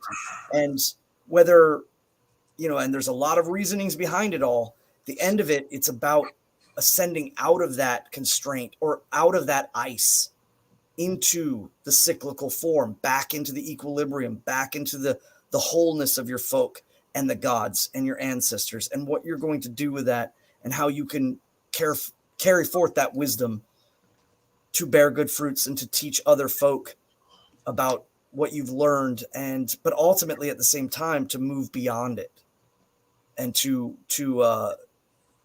open up to the futures of what you can do now that you have this. You've taken your time, you've learned about the gods, about honor, about attaining that sense of self, and now it must substantiate not just the individual, but extend out into your family, into your folk, and into the entirety of the gods and yourself and everyone else around it. So it's strange because a lot of people in that predicament are very, very centered on their own understanding of the gods, and they read diligently. There's a lot of study and practice and all of that, but when they come out, it has to break the barrier of the self and start to enter into an interconnectivity that's no longer there. When you're in a situation like that, the binding of yourself and seeing yourself through that time needs to let way to what you can do with the interconnectedness of your community. All right. So, question, based on what Svan said about different ways of taking symbol, where do they draw the line on what is correct and what is disrespectful? Taking into account that, for example, King Haakon was forced by his people to at least put his lips in the sauce where the sacred meat was cooked. So, and I'll let Svan elaborate on this deeper, but that was because for a very specific purpose. And here's the thing. You can legislate yourself into corners by just making lots of rules about everything all the time. Rules are not as good as principles. The principle was, if you're a Christian, you're not going to partake of a sacrificial feast to pagan gods. Doing so violates your Christianity and is against your faith. If the reason you weren't going to drink at a symbol was because you're secretly a Muslim or a Mormon or a religious sect that doesn't drink, and we were trying to determine whether you are or you aren't, then sure, if we all felt you're lying to us and we have a reason to believe that you're like a secret Mormon at our ritual, we might say, hey, first round of symbol, I want you to take a sip. Let's see. But that's all about context. If we're all on the up and up and I have no reason to think that you're, posing as something else, then if you don't happen to get a pork chop when we're all going to do stuff, it's not because, aha, he's Jewish. I'm just going to assume you weren't hungry. Um, and the context is key to everything. One thing that having a lot of thou shalt not is comforting in a way because it tells you very clearly where the lines are, and it doesn't force you necessarily to have to critically think as often. Asatru is not nearly that easy. The circumstance matters on everything. A bloat or a stumble today could be very different from one to tomorrow if the situation radically changes. That is a strength of Asatru, I believe, rather than a weakness. As society evolves and things come up and stuff happens, our Gothar and myself, we can be quick on our feet to change what the rules are, for this, that, and the other, depending upon the changing circumstance. But it's also difficult because our people really like to have a list of black and a list of white so they can feel very secure in it. And it's not quite that simple. It's harder than all that. Svan, what do you have on that? Well, I really like the fact, I mean, again, yeah, principle versus edict, if you will. And again, context is really important in that situation. You're talking about at the time when, Haukon is coming into power. There's a shifting of cultural things going on at that time. The foreign religion, where do you stand? Do you stand with your people? Do you stand in relation to whatever connected kingdoms south or in England or what have you? There was a lot going on. And so a gesture towards accepting that. And again, it was very fluid in relation to a lot of that, but it was, about the context of principle. But you kind of answered your question in your question. One thing worth noting is, like you said, drinking from the meat from the sacred cauldron. Very common now. If you were to go to a symbol in modern Asatru, there will not be a sacral butchering of an animal placed within a cauldron. Now, there might be somebody out there that goes, well, damn it, it's not a real symbol if there's not a cauldron filled with meat. And again, we get into that whole argument again, but it is worth contextually knowing that there was a sacred cauldron filled with the meat of a animal that was given over in bloat to the people. There was not a sacred cauldron at, say, the symbol in Beowulf, but there was also there was no women allowed at that symbol either. So the context of that situation is different than the one that Haukon was at. So we know that even at the general, windows of those times, there was great changes between. Another perfect example is the significance of the Bragaful. The Bragaful amongst the Norse was extremely high. But again, a lot of people can't quite figure out if it's the last horn that was drunk or if it was actually the container in which the mead was brought out to refill the horns or refill the bowls, because a lot of symbols back then were not done with a horn being passed, but might have been drunk from a mead bowl or an ale bowl, and that there might have been multiples that the high table or the folk presiding over the feast might be drinking from a bowl, but there's other people drinking from the bowls, and they were standing up and giving toast. But modern Asatru, in the way that we do our symbols, there's a horn, and that horn is passed. So really, it comes down to understanding context of modern symbol. And that's, I think, ultimately where your question is seeking, is to understand what can I do that would cause grievance in, say, a modern symbol. And we kind of go over that before symbol. When we do talk about the gods of our folk, we don't invite chaos. We don't invite death. That's pretty clear at our symbols that we bring up. We talk about the gods of our folk and not other gods or other faiths or religions and things of that nature. So Svan, I think this might be a good time. For those of you who've never been to an AFA symbol, this is what I say before every single AFA symbol.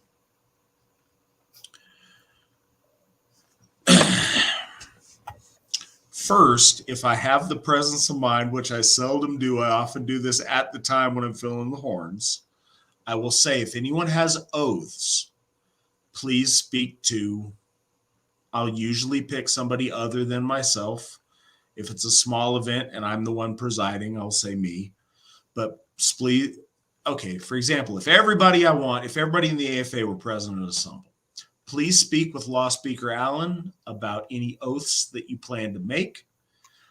Please clear those with him and he'll let me know if they're acceptable or not. If you have not cleared your oath with Allen, please do not make it during our Assemble. All right, so we're about to sit down to a 3-round Assemble. The Asatru Folk Assembly, when we do High Assemble, it's in 3 rounds. First round is to the gods.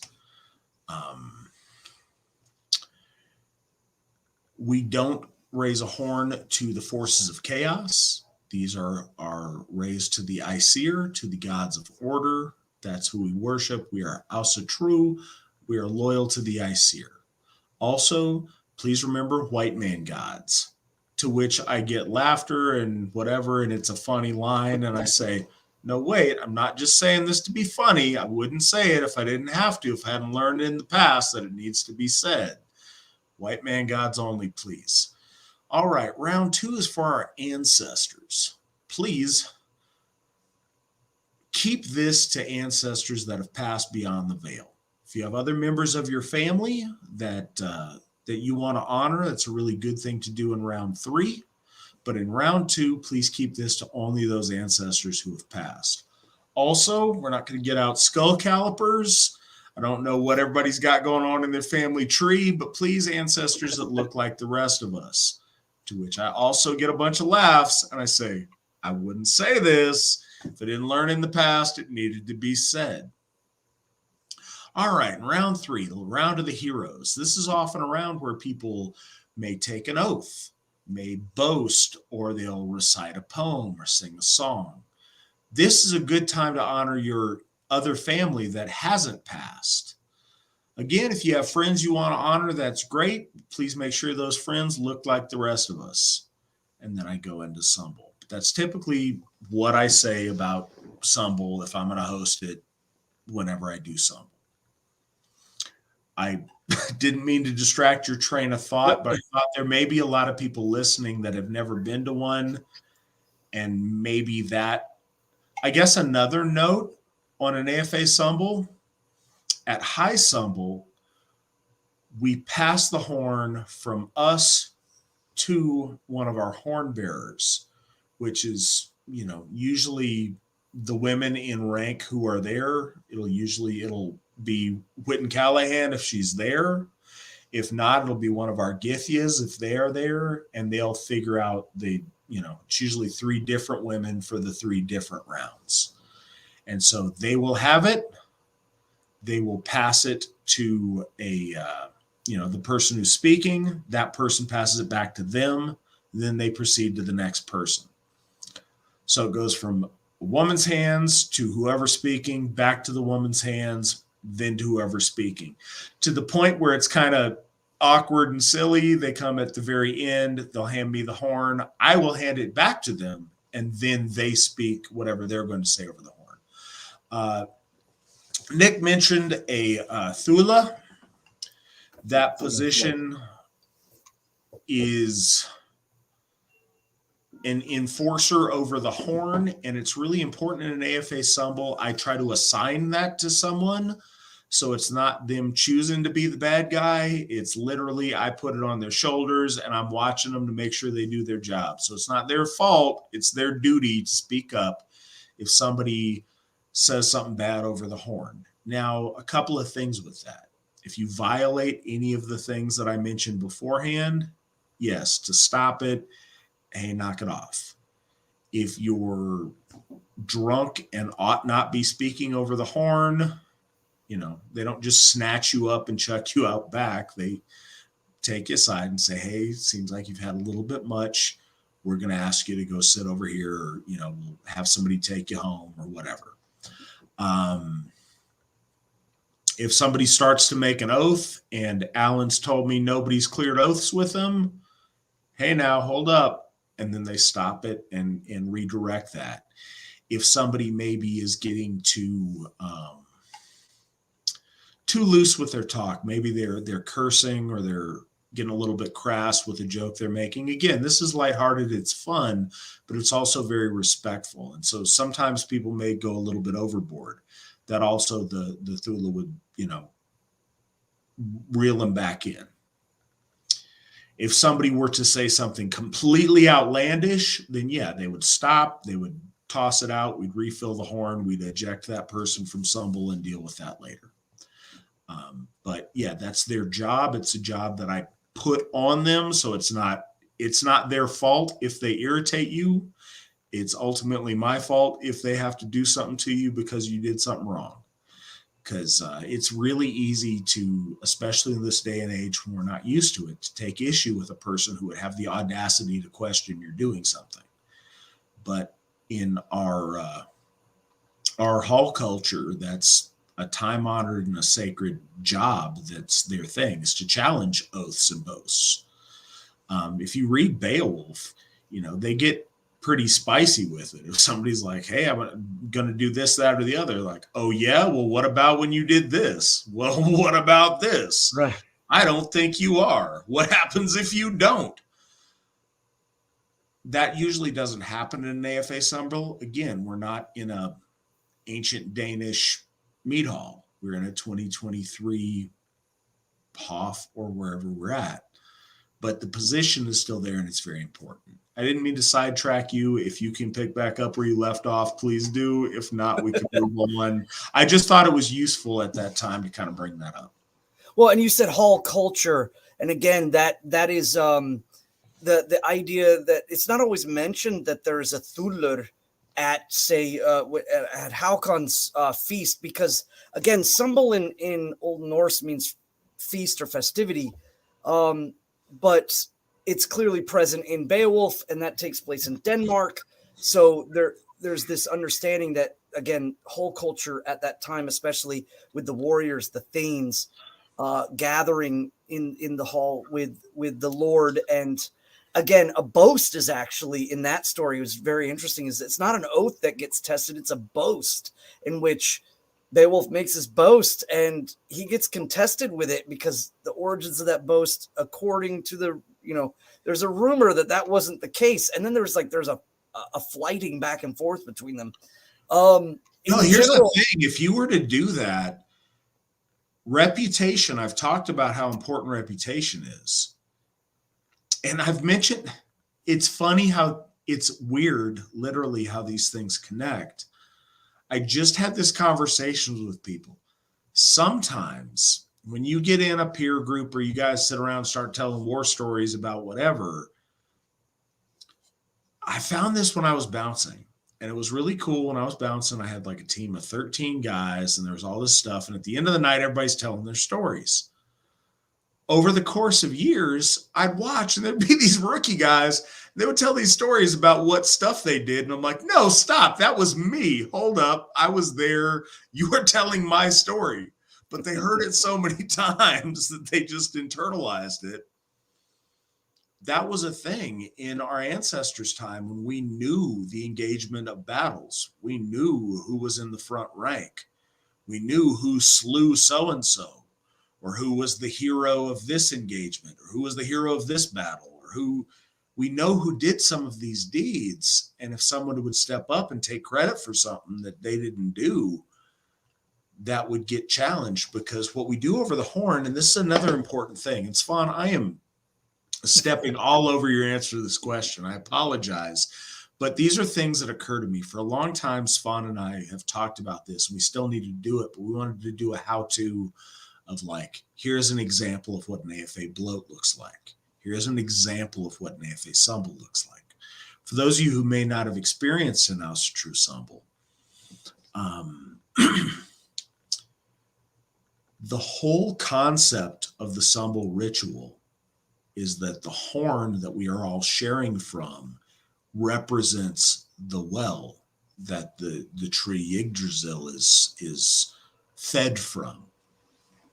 So if we put in good words and we speak of good deeds and we're honest over the horn, then our tree, our world is made stronger. Our reality is made stronger and better.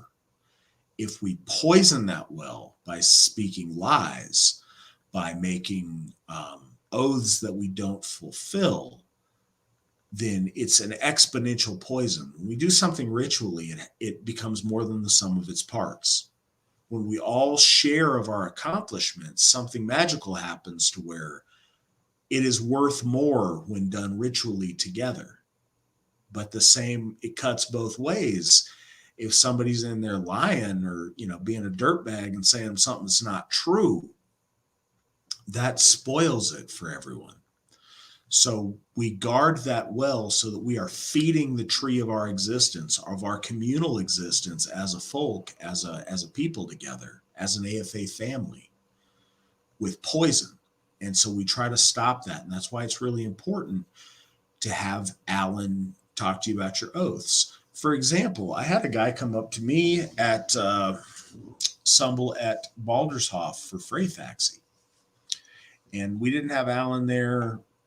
I figured like, hey, cool, come talk to me if you're going to make an oath. He came to me and he had a great oath. It was very well intentioned, but it wasn't well thought out. It was about eagerness and like, hey, I oath to do everything I can for X. And I'm like, hold up. Now, everything you can? What if that meant this? What if it meant, oh, wow, maybe I didn't think this all the way through. No, that's cool. So think about what you would oath that you are willing to give or willing to do and come back to me. So it's really important. It's not always because somebody is malicious, but it's important not just that we're not, but that we think out what we say and what we commit to over the horn. So yeah, if you guys haven't been to a Sumbel, a bloat connects us with our gods and our gift cycle. But a Sumbel connects us to each other in a really special way. And you see everyone sharing really personal things about themselves and their family. And it ties us together as a group in a really touching way if you've been to one.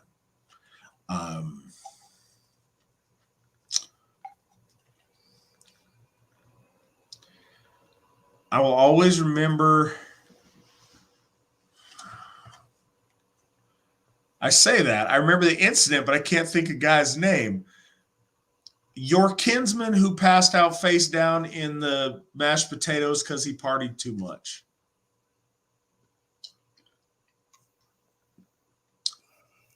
So Svan's son said a really cool Sumbel toast that I will always remember because of this. And it was just really neat. And I remember it to this day. And it was like, I don't know, 2016 or something. It was something he was told, but was not the truth. But he, being a young boy, took it for truth. In relation to my grandfather, but that was not the case. But he took it for truth, and he spoke of it, and it got a bunch of chuckles and laughs. But that's because it was kind of like, in the sense of, when you tell a child, don't do this because you end up getting your face stuck or something of that. It was in lines with that, you're going to. It's so, Sumbel's so beautiful because you get that. When kids do Sumbel toasts, most often, I haven't seen this a lot. Every now and again, kids will do something silly or disrespectful to get attention. But in Sumbel, more often, I've seen kids give some really touching Sumbel toasts that are just simple, but really from the heart and really moving. And it's one of the times I get to see our children participate in a really special way. Yeah, that was him giving honor to my grandfather, but then he side noted and said, even though he,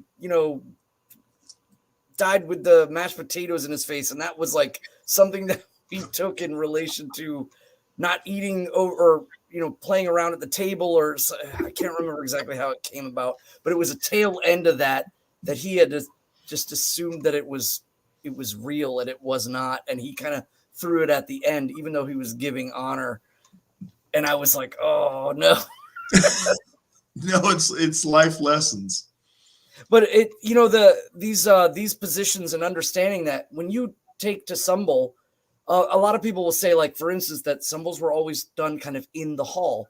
So it's not a real symbol if you do it outside, or if you do it in a place that has just a roof but no walls.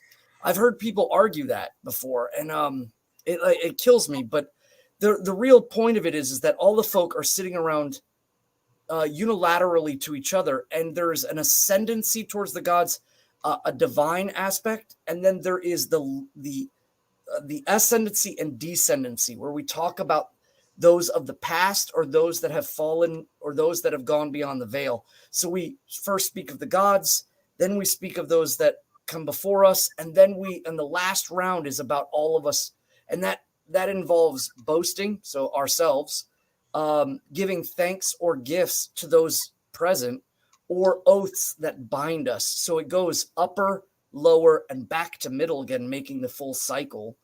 Here's the thing. If we're sitting around in Sumble doing Sumble, I've been in a Sumble of over 100 people, and it's daunting.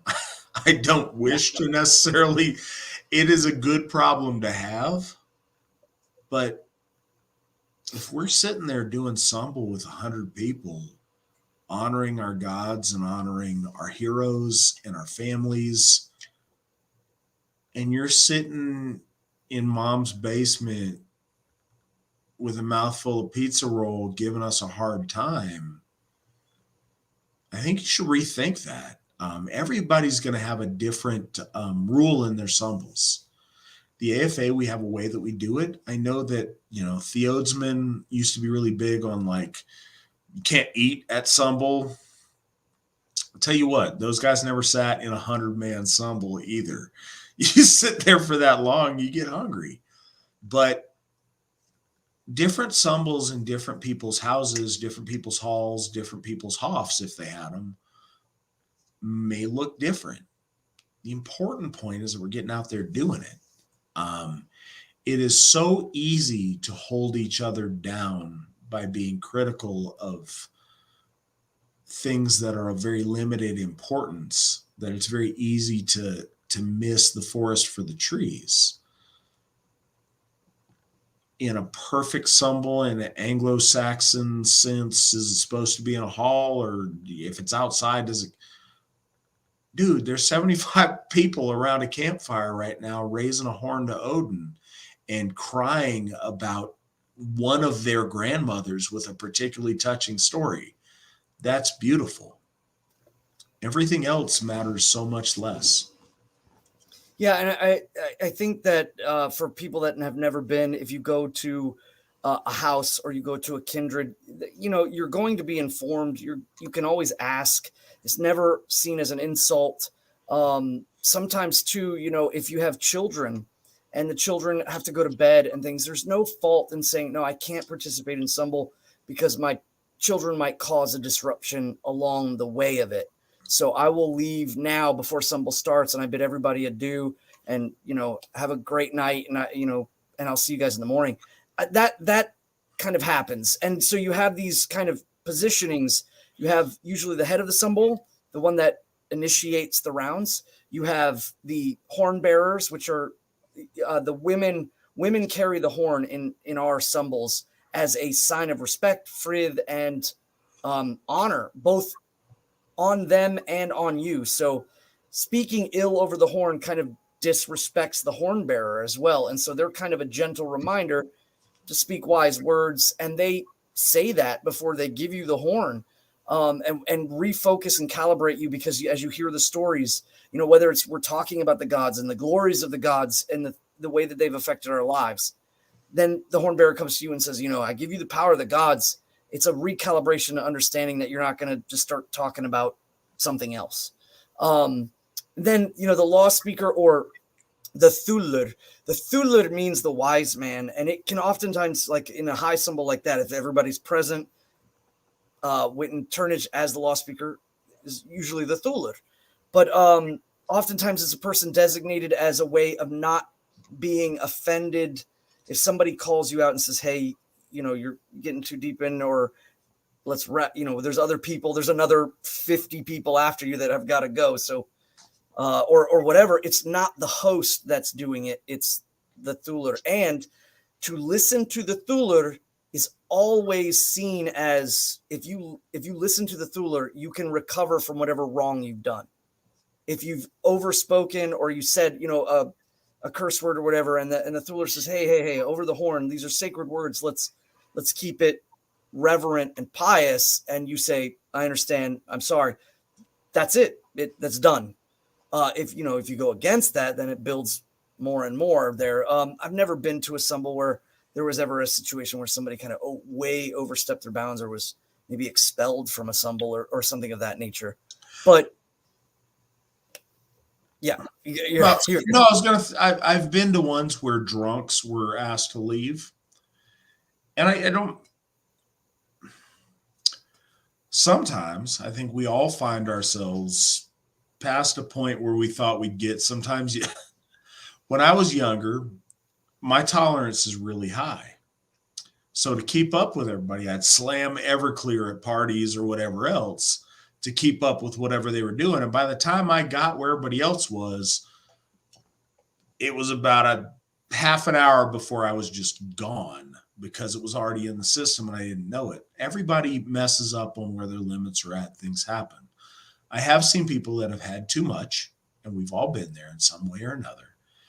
And to where people have asked them to leave, or where, the Thuler has walked them out and said, hey, you're staying out here. Here's some water. We'll come get you after the thing. And so far that's been received very well the times that I've seen it happen. But I will say this, it's really important if you're hosting a Sumble, tell everyone beforehand what the rules are. Even if you think everyone knows, I have learned from experience that they don't. The funny laugh lines that come in my speech beforehand, it's because I learned the hard way and with great embarrassment. Common sense is not as common as you think it is. So setting those rules before everybody starts is a good way for everybody, and it saves everyone embarrassment. Yeah, I think just to answer that question, kind of bringing it back to that, is that, if you kind of go against those rules, that in our whole culture today is can be seen as, a faux pas bearing towards an offense, as long as it's taken back down or recalibrated and understood. And it's met with civility and nobility about it, then there can be even an overstepping that can be brought back. Sometimes, there are people that will talk while someone else is talking and holding the horn, and that's kind of seen sometimes as an offense, and you're not even talking. It's just that you're carrying on a conversation with someone next to you without a sense of urgency or importance, and that could be kind of disrespectful because everyone's having their moment to speak about the gods or speak about their ancestors or speak about those that are present, or a boast or an oath that they want to state, and it's just disrespectful. You end up going through this again, like I'm bringing Jera back in on this one, is that it is a cycle. It is that starting in the center, starting in the middle, ascendancy up, talking about the gods, then descending down and talking about the veil and those who pass beyond it, our origins, where we come from, the people that we hold great importance of who came before us, and then bringing it back to the middle where you share accolades of either praise, gift, boast, oath, or sometimes even the creative third round is where sometimes music is even played, or accolades of something that was created, or someone would recite a poem, maybe even a poem that they didn't write. They openly admit that I just memorized this poem because it means so much, but I want to recite it. And it's kind of a chance for people to get a break from there's a lot of emotional pull. There's, again, the ascendancy towards the gods is usually elevated and happy. And then the descendancy towards those who came before us is usually sad, or oftentimes just memories and sharing in the laments of those that we've lost. And then it brings it back to the center, and sometimes there's jovialness and there's joking. But when you go to a Sumble, some places might not let you drink while the only thing alcohol that's being drunk is from the horn, and that might be because of reasons that happened before you were even there. Somebody got too deep in the horns and said something out. Sometimes there's food eaten, and there's no problem with you drinking, like having a beer and eating your food while Stumble is going on. It just depends on the situation, how many people there are. If you're at a Stumble with 150 people, maybe having the ability to drink and eat is perfectly acceptable. But if there's like 5 or 6 people and this is focused and very, very straightforward, maybe there is no drinking and there is no eating. It's you pay attention to the person with the horn because there's 6 of you, and you're building that cycle with each other. And by the end of it, the intention is to weave a tighter, closer knit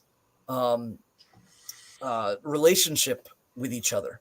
And that often involves, listening to people's stories about their ancestors, about the gods that they hold in high regard or have been blessed by, or what have you. So, taking respect during Stumble is the first step towards not breaking any cultural hall etiquette. All right. So the next question for Svan, you specifically. Oh. Is it true that Tyr was once the high god of Germanic society? Or is this a rumor due to his name having the same Proto-Indo-European root as Zeus and Jupiter? I would say that this is more along the lines of rumor. Again, when we talk about the word deus or devos or devas or any of that, the correlation clearly amongst the, like with deus or devas amongst the Hindus, it's always in correlation to a shining one, but devas could mean gods in general. And so the words of both Aus and Tyr, or both correlate to a god, a divine being. Tyr, in and of himself, we know in one of the oldest testaments is Tacitus, in which he says the Germans hold stately sacrifice to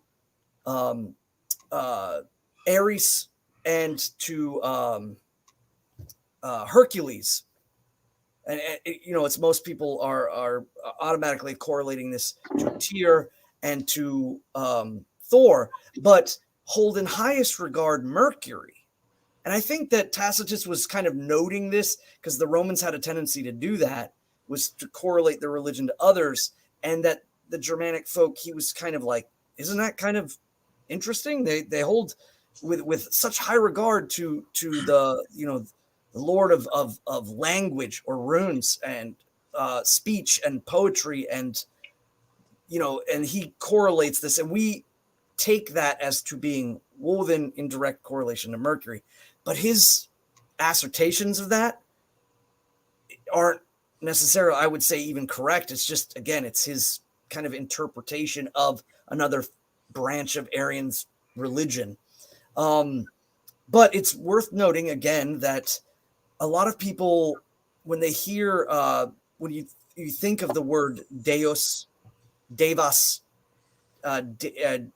any sort of derivative of the name, being godly can apply to multiple. It can apply to a singular, and not always is it the case necessarily that, like amongst some of the Slavs, the Deus is so static that all of the gods that descend from in their branch underneath it are the ones that are moving dynamically. There's fighting, there's stories, but all the while the Deus is kind of above and out of.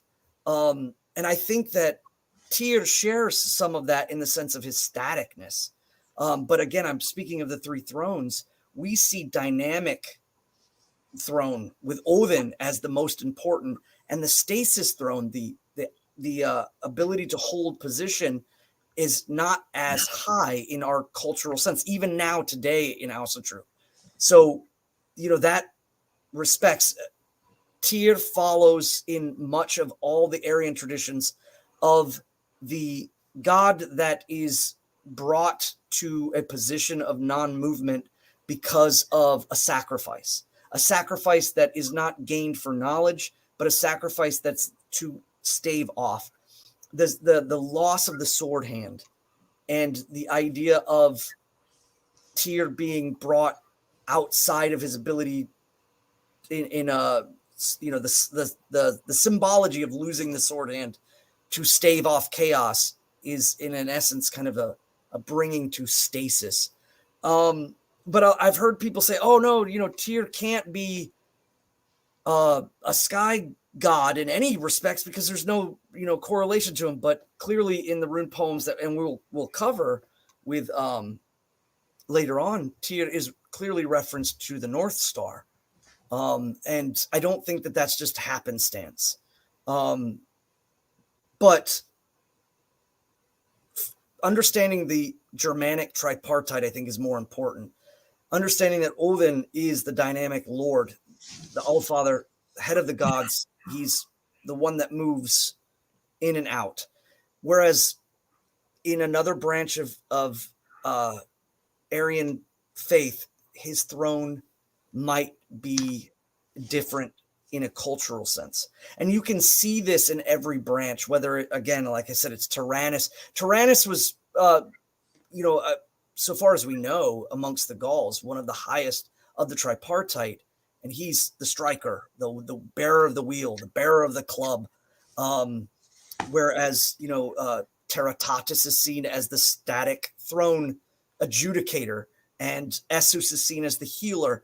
And so, or of magic, we see that tripartite again being played out. The Hellenics, they even numbered theirs, Deuspater or Zeus, having the singular scepter or the singular lightning bolt, and Poseidon having the trident. And a lot of people forget that for them, the god of death, Adeos or Adios or Hadios, Plutonus had a bident. So it's literally 1, 2, and 3. Of course, the Greeks had to use straight out numbers to hit their tripartite. Is always kind of fun to me and like, oh, well done. But again, if you're trying to correlate that Tyr was once the head of the gods and that Odin usurped him, I've heard this argument that Odin was really a human and a wizard that took over, the pantheon of that's, with all of our knowledge of understanding of Central Germanic belief, knowing that the gods that they honored most likely were Wodenas, Tewas, and Thunaras, you can see that their tripartite is kind of already built, with Wodenas being at the head of that at the time. But I think it changes depending on which Aryan branch you're talking about, and those thrones. It's, I think, more important to understand it's more important not to relegate Tyr as just being not a god. I think there are certain people who are doing that, and that is not correct and not right and not pious. That it's just a name or a title that can be given to any god, whether it's Heimdall or Loki or what have you.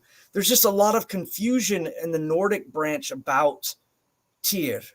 In one hand, he's mentioned as being the son of a Jotun. The other hand, he's mentioned as being the son of Odin. And so I think that shows confusion. And it's worth noting, like, did the Germanics that Tacitus ran into, did they believe the gods as being the sons of or the fathers of, or did they see the gods as singular and, unilateral, or was their hierarchy built on a different concept? Because Tacitus doesn't go into it. And so, or we see again in Uppsala, Thor is at the center, and then there's Odin and Frey or Frodi. At that time, their tripartite, or maybe it could have been seasonal as to the reason why Thor was in the center of that. And so I think there's a lot more fluidity in understanding the thrones of power and the way the Aryan branches deal with their interactions with the very real gods.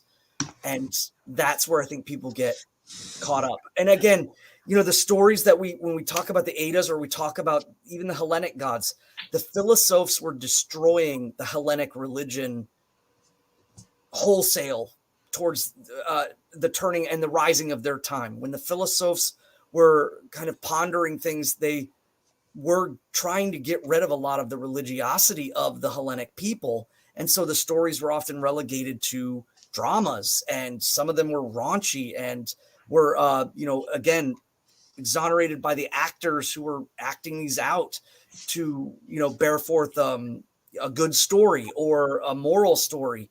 And so a lot of the religiosity of the Hellenics got misconstrued by the Hellenics. And in the later, dates of the classical periods where the Philosophes were changing things, or they were discussing about perhaps the oneness of all the gods or things of that nature. It's happened the same with us in the Eddas. A lot of people will say Snorri, was misaligned or he changed things. And to a degree, I would agree on certain things. Absolutely, I can see where maybe he made them more like Hellenic gods with the intent of showing the verses of the Nordic people to be in comparison with Homeric epics and things of that. And then, of course, there are Christian elements as well that he was no doubtedly influenced by from his own upbringing. But when you read the stories, a lot of these kind of Aryan myth truths and arcs still remain. Whether it's King Nawada losing his arm or Tyr losing his hand, there's again the idea of the Drighten, the warlord or the chieftain that somehow is no longer in a position of governance or in a position of dynamicism. Now he's brought into a position of stasis because he's no longer whole. That is an Aryan truth across many branches. Or the fact that it was Tyr that, bound the wolf. It somehow most people think, well, okay, if Odin didn't bind the wolf and if Odin didn't bring runes to mankind, then that makes Odin less than. And that's, I think, a big thing that people are constantly trying to force the gods into things. Why cannot Heimdall bring forth the runes just as much when we look in the Hellenics and we see Prometheus? There is the psychopomp between the gods and man, and that illumination that is brought with it. And the binding of the wolf does not constitute some sort of lessening elsewhere. Perhaps Tyr bound his hand to the wolf in order to not hinder Odin. And he took that sacrifice upon himself. But I think a lot of people get caught up in the details and the minutia of that. And I think it's worth better knowing and interacting with Tyr and with Odin and with Thor and all the gods and understanding their throne and how they interact with us culturally and what they mean. I think that a lot of people are becoming very irreverent towards Tyr, and I don't think that's good. And I think that's, they're mixing things around. Or the story of Harbardr, and Harbardr isn't Odin, it's Loki. That's when you start getting into some crazy stuff where it's like, you guys are really just taking some wide angles on the stories of the gods. But if you look at the thrones and you see, for instance, in the Slavic stories, Svarog is static, Veles and Perun, they fight each other. And the story of Harbardr and Thor is very reminiscent of that same relationship.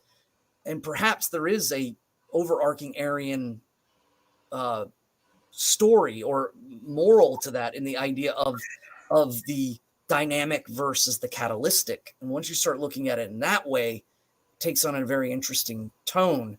And I don't think it detracts from any of the gods. And I think that's the big thing, is try not to force or jam or take away from any of the gods. Hold them in high regard and see them in the fulfillment of the true divine positions. Speaking of Lord Tyr, our next question. Matt, do you know what states will be in the Tyrshof district?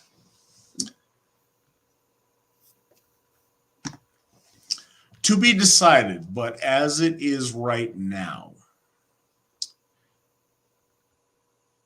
if I had to draw that map right this second, Tennessee, Kentucky, Illinois, Missouri, Arkansas, and Oklahoma.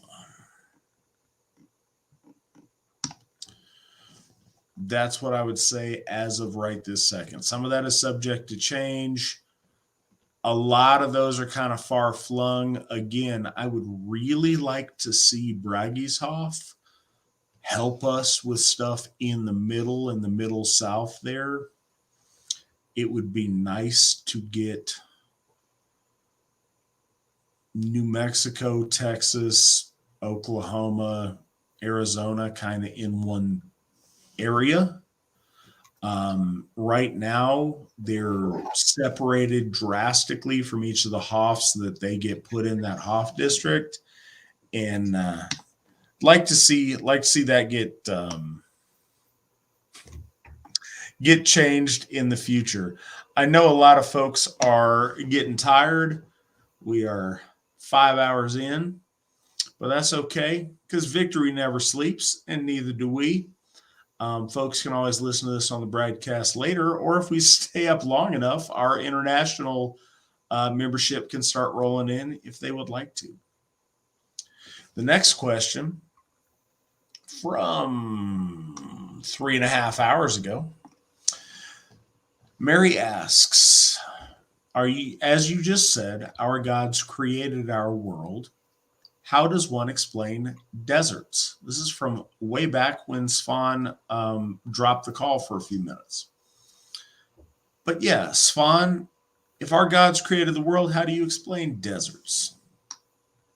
Well, remember, the middle world is a culmination of interactions. There is Niflheim, Muspelheim, Vanaheim, Jotunheim. I think it's worth understanding that in the center, all of these forces are coalescing together. That the overall understanding of the middle world is, again, one that you could scientifically understand or mythically understand, and oftentimes they're not against each other.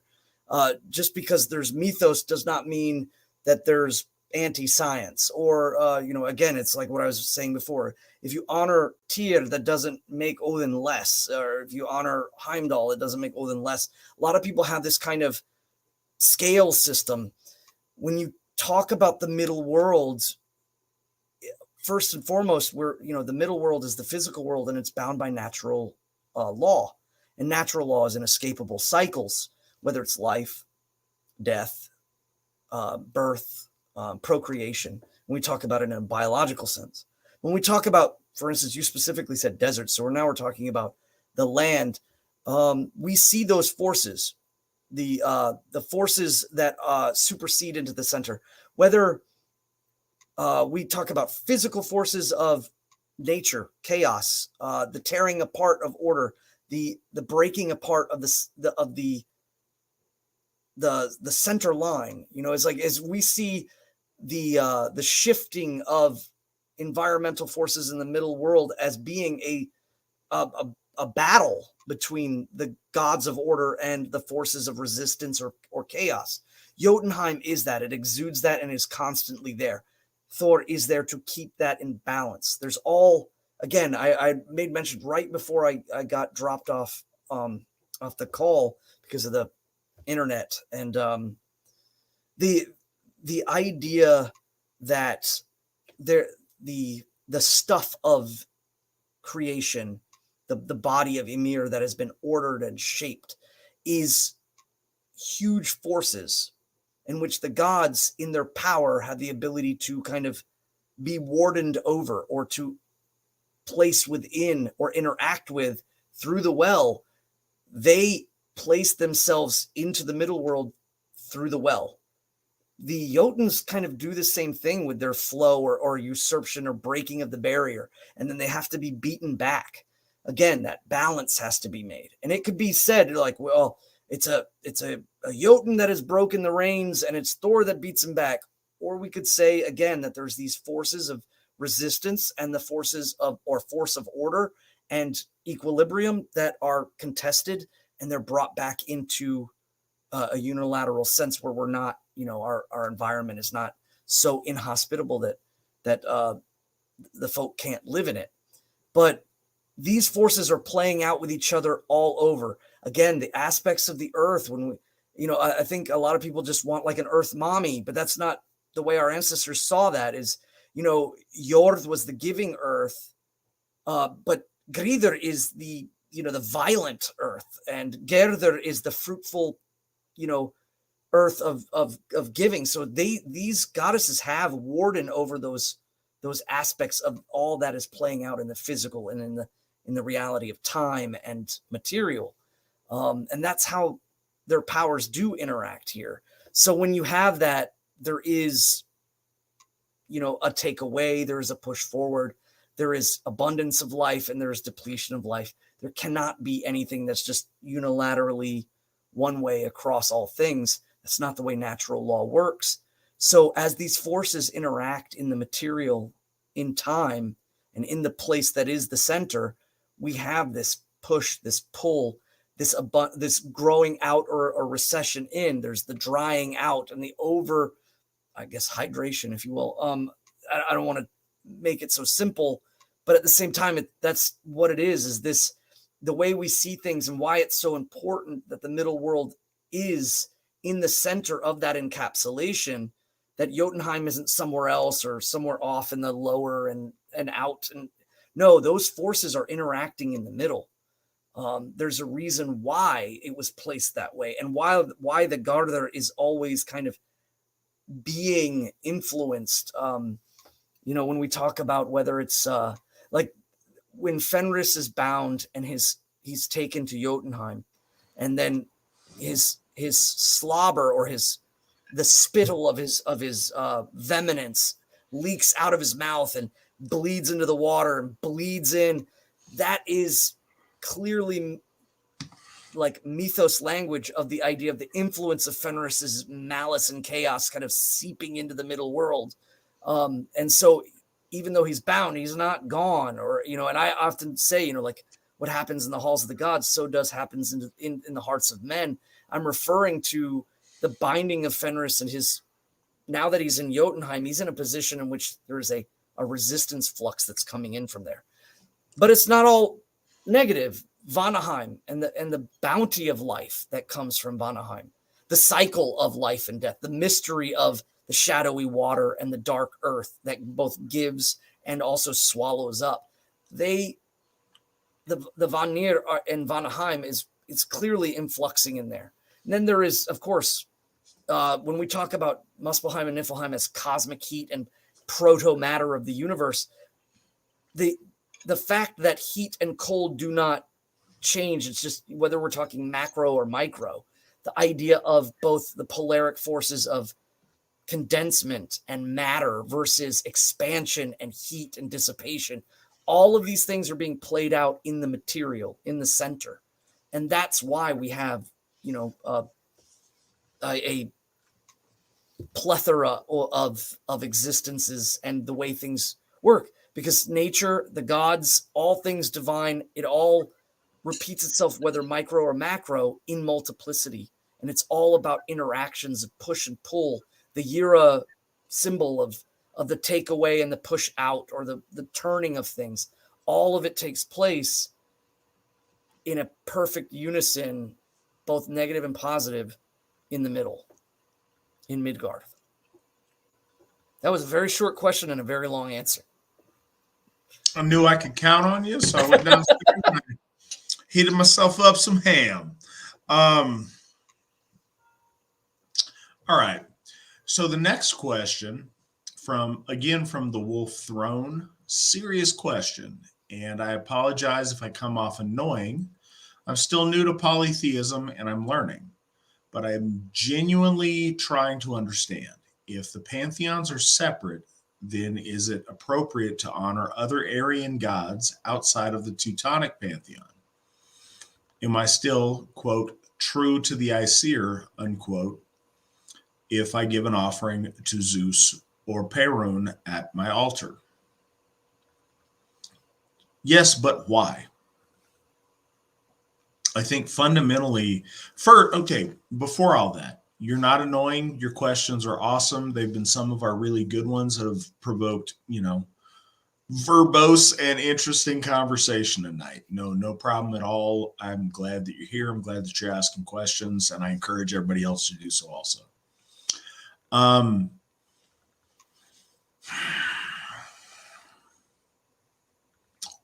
And this is a point I didn't hit on with the Purrier question, but I think it's relevant.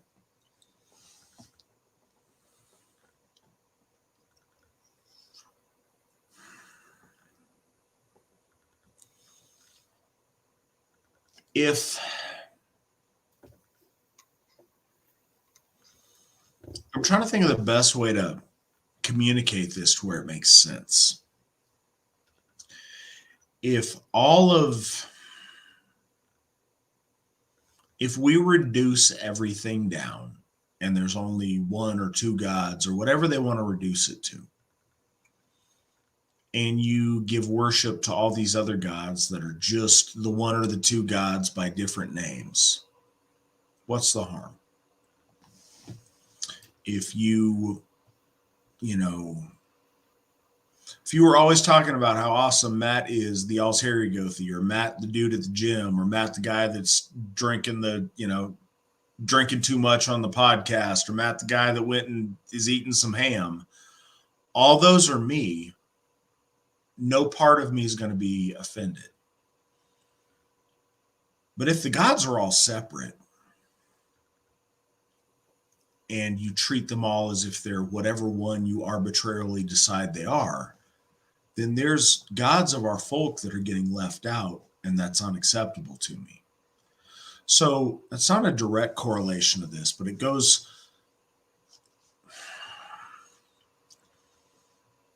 if the Norse pantheon of our gods is complete and accurate and the way that we're honoring our gods, why would you go outside of that to honor them in a different and less one-for-one way? If you decided to honor your Slavic roots by honoring Thor as Perun, I think you'd probably be okay. If you want to honor Zeus, is Zeus, or is Zeus a mixture of Odin and Thor and I don't know. Why would you do that? If you believe in Asatru and you're true to the Aesir, then quote unquote Zeus or Perun, if those are understanding of the Aryan gods, they would get their honor with you making your offerings to Odin and Thor and Tyr. Those god forces would get their praise that way. So no, I don't think it's some horrible offense, and I don't think it is wrong to do so per se, but I would ask why and what benefit that gives you. What are your thoughts, Svan? I don't know why I keep thinking of this. It's like, I know George, but I also want to honor him as Jorge. And what I mean is linguistics there, and there's other nuanced things. Again, when we're talking about the thrones and the interaction that the gods have with different cultures, we talk about the whether the Slavs or the Hellenics or the Gallic or the Teutonic, or even winging out into the let's talk about the Hittites and the Luwians or whatever we have. I think first it's best to approach the gods with the understanding of where you come from our interactions, the way our ancestors have built their relationships with the gods is first and foremost the best. I don't think it's worth taking to offense. If somebody said to me, Perun bless you, I would say thank you, because I know my people call him Thor. Their people call him Perun, and the blessing I will gladly take because of that understanding. I think universalism has caused a lot of issues in that it's easy for a person to say that the in their religion the one all, or the I don't know, the great spirit in the sky, or Tatanka, or the thunder eagle is the same as Yahweh, Jehovah, or is the same as Allah. That starts to blur a lot. But again, when you look at the details, it doesn't. Clearly, one's one culture, another culture, and they spread their religions based really around those cultures. So I think it's about unilateral respect. If you are speaking a Germanic language, you are in a country founded by, Germanics, Anglo-Saxons, Germans, Scots, or even just the hybridized version of it as we kind of coalesce back together. And a lot of those separations have been blended into its own unique culture. I think it's worth, giving honor to the gods in the way that is most known by your people. Sometimes I know people will like honor the gods by different names simply to, I don't know, kind of come off as like knowing that they know that. And that's okay too sometimes, but sometimes it's overmuch.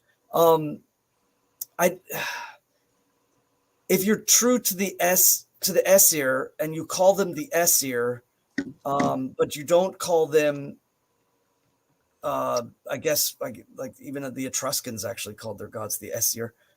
That's interesting. You should look into that stuff. But you're coming from your Teutonic source. If you see yourself as Teutonic and you see yourself overarchingly so, then go from your culture first and just understand there's that unilateral respect to the Hellenics or to the Slavs. But I'm not Hellenic. I would not, put a Hellenic god on my harrow, not because I don't like their gods, because my gods I'm coming at the Aryan gods from my people, and I don't want to disrespect their people, and I don't want to disrespect my people, so I will go from my perspective. But we see it, we're like cousins, so, and that's fine. You just don't have to do that play, because I think that's the step towards pushing all of the gods into one thing. And I think folkishness and the idea of cultural and ethnic religion is built around first identifying who you are and then becoming that, dissolving that I'm just me to I am now of this people, and this is my people's way. You have to bridge those gaps. And if you do that, then you won't end up kind of like mixing and matching and kind of going into the eclectic kind of pathways that a lot of modern, pagans or whatever they might be called, where they're just kind of like pulling from pantheons all over, or just all the gods of all these different cultures are just really, one god or one male god and one female god. It starts to get a little dicey. I think it would just be more respectful to meet the gods by the way of your people and have respect for your the other Aryan branches who are your cousins.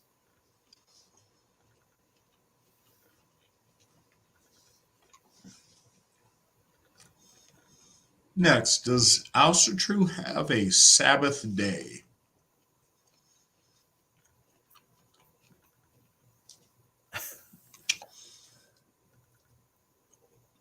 That's an No. interesting question. Yeah.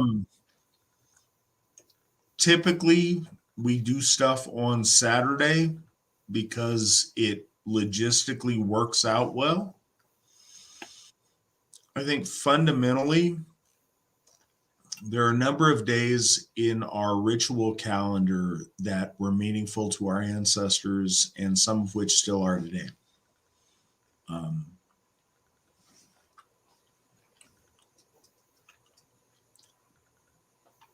Equinoxes and solstices fall when they do.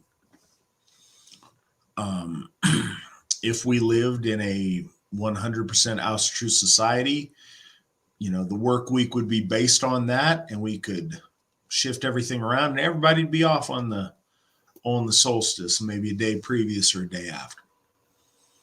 In the world that we live in, it doesn't quite work like that.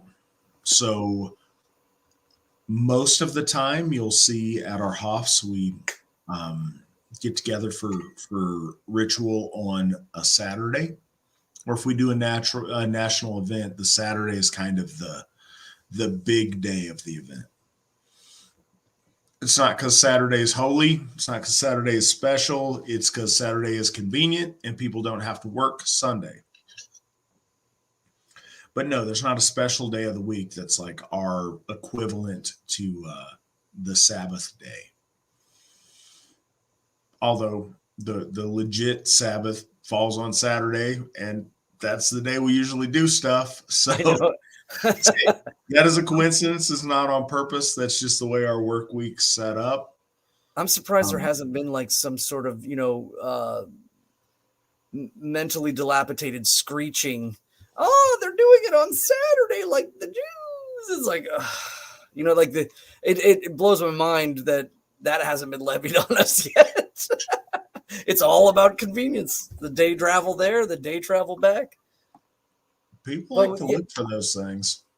They're wearing stoles like the Catholics and they're worshiping on Saturday. No, I think it's worth noting some people do honor, like if they want to honor Tyr on Tyr's Day, or they want to honor Woden at home on Woden's Day. There, some people, or Thor's Day, or sometimes people will say, "Hey, Happy Thor's Day," on social media. Just kind of reminding people that the names of the days are named after our gods, and that our religion never really fully left. But no particular day, I think, it's more, like you said, equinoxes and turning times of winter, times of to remember our ancestors, or to remember the fallen, or Yule, or and then again after the turning of Yule, all these times are based off of the seasons, and aligning ourselves with the weird of the gods. All right. So this question, when you rune pull / draw, do you follow right side or upside down, or is it just the rune? Depends what you do. So some people scatter the runes onto a cloth. If that's what you're doing, then the placement matters. It's not what I do. I draw them sequentially, and there's a reason for them, so I don't, there's no first, as far as upside down in the placement. If you were to scatter them, some people think that a rune right side up is bright staff, and upside down is murk staff, or like the negative side of the rune. I don't do that. I draw a rune based on a past, present, future understanding of it, and I do a 3 rune pull almost 100% of the time, unless I do a 1 rune pull for some reason. And it's just the rune, and I just interpret the rune as it is, based with the knowledge that I bring into the scenario. I don't go in thinking it has to be good or it has to be bad. It is what it is. Other than if I do a baby naming, for example, I'm asking for a gift for the child. I don't think I would ask our Nornir for a gift and them give a curse as their gift. That's not, it's not a noble thing to do. And I extend the assumption of nobility to our gods. And so if it's a genuine question and I want to know, things as they are, I take what comes as it is, and I factor in the positivity or negativity based on the circumstance and based on the question, if that makes sense. So you say right side or upside. Okay, maybe that means face down or face up, I guess. I don't do that, but some people do. I've never done something to where I've scattered them on a piece of cloth and tried to interpret them that way. Svan, have you ever done that method? I do a combination. I actually scatter them on the cloth and then draw up 3 from the scatter, and I can't look at the scatter. It has to be done by the first one that my finger touches is pulled, and then I pull another, and I pull another, and then I read them in sequence. So I think the ultimate thing, one thing first and foremost, is the upside down to right side up. I think most people discount that because of the connotations towards Christianity and the idea of the cross right side up and the upside down inverse is evil. And I think a lot of people, misconstrue that or not misconstrue that. They just generally leave that as like, that's not done. But what you did say about the face down or face up, some people do that which is face down is read as murk and that which is face up is read as positive. Sometimes the face down ones are not read at all.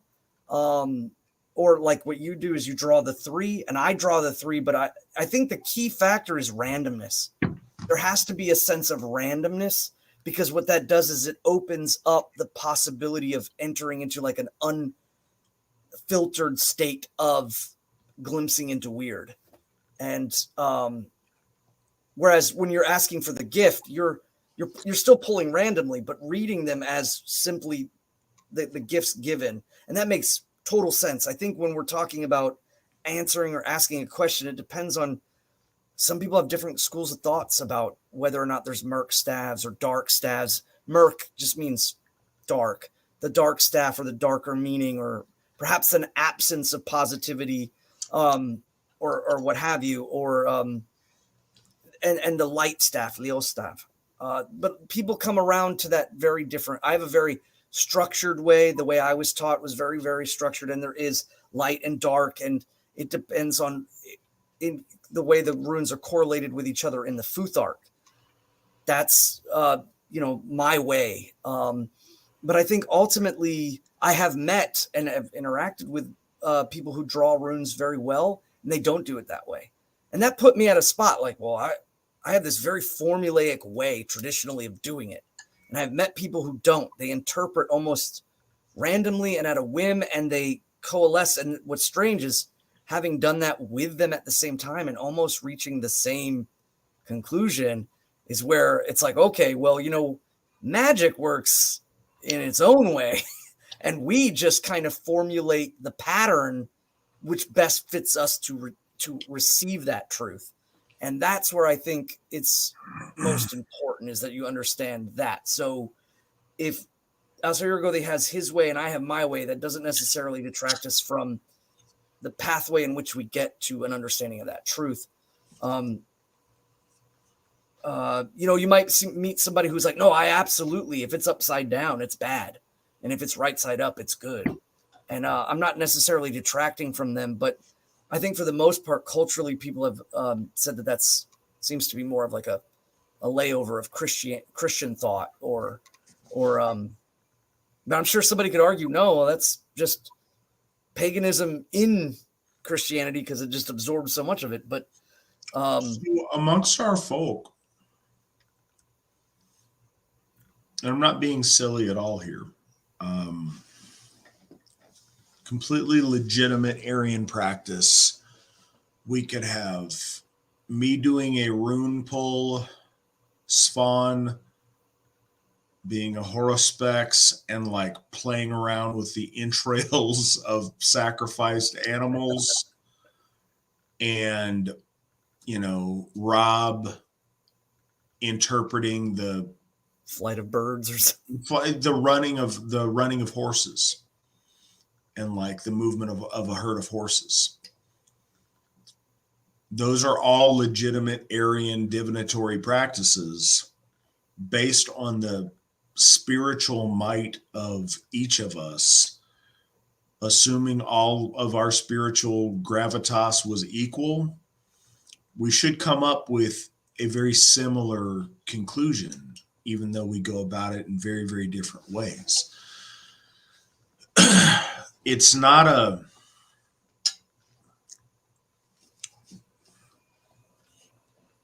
nearly as, there's an art to it, and it's not so much a science. It's your ability to interpret and to see through a lens.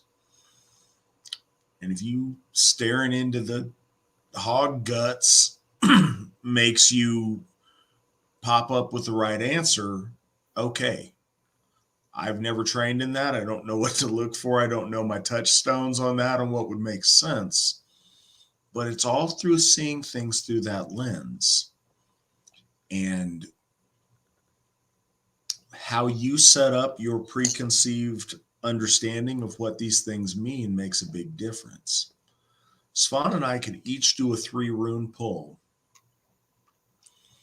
draw completely different runes, and come up with the same answer. We would go to it through a different route, but the spiritual gravitas comes in how you interpret the information to make it make sense. And that's an interplay. With any of these things, there is a beyond the veil element that is working through the runes.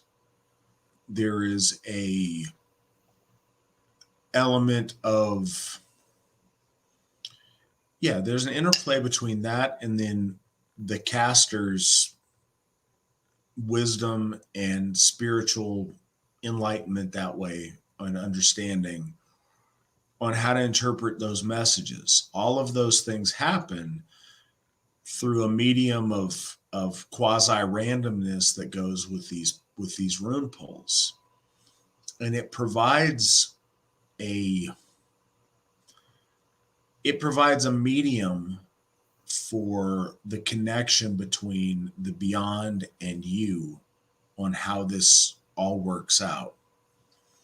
And the gravitas of the entity on the other side interplays with the gravitas of the rune practitioner to come to the accuracy or the validity of the pull. And it's a very complex interplay of things, but if you've done them and you know when you're really on, or when something clicks, or you've seen when it works or when it doesn't, it's very special when you see that. And there's no way I can communicate that on this broadcast in any way that's going to make sense unless you've done it, or unless you've been the subject of someone good at it who does that for you, and you've seen the truth of it. But sometimes it'll absolutely blow you away. Our next question: if a person joins the AFA, can they keep it private, that their name won't be shown or on any site or anywhere else? Yes, with one caveat. First, your name is, your association with the AFA is entirely up to you. If you come to events, we take pictures, we share those pictures. It's how we grow. We're not going to stop it because you don't like it. But if you're aware of those things, you can be the guy that takes the pictures, and you can just kind of be aware and step aside. The thing that's important is that your real legal name and legal information will be in our database. That's important because it lets AFA leadership, and leadership only, see your information and be able to run background checks to make sure you're not a sex offender, to make sure you're a safe person to have our families around. But your privacy on how involved or how not involved you want to be, that's entirely up to you. And no, we don't publish, so-and-so's an AFA member. We don't acknowledge anybody as an AFA member unless they want us to and have given us the permission to do that, or step forward as a member of leadership with the understanding that we're going to do that. So Nick skipped this one on accident. Should have been the first one, but it wasn't. Good evening. How is y'all's tonight going? Mine's going pretty good. Getting a little bit tired, but I'm going to keep going until we got what we got. Finally broke down. I was hungry. I'm eating myself some ham. But I'm doing pretty good. How are you doing, Svan? I'm doing well. I am excited. Winter finding is coming upon us. We're in the felling moon, and finally the turning towards here in the south. It's been hot. It's been muggy, and I'm looking forward to the turning tide of the hunting season and cold weather, and celebrating all the fruits of apples and pumpkins, and it's good. I'm excited. A little sore because of working out, but that's a constant. It's a good sore, though. It's a good sore. All right. Altair-Gothi, what AFA accomplishments would you like to see during your time as Altair-Gothi? What's on your AFA bucket list? What on your AFA bucket list do you want to see before you pass on the mantle?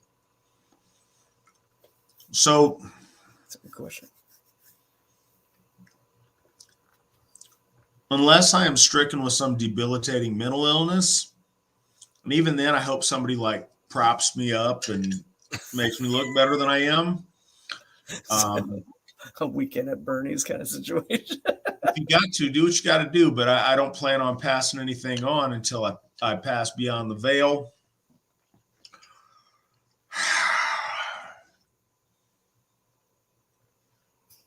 It's hard because it's easy when there's not a defined time limit to like, I could live to be 115 technically. What would I like to see? Further you project into the future, the more, I don't know, the more fanciful and less specific I can be. I would like to see Hoffs to our first 12 gods that we have a plan for, and a Hoff to Mother Frigg and Lady Freya. So I'd like to see 14 Hoffs established in my time. I would like very much, and this is, part of that, I'd like to see Sigerheim get developed. I'd like there to be, half dozen families at least, if not more, living on the property. I'd like to see more property added to it that'll change that equation. I'd like to see Tiershoff built up and running there and be part of that.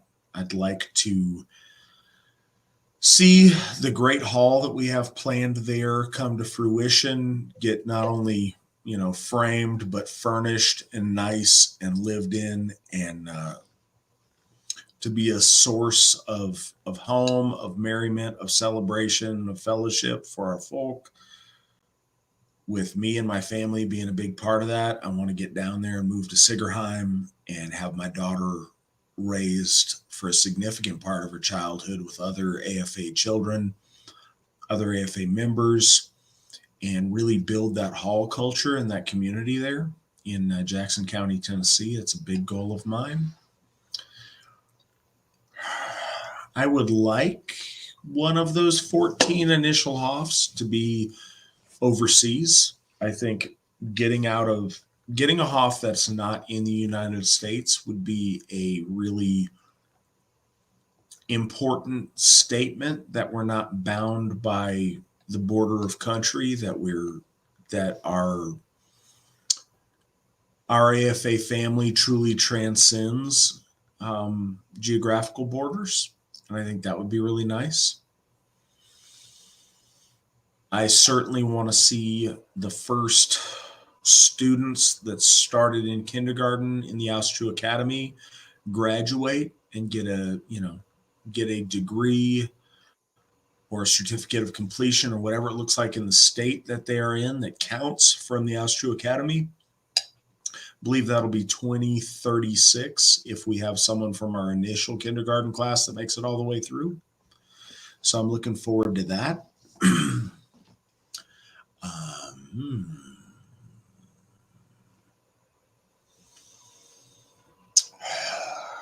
Other AFA accomplishments. There's a lot of more nebulous social ones. Like I'd like us to, at each of these Hoffs, and we're already doing that at the Hoffs we have, to establish decent relationships with our community to where we're ingrained in those communities. We're part of it. We're looked upon as good neighbors, and build a good reputation for ourselves and for Asatru. I'd like to see AFA become the only name in Asatru to where we're not like, and this isn't faulting anybody who's asking any questions, but where there's not like, but Thomas Rousel says, or the Norena Society once had this thing to say. I'd like it to be just understood. If you're talking Asatru, you're talking about AFA.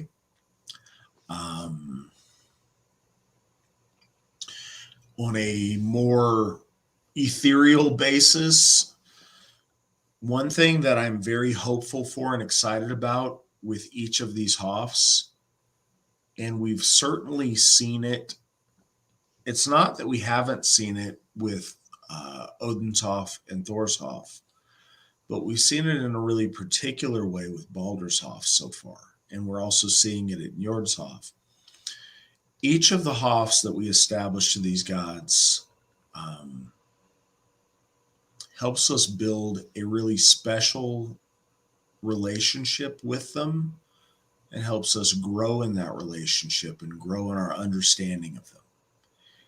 And I hope that the more we do, they're received well by the gods, they're smiled upon and looked upon favorably, and that we can build a better relationship with our gods and a better understanding.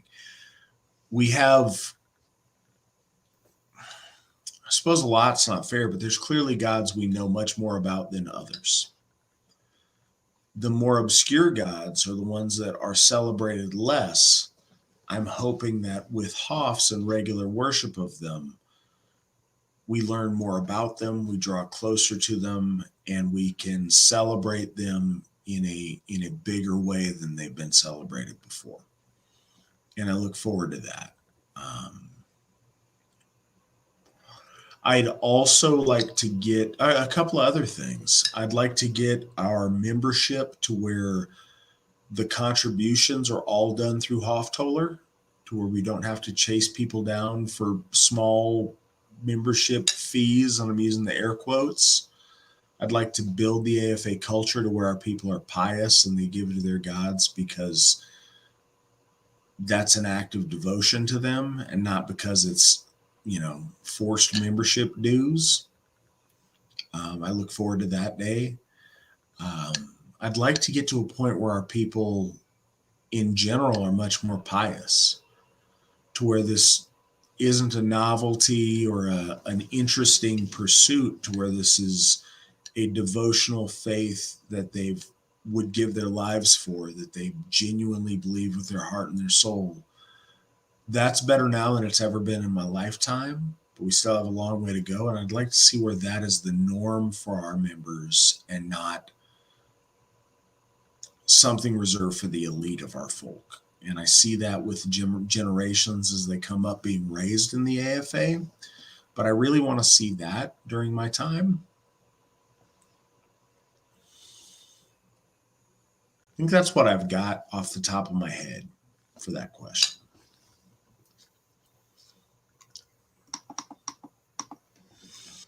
And so now we're just getting to the point, if you guys remember in the way back when I said, hey, Mary, we're sorry, we'll go ahead and move on to the second rune. This is where that question is falling in our line of questions. And so, 4 hours after she asked it. All in the cycle. All in the cycle. Can't rush it. It's due time.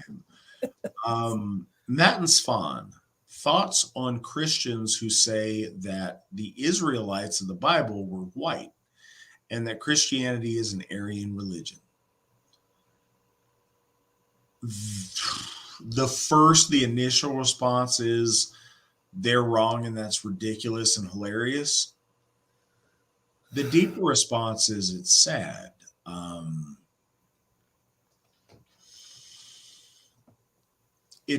It's sad because they're so close. They want to break off and have an ethnic faith, but they don't have the confidence or the faith or the courage to just completely cut that cord. So they're trying every way they can to somehow reshape the square to go in the round hole, and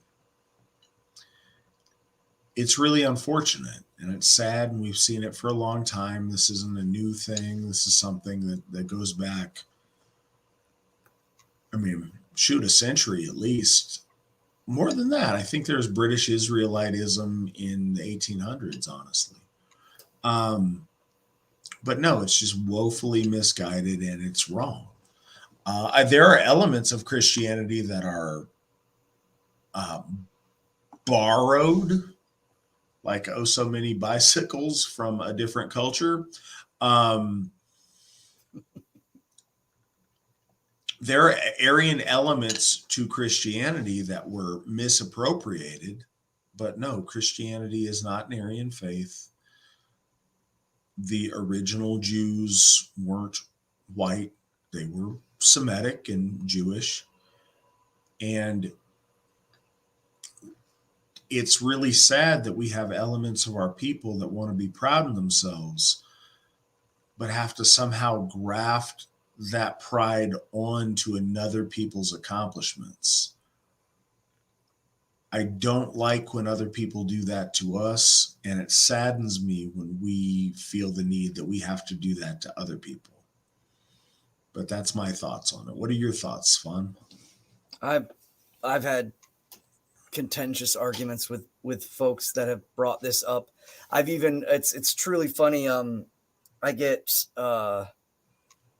called all kinds of vehement, titles as being, by saying simple truths, that really kind of, I guess, outsider people that look at it from third person, they're like, wow, he's being mean, but I'm merely saying, Jesus was Jewish. He's spoke a Semitic language and so on and so forth. So I'm actually like substantiating an ethnic point from there, and people are just like, oh, but it's, sometimes it does get vitriolly biting because people just, venom sometimes spills over, and I'm guilty of it too.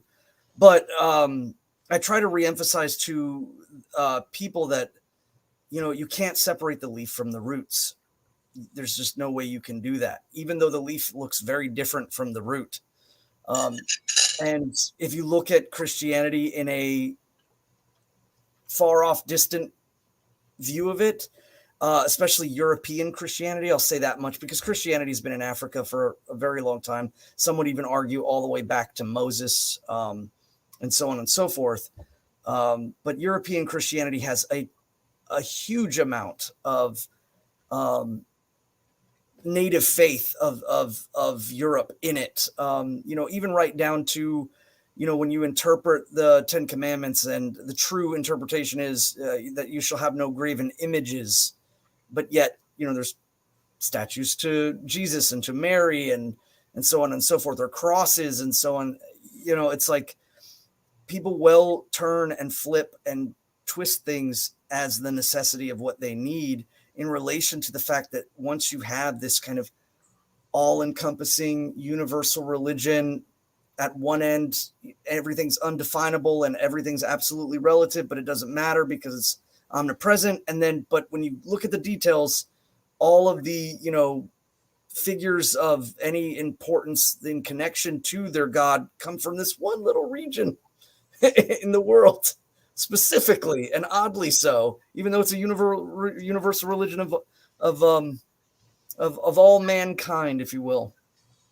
But that, when you're talking about people like that are desperately trying to, differentiate, they're trying to create a schism between the understanding that Christianity started in the Semitic language, or the language of Shem, and they want to detract from that, pull away from that, and say, no, that's not the case, that it was usurped by people who speak the Semitic language, and that, but was never adopted by any other Aryan folk.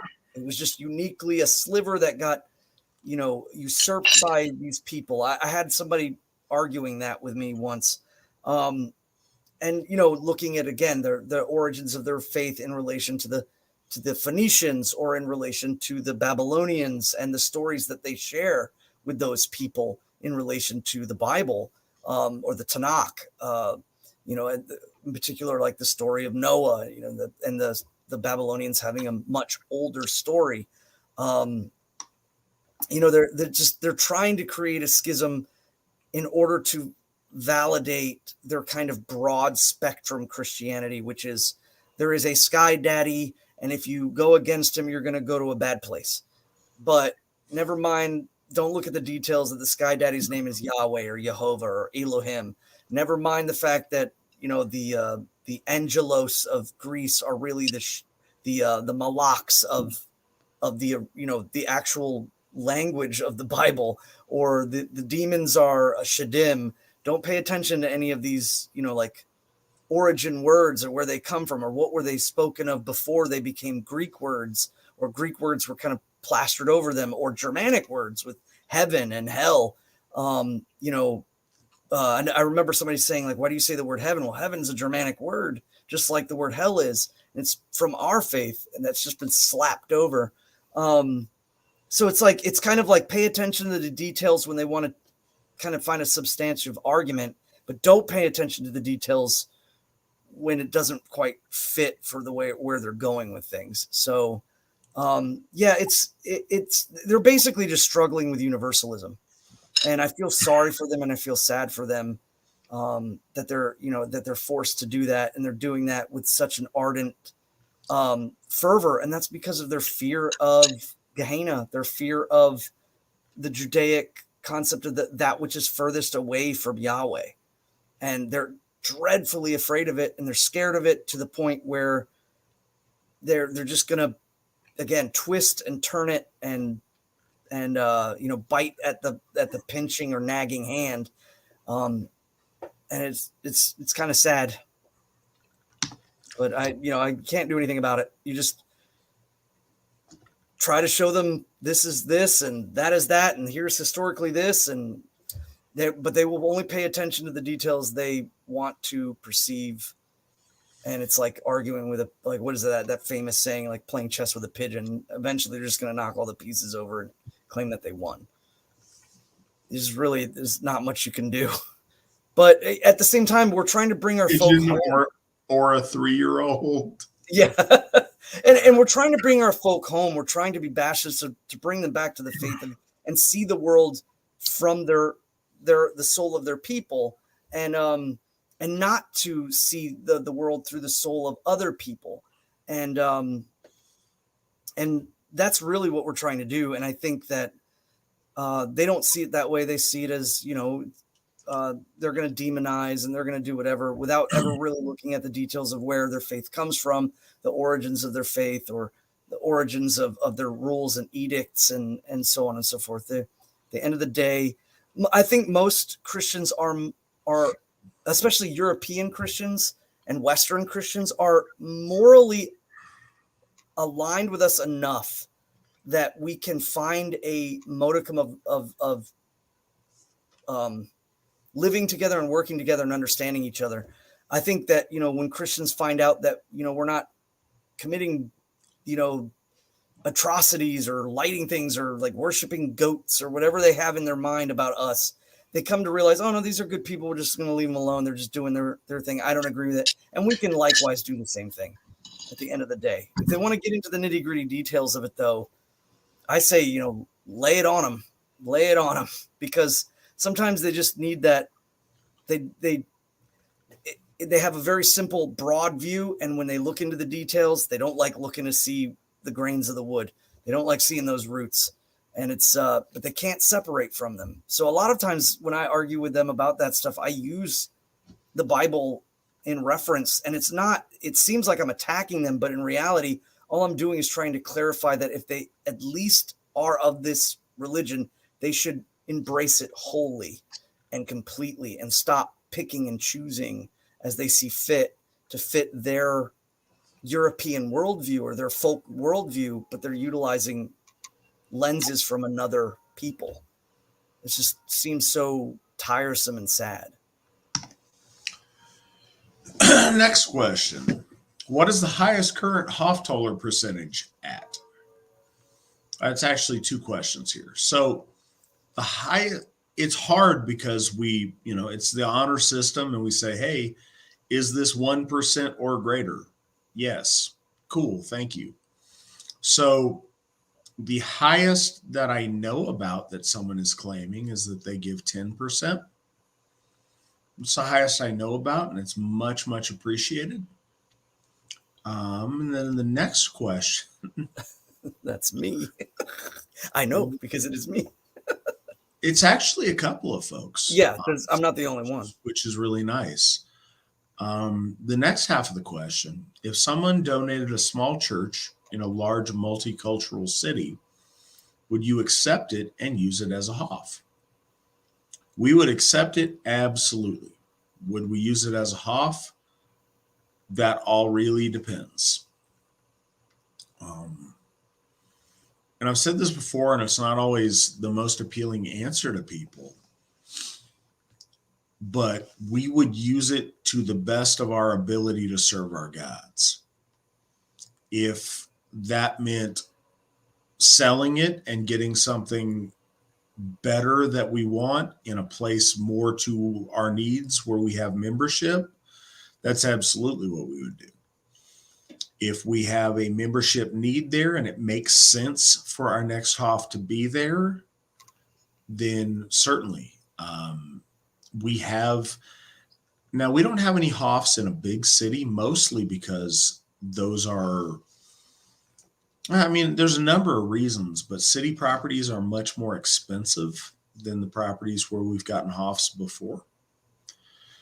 So realistically, if you had a small church, but it's in the middle of downtown Chicago or something, we could probably sell it and get something 4 times as big in a better location that's closer to members. So we'd have to think about that. I say just off the top of my head, Chicago, but we have a lot of members around the Chicago area. It might make sense to keep that going. Our Hof in White Springs, Florida is in it's not multicultural, it's just Black. It's in a very Black community. It's on that side of the tracks. It's, not the same as a city in an urban sense, but it's certainly not a strong white enclave. And we have a Hof there that works out just fine for us. So yeah, a lot of things would go into that decision, but a lot of people ask, and if it's not what we need where we need it, then we would, sell it and roll that into what we do need. But we would be honest about that up front if that were a condition of the donation. If that were a condition of the donation, then we'd have to factor in whether it makes sense for us to invest towards that.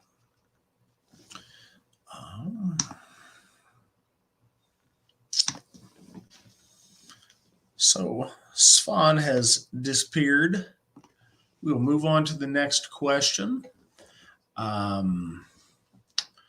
Is the leader of the AFA supposed to be chosen from the Witan? No, that's not how it's set up. Before the Witan, there was a board of directors for the AFA. I actually established the Witan, I want to say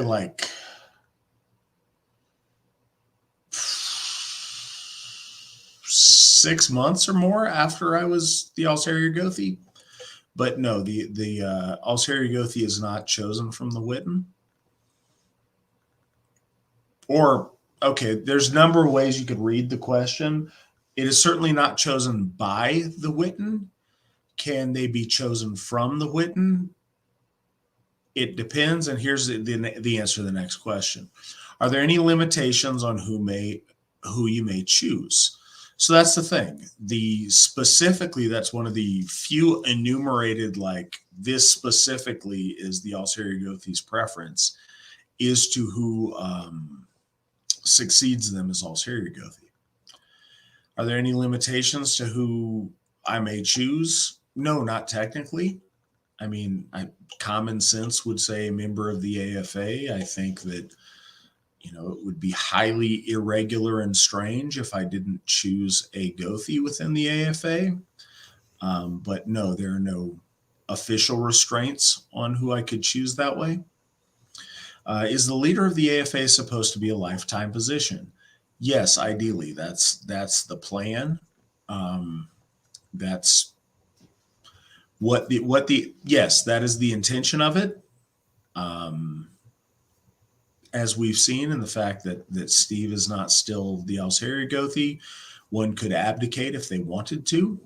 But no, the idea is it's a lifetime position. If not, how many years, decades should it be, or should there be an age cap? Just curious about succession.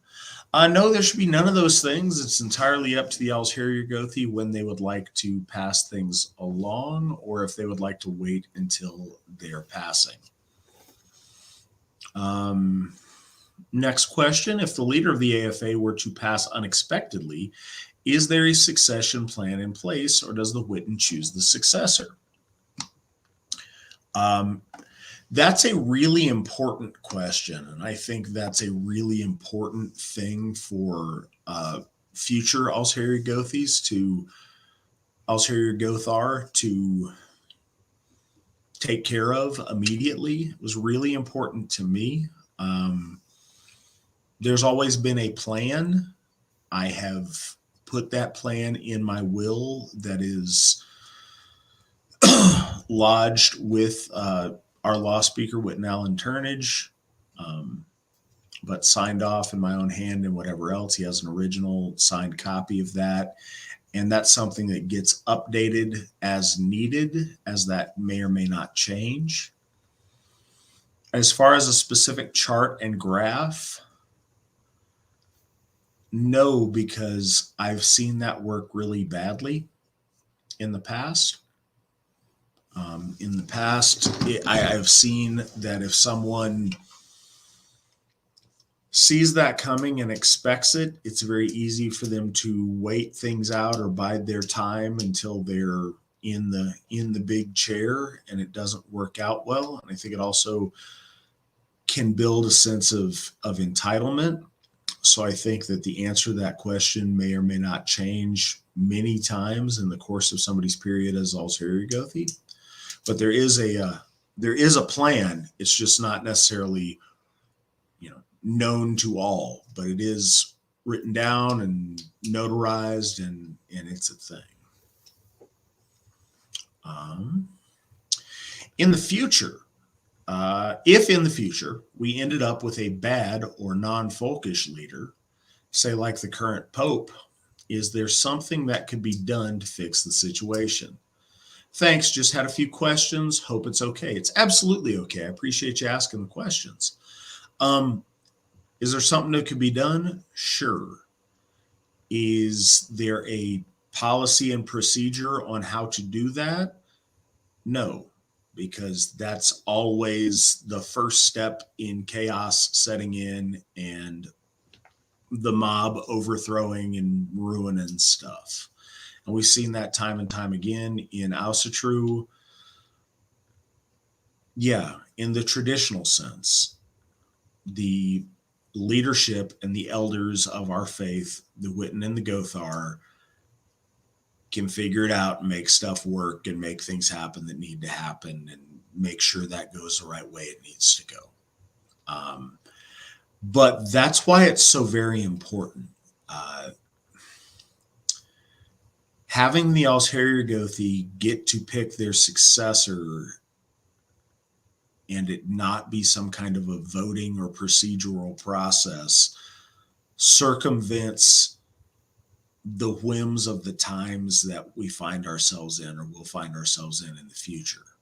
It provides the best measure to make sure somebody is carrying on the tradition of our church, as opposed to, like you said, having the Council of Cardinals elect the commie pope. Yeah, we don't want any commie Alsheri Gothi, and I'm not going to install one of those to take over from me. I'm going to install someone that I believe is not going to allow one of those to take over from them, and so on and so forth into the future.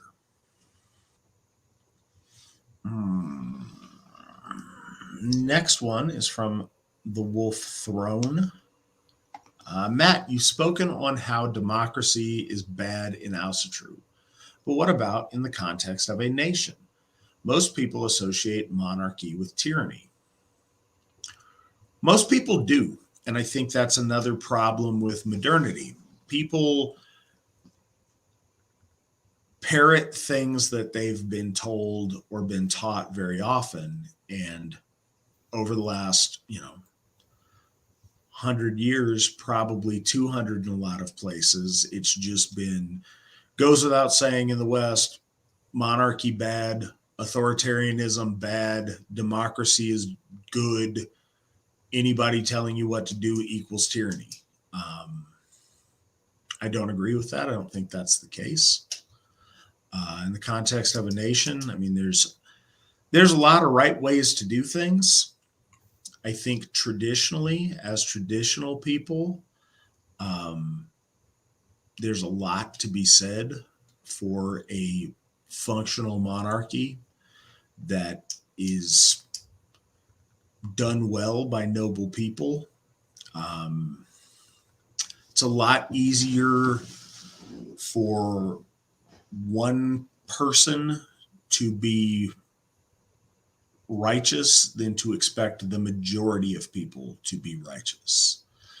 It's a lot easier to find one truly great individual than to expect 51% of the populace to make the right decisions on things.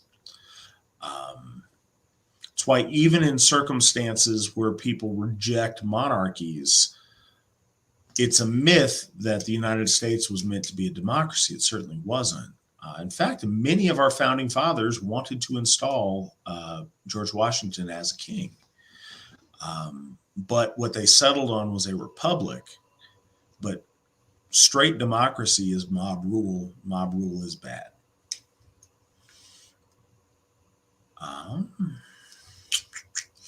A question from Odyssey. Which way to write Jera is right? Going back to the rune. Good. What say you, Svan? Is this the correct Jera, or is this the Jera of heresy? No, I mean, this. Okay, this one that's up here is of the Nordic Aur or AR, and oftentimes is called the plow rune, as it is a plow about to descend into the earth by symbolic standards. Sometimes it has it's almost like a Nauthiz rune in reverse, and still kind of also called the plow rune. If you're talking about the Elder Futhark, the two sectional piece, I think, is by far the most prominent way that it is drawn. But so the question is, the way you had your fingers up there compared with the rune on the screen, you guys are both doing it opposite directions. Oh, sorry, because it's reversed camera wise or what have you. Yeah, I mean, if you notice, though, the eldest form of the runes that we have is the Kelver Stone. And in the Kelver Stone, it's actually connected. The center pieces intersect with the outer pieces that flare out. I would say the two most common ways in which this rune is say historically shown is that it's either done in two pieces or it is done with a central axis with the two pieces connected in the center, like in the Anglo-Saxon form. That seems to be almost just as in running in the same sense. When you look at the Kelver Stone, and we're going to talk a lot about this too, is that the Kelver Stone has some interesting ways in which we no longer like the Soillo rune is a 3-point, almost like a sideways M, where a lot of times the Soillo is now seen as more like a lightning bolt or an S shape. And you find that a lot with the older Elder Futharks. And again, the question is under what pretenses were they being carved? So, if they're being written and they're being written in what seems to be clearly a magical sense, that has, I think, more gravity than someone leaving a message. But if you look at the two oldest that we have, the Kelver Stone and the Vatstena Brecte, you'll see that it's always a variation of this. And sometimes the separation is actually connected, not because it's intended to be drawn that way, but because the medium in which they're producing the rune, it, for stability reasons, is connected slightly in order to make sure that it doesn't, that section doesn't break apart. So this style is predominantly put forward by Edred Thorson's rune books, or Dr. Stephen Flowers. I think this was the one that was predominantly settled upon as being the most prominent out of generally this and the single staff with the two greater than less than signs being connected to the central staff, much like I would assume like a diamond with a line through the middle is the best way I could describe it. But if you read any rune book, for the most part, you'll find a section of the rune before they go into descriptions and interpretations and things of the rune, and there will be multiple variations that have been seen throughout history. One of the most interesting things is, beyond rune masters of the past, we have a massive lexicon of various ones from Nordic and Anglo-Saxon and Central Germanic, and we have ones spanning back to the Kelverstone and ones that are written shorthand on as messages in medieval manuscripts, and knowing them is, I think, important, but it's worth noting more so you're internalizing the symbol as to what it draws to you, and becoming so familiar with it that if you were to inscribe it or pull it in a drawing, that symbol is clear and concise to you as to what it means. But by popular usage, this is the most utilized format of Jera. So it's the most popular one, and it's really important to step back every now and again and realize that the rune is the mystery this conveys. It's not the drawing. Rune means mystery. Having a greater than and a less than, eating one another or whatever, isn't the mystery of Jera. It's a way to communicate that. Nick just threw up a variety of different ways this rune is portrayed. And I've seen this one that we have right now just flip backwards. So there's a lot of different right ways to do it. Outside of remembering that the rune is the mystery, not the drawing, the other thing to think about is communicating. If people see it and know what you mean, and it works to convey a message to them, either esoterically of the rune meaning or linguistically of, it working in the sense of Jera, then you've accomplished what you're doing. If you look, relatively recently, there was a lot of question on proper spelling of things, and you still see that in United Kingdom English versus American English on certain words. There's multiple right ways to spell certain words, even in this day and age. If you go back to, the age of our founding fathers in America in the late 1700s, you'll find wide varieties of spellings. You'll find varieties of spellings of the same word even within one guy's letter, because so much of it was phonetic and to convey a point, not because there was one proper way of doing it.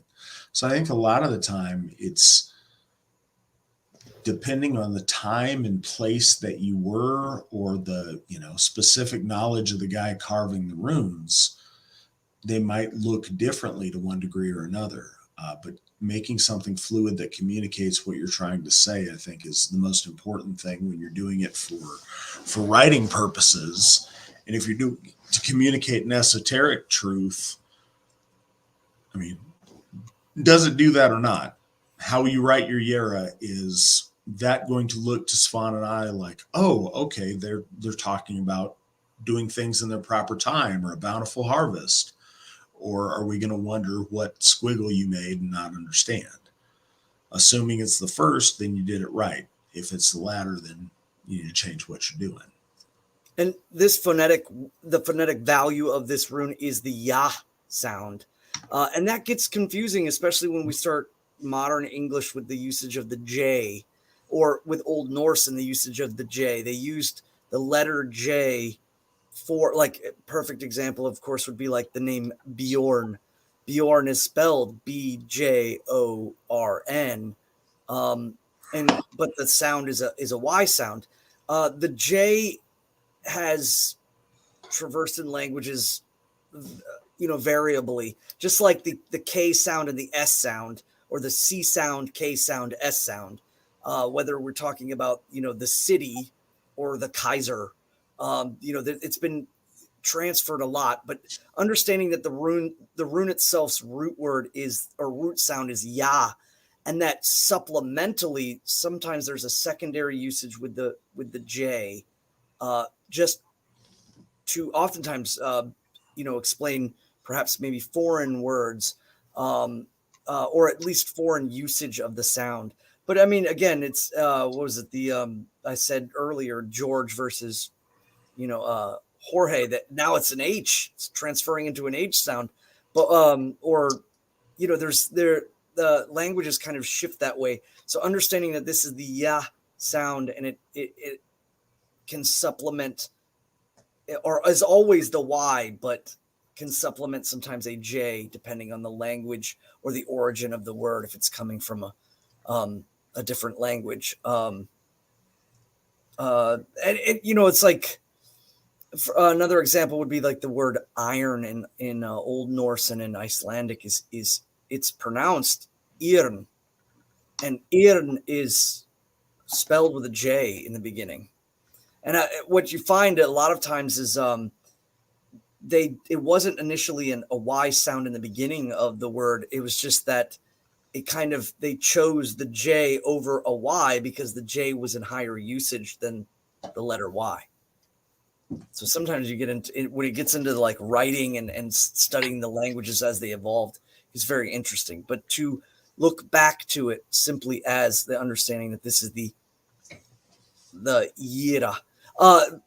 We did Wunyo, and Wunyo is W sound, but the WV has been back and forth in most Germanic languages.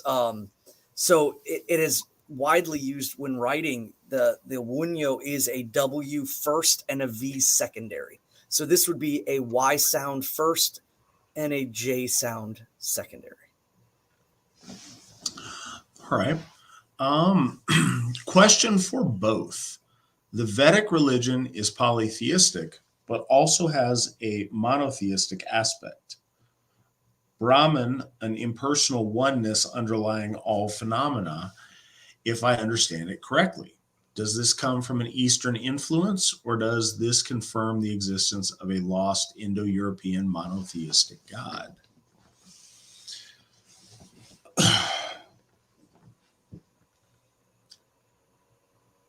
Does it come from an Eastern influence? Maybe. Does it confirm the existence of a lost Indo-European monotheistic god? No. Exactly how that developed or why they think wrongly is, that's up to scholars in Hindu history. I'm not sure that is the Vedic understanding. I know that is very often the Hindu understanding. But if you look at that country and you look at the people who practice that faith, the mixing of things is very self-evident.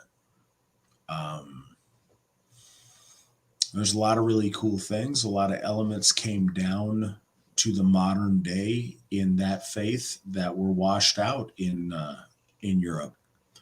And so it's really interesting to look at.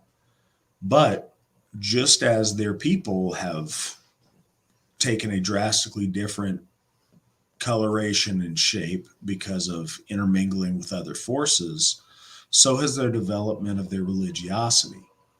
And a part of that is this need to boil down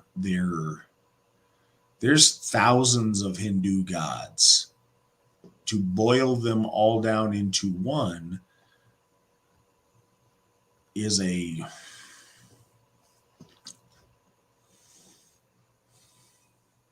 think corruption is the best way to say of the Aryan root. I think you get to a point where it's just confusing. It's just simpler to say, it's all the same thing. Just be Hindu and just it's all Krishna. Krishna is the supreme Godhead. Hare Krishna, Hare Krishna. But again, folks do that with Krishna. They do that with Brahma. They do that with Shiva. They do that depending upon your sect of Hinduism. They pick one, or Vishnu. They pick one, and everything else is just a manifestation of that one Godhead. And I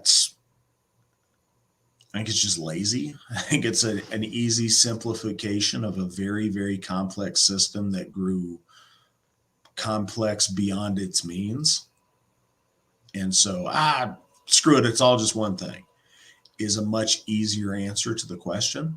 And I think that's where some of it came. And I think that's probably an oversimplification. I'm sure there's schools of Hinduism and Vedic thought that have analyzed this in a much more eloquent way.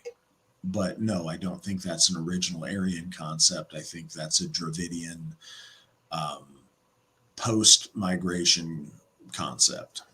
There was somebody that posited the idea that when the Arya arrived into India or into the Kashmir Valley, that their tripartite was already established, and that it would be argued that during the time of like the Bhagavad Gita, that the tripartite of the Aryans entering into India was that it was Indra, Agni, and Vishnu, and that somehow over time it had traversed into Brahma, Shiva, and Vishnu, and that there's again this tripartite, these thrones are still laid out, but that there's an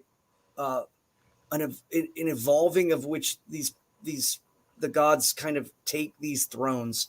One of the ones that I remember, I mean, first off, I'm not too familiar with like the Indra, Agni, and Vishnu tripartite that was being argued as being the original tripartite of the Aryans as they came in. But I do remember reading the story about Shiva and the axis mundi, if you will, the central point, in which Shiva asks Vishnu and Brahma to go to the top and the bottom and tell me what's there. And, Brahma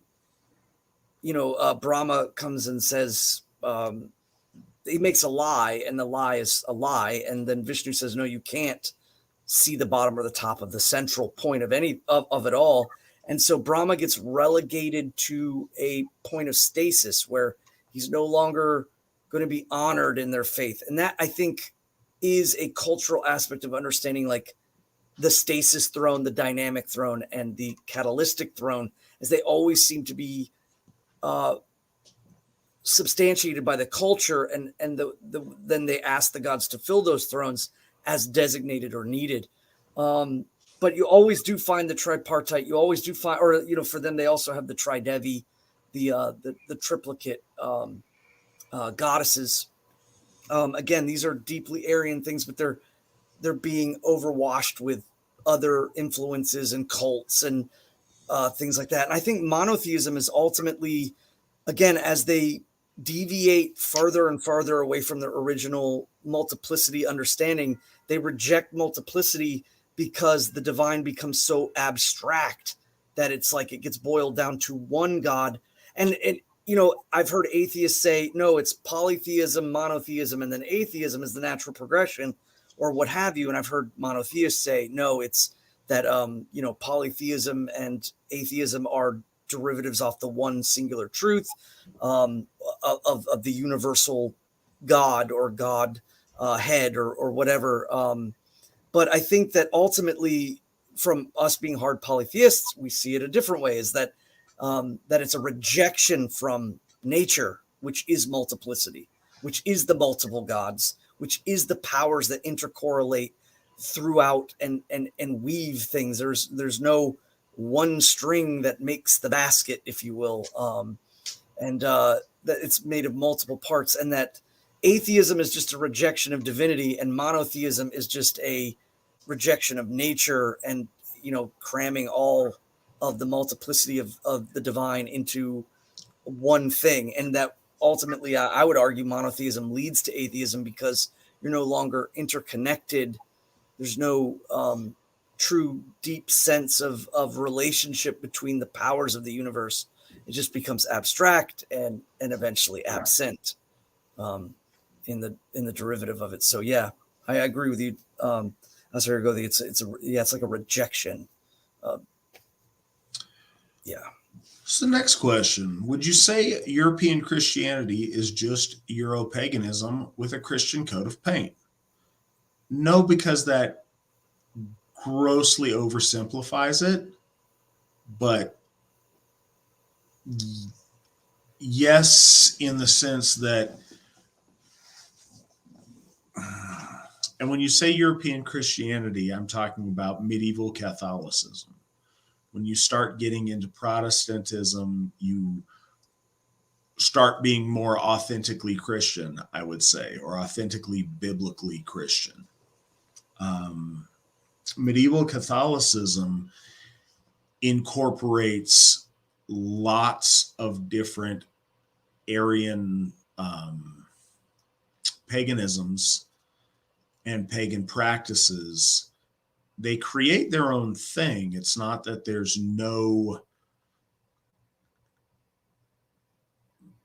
Judeo-Christian element to it, but it's very, very heavily drawn from the folk soul of European paganism and of European peoples.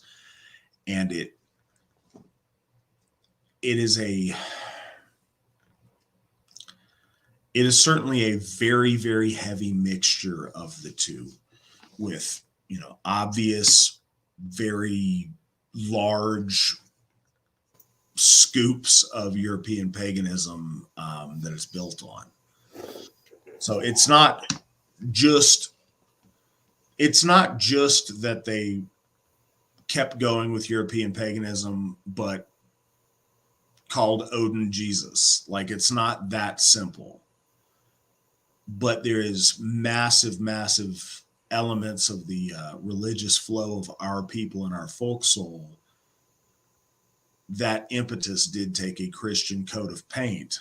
I've always said that I believe there would be a very similar structure in the development of our faith. I think there would be a very similar, we'd have the cathedrals, they just have different pictures on the stained glass. I think a lot of that is true, but I think to say that it's just European paganism with some Christianity like painted over top of it that's not quite fair and doesn't quite tell the whole story. What say you, Svan? I think you can see a lot of it in the worship of Mary. In that respects, I can definitely see it, like the Trinity and the tripartite, and in the desire to worship the mother goddess and I'm not talking of like earth goddess. I'm talking mother goddess, or the one of motherhood and of which is for us is Lady Frigg. You can see that in there. I even jokingly said, that they just made the gods mortal in order to kind of substantiate their needs that are intrinsically in their blood. But they just, in certain sense, yes, they have slapped I think the intrinsic ideal, but there's a lot that it's too complicated to just state that. Is there Mithraism in Christianity? Absolutely. Is there tenets of the philosophers, whether it's Aristotle or Plato, or how much does philosophy affect both Catholicism and Protestantism, whether we're talking about, like Hegelian dialectics within the Protestant church, and its effects on their concepts of the self and the divine. There's so much more involved, but I think the one thing that is overtly present is the mortality of Christianity versus our view of divinity as not being mortal, but being more than, and not, we would see it as divine, perhaps,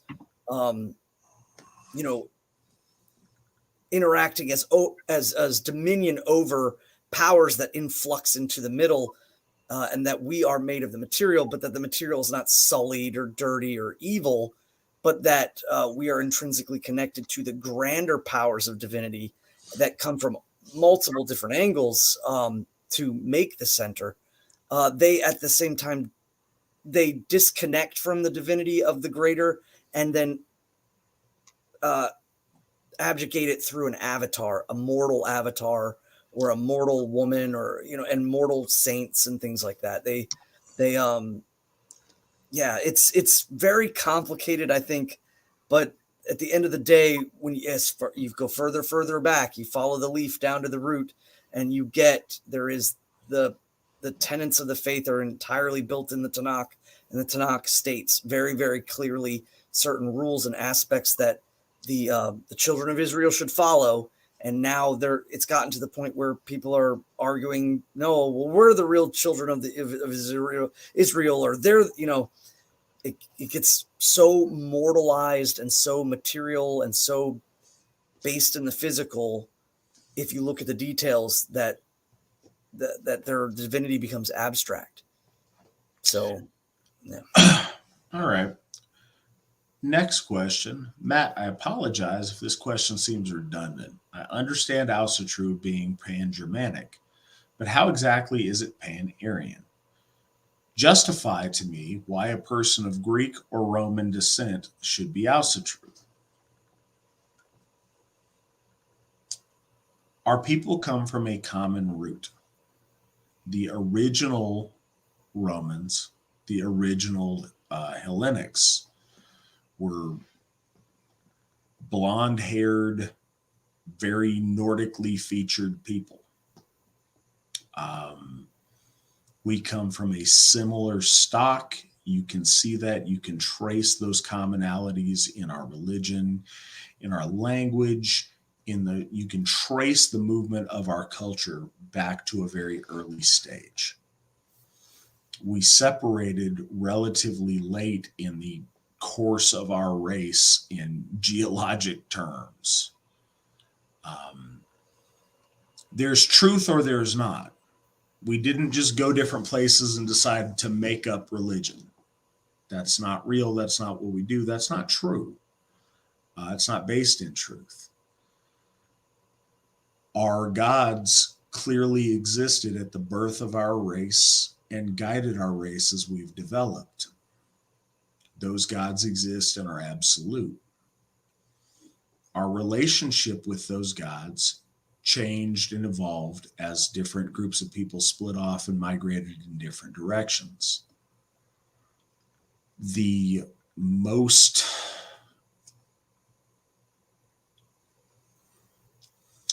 I would say the most complete, the least adulterated, and the most accessible to an English-speaking public understanding of our gods came through the Germanic peoples and finally settled in the Scandinavian epic literature of the 1200s. That's where the most complete and best version of the Aryan faith landed.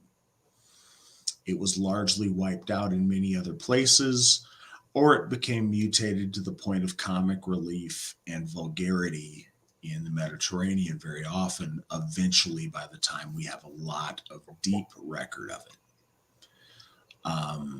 So that's one reason.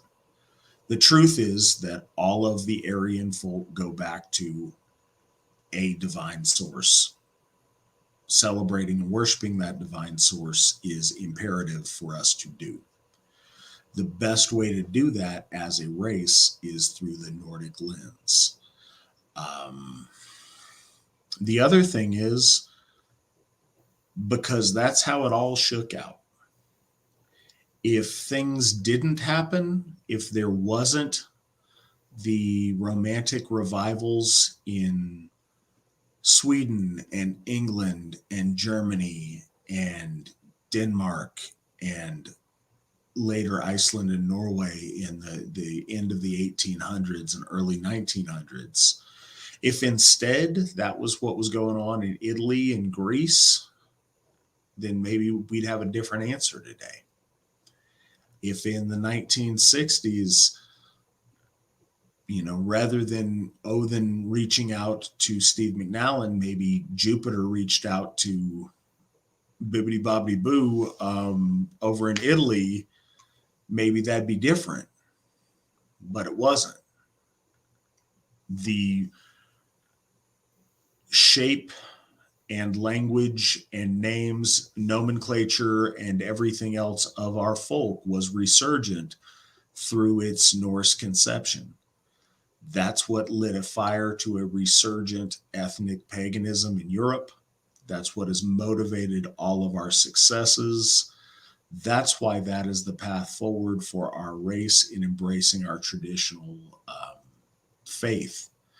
That's what's going to bring us successfully to the best relationship with our gods. It's not theory, it's what's literally been happening for the last 54 years. So that's the horse we're going to continue to ride. That's what's worked. That's what all of our relationship has been on. The what ifs are nice to ask, but that's not how it do. Honestly, we have not seen the same thing happen in other branches of Aryan belief. We have not seen serious, modern, and evolving currents in that. We've not seen that be a lively thing. We've seen paganism be debased to where it equals homosexuality and license for perversion, under an atheistic orgy of perversion under this is fun and silly, let's just pretend we worship Greek gods because they're cool with orgies, right? And that's disrespectful to our faith.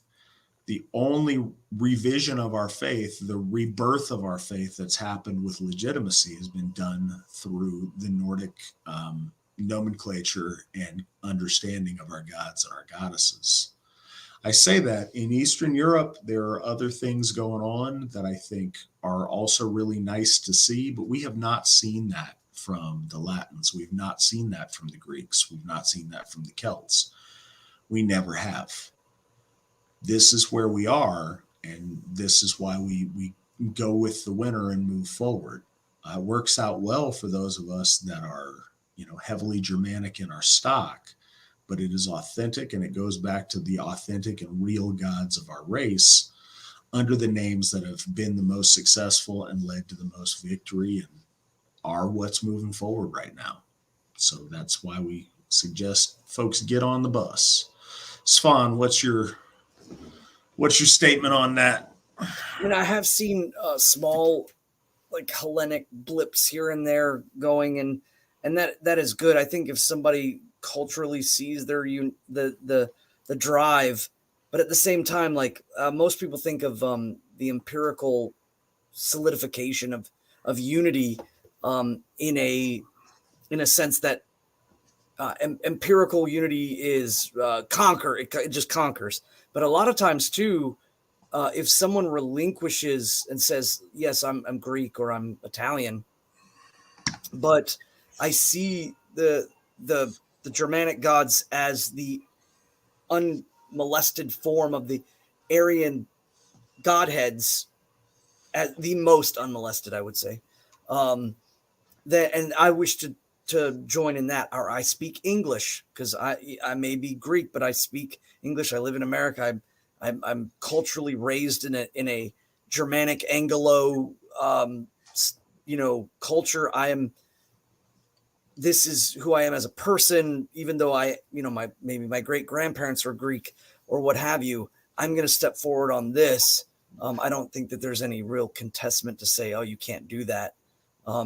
Instead, what we should do is respect if somebody wants to go in the route of like with the Slavs or with the Hellenics, but if they wish to come and unify, I don't think we should stop that. The banner is broad and wide, with the intent of understanding that they are speaking a Teutonic language, they are worshiping the Teutonic gods, and that ultimately our people do source back at one point, and now we're coalescing again. And again, what Alzerigo, they said, is during that coalescence of all of these branches coming together, especially here in America, the Teutonic gods, culturally, they have remained, they have survived. And so at a certain point, it's like you can purity spiral it to fragmentation, or you can grab the banner and bring glory. Absolutely. The Hoffs all have animals associated with them. Have you all decided on an animal that will be on Tiershoff's house mark? The eagle. The eagle will be the Kinfilia of Tiershoff. We've got some cool plans on that already and have talked about that, but that's absolutely the plan for Tiershoff. You Manipulation Nation, it's good to see you. Got a question from you. Are there any dietary guidelines or prohibited products put forth for the folk? For example, cannabis, caffeine. Any idea about ideals about alcohol consumption? No, I'd suppose the guideline is, especially when you're mentioning cannabis and caffeine and things like that, the AFA would urge everyone listening to this program to act in accordance with the laws of the state or governing agency that you live under. Outside of that, no, we don't have any particular dietary guidelines or, you can have this, you can't have that. It's never been a big aspect of our faith. I would say that ham is traditionally, like pork products are always have been sacred to our folk and a big thing for feasting, and are reminiscent of the boar with never-ending flesh that they feast upon in the All-Father's Hall. But no, we don't have any dietary guidelines. Ideals about alcohol consumption is don't get stupid.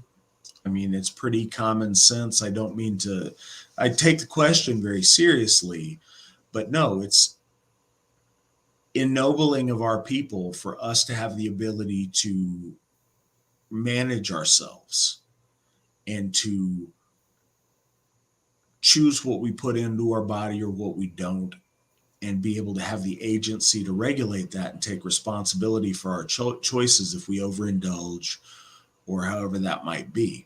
So that responsibility is really incumbent upon us when there's things that you can have too much of, be it alcohol, be it cake, be it whatever the problem is. Right. Having fork discipline is just as important as having trigger discipline. You gotta. I hope that gets quoted. It's a thing. But yeah, no, I do take your question seriously. I don't mean to cast it off that way in any way. I think there's societal stuff that we kind of apply. Other than don't eat Ethiopian food because it's just not good. I don't know how they mess up the pancake, but you would think that a pancake is like universally you could make it right and it would be good. Is that a decree? Mandy tricked me into going to this Ethiopian place, and their like gravy dish things were pretty good, but the little pancake you're supposed to scoop them up with, it was gross. I don't know how. Like the Swedish pancake thingies are good. Crepes are good. Tortillas are good. Hoe cakes are good. I don't know how you make a pancake that's gross, but the Ethiopians figured it out. So that's only quasi-official, but I would highly advise that you don't eat Ethiopian food. What do you got to say on this issue, Svan? I would say spiritually, it's pretty clear and concise that as all things are kind of, it's not a decree, it's a sense of wisdom and what is good. If you follow, it will be good for you. If you don't, then you will, you will weave your own constraints. But the idea is that you don't imbibe over much in anything. I think that's the key factors, that you have discipline and you don't imbibe over much. I think there's cultural things, especially in America and within Asatru. I would say if somebody was overly, flaunting about how much, cannabis they're into, a lot of people would be like, or I think that's more societal, not religious. But the over imbibement and the losing of wits is really, really a kind of ever looming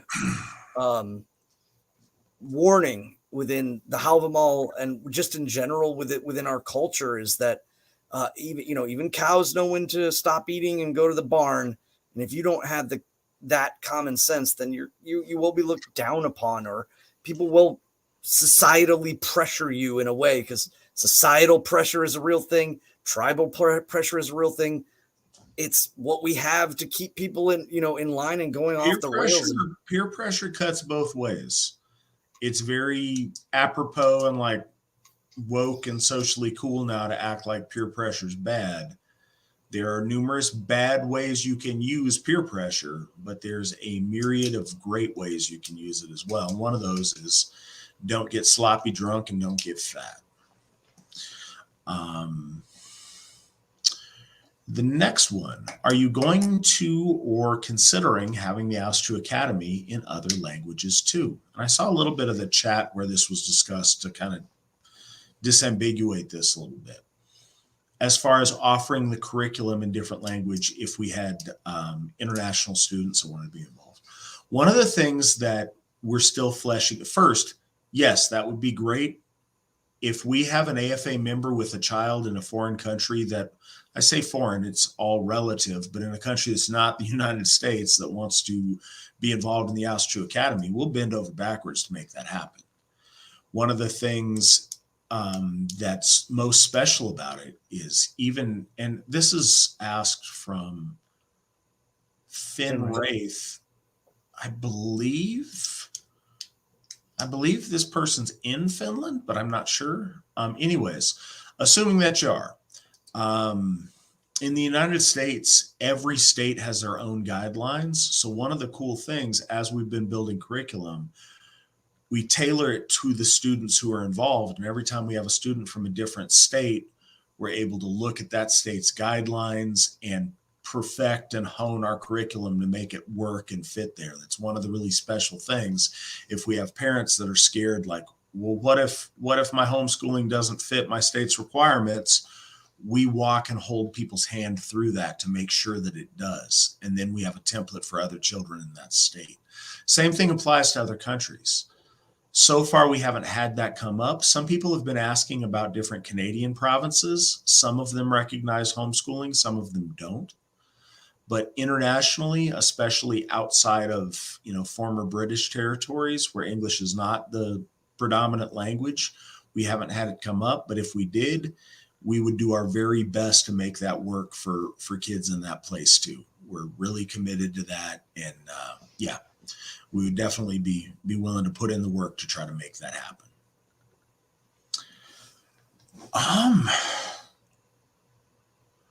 So last question, not a real question, but about the pancakes in Ethiopia. Are they made of flies from off the sick? After having tasted them, I can't definitively say no. I'm going to assume not. If you're listening to this in Ethiopia, if your ancestors come from Ethiopia, whatever your situation is, fix the pancakes. Don't really think that your pancakes are made out of flies. I do think you'd be better served with some Bisquick and just figuring it out in a different way. I'm sorry for your pancakes not working out. Little bit loopy, but that's because this is a record broadcast. We're almost at the 7-hour mark. Thank you guys so much, everybody who asked your questions. We had a couple of silly questions here and there, but overall we had a lot of really great questions that are topics I think a lot of people have given a lot of thought to. There's absolutely such a thing as a stupid question. I'm not going to play that game. There's plenty of those in this world, but there's also a lot of questions that other people are scared to ask, that it's really nice when somebody steps up and asks. So I think that's really good.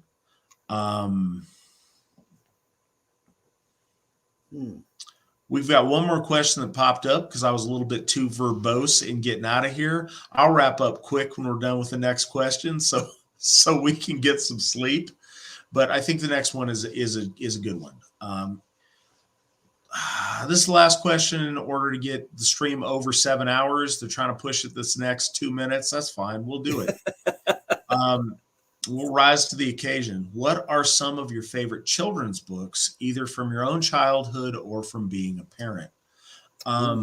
Honestly, Aubrey's not old enough to get a lot of books. So as a parent, I don't have a great amount of experience on it. But one I remember a lot was kind of an illustrated version of the fable about the Emperor's New Clothes. And I think that the lesson of the Emperor's New Clothes has stuck with me my entire life, and I thought was really, really important. I remember my dad reading it to me when I was real little in my bedroom. He'd read it, and this illustration, I remember the Emperor in it. It was hilariously funny to me because he was, his butt was exposed and he was naked, and I chuckled at that as a little kid. But the lesson in that about the Emperor's New Clothes, it was funny, ironic, funny, interesting. During all of the COVID hysteria, my dad was really on the mask up and hide in the bunker and get the 15 different versions of the vaccine. And he was all in on that side. And I was trying to talk to him through the lens of the Emperor's New Clothes about calling BS on some stuff. And it was really surreal to where I feel like I had internalized that story that he taught me so much. And it seems like he didn't get the point of what he was teaching me. And so I thought that was really very, very poignant during that time. But yeah, the Emperor's New Clothes, I think, was the thing that stuck with me the most as far as, children's books that my parents read to me. What do you have, Svan?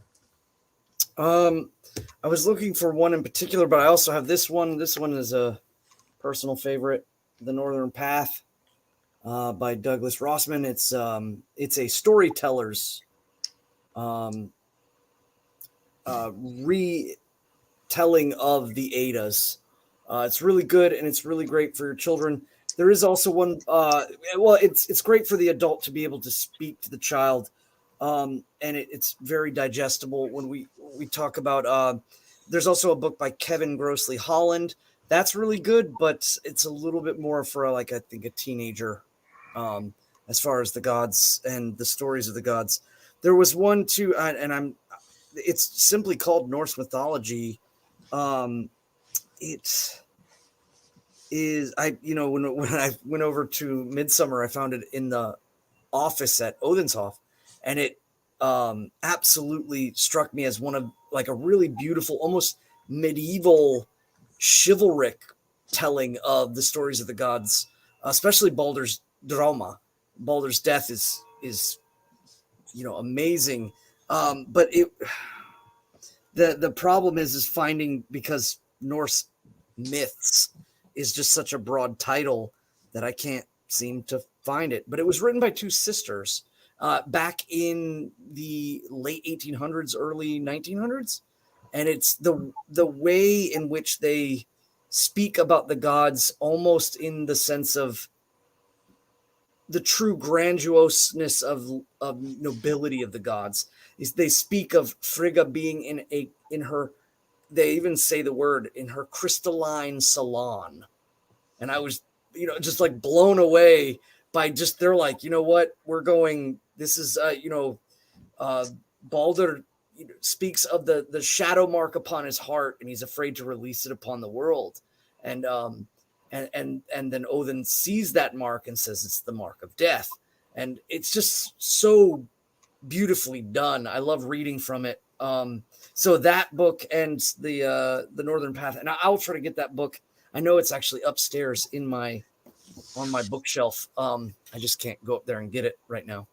Dolares's book is, I would say, a staple, especially in relation to pictures and art in relation. Sometimes I think it's a little, it's odd and funny in certain parts, especially in relation to like the way they draw Ymir. But another beautiful thing is like they show Odin, Vili, and Ve with solaric head halos. And that's wonderful. And I think it's the starting to conceptualize the gods outside of, like I think the way a lot of people want to view them as being, Viking shoulder pelt stuff.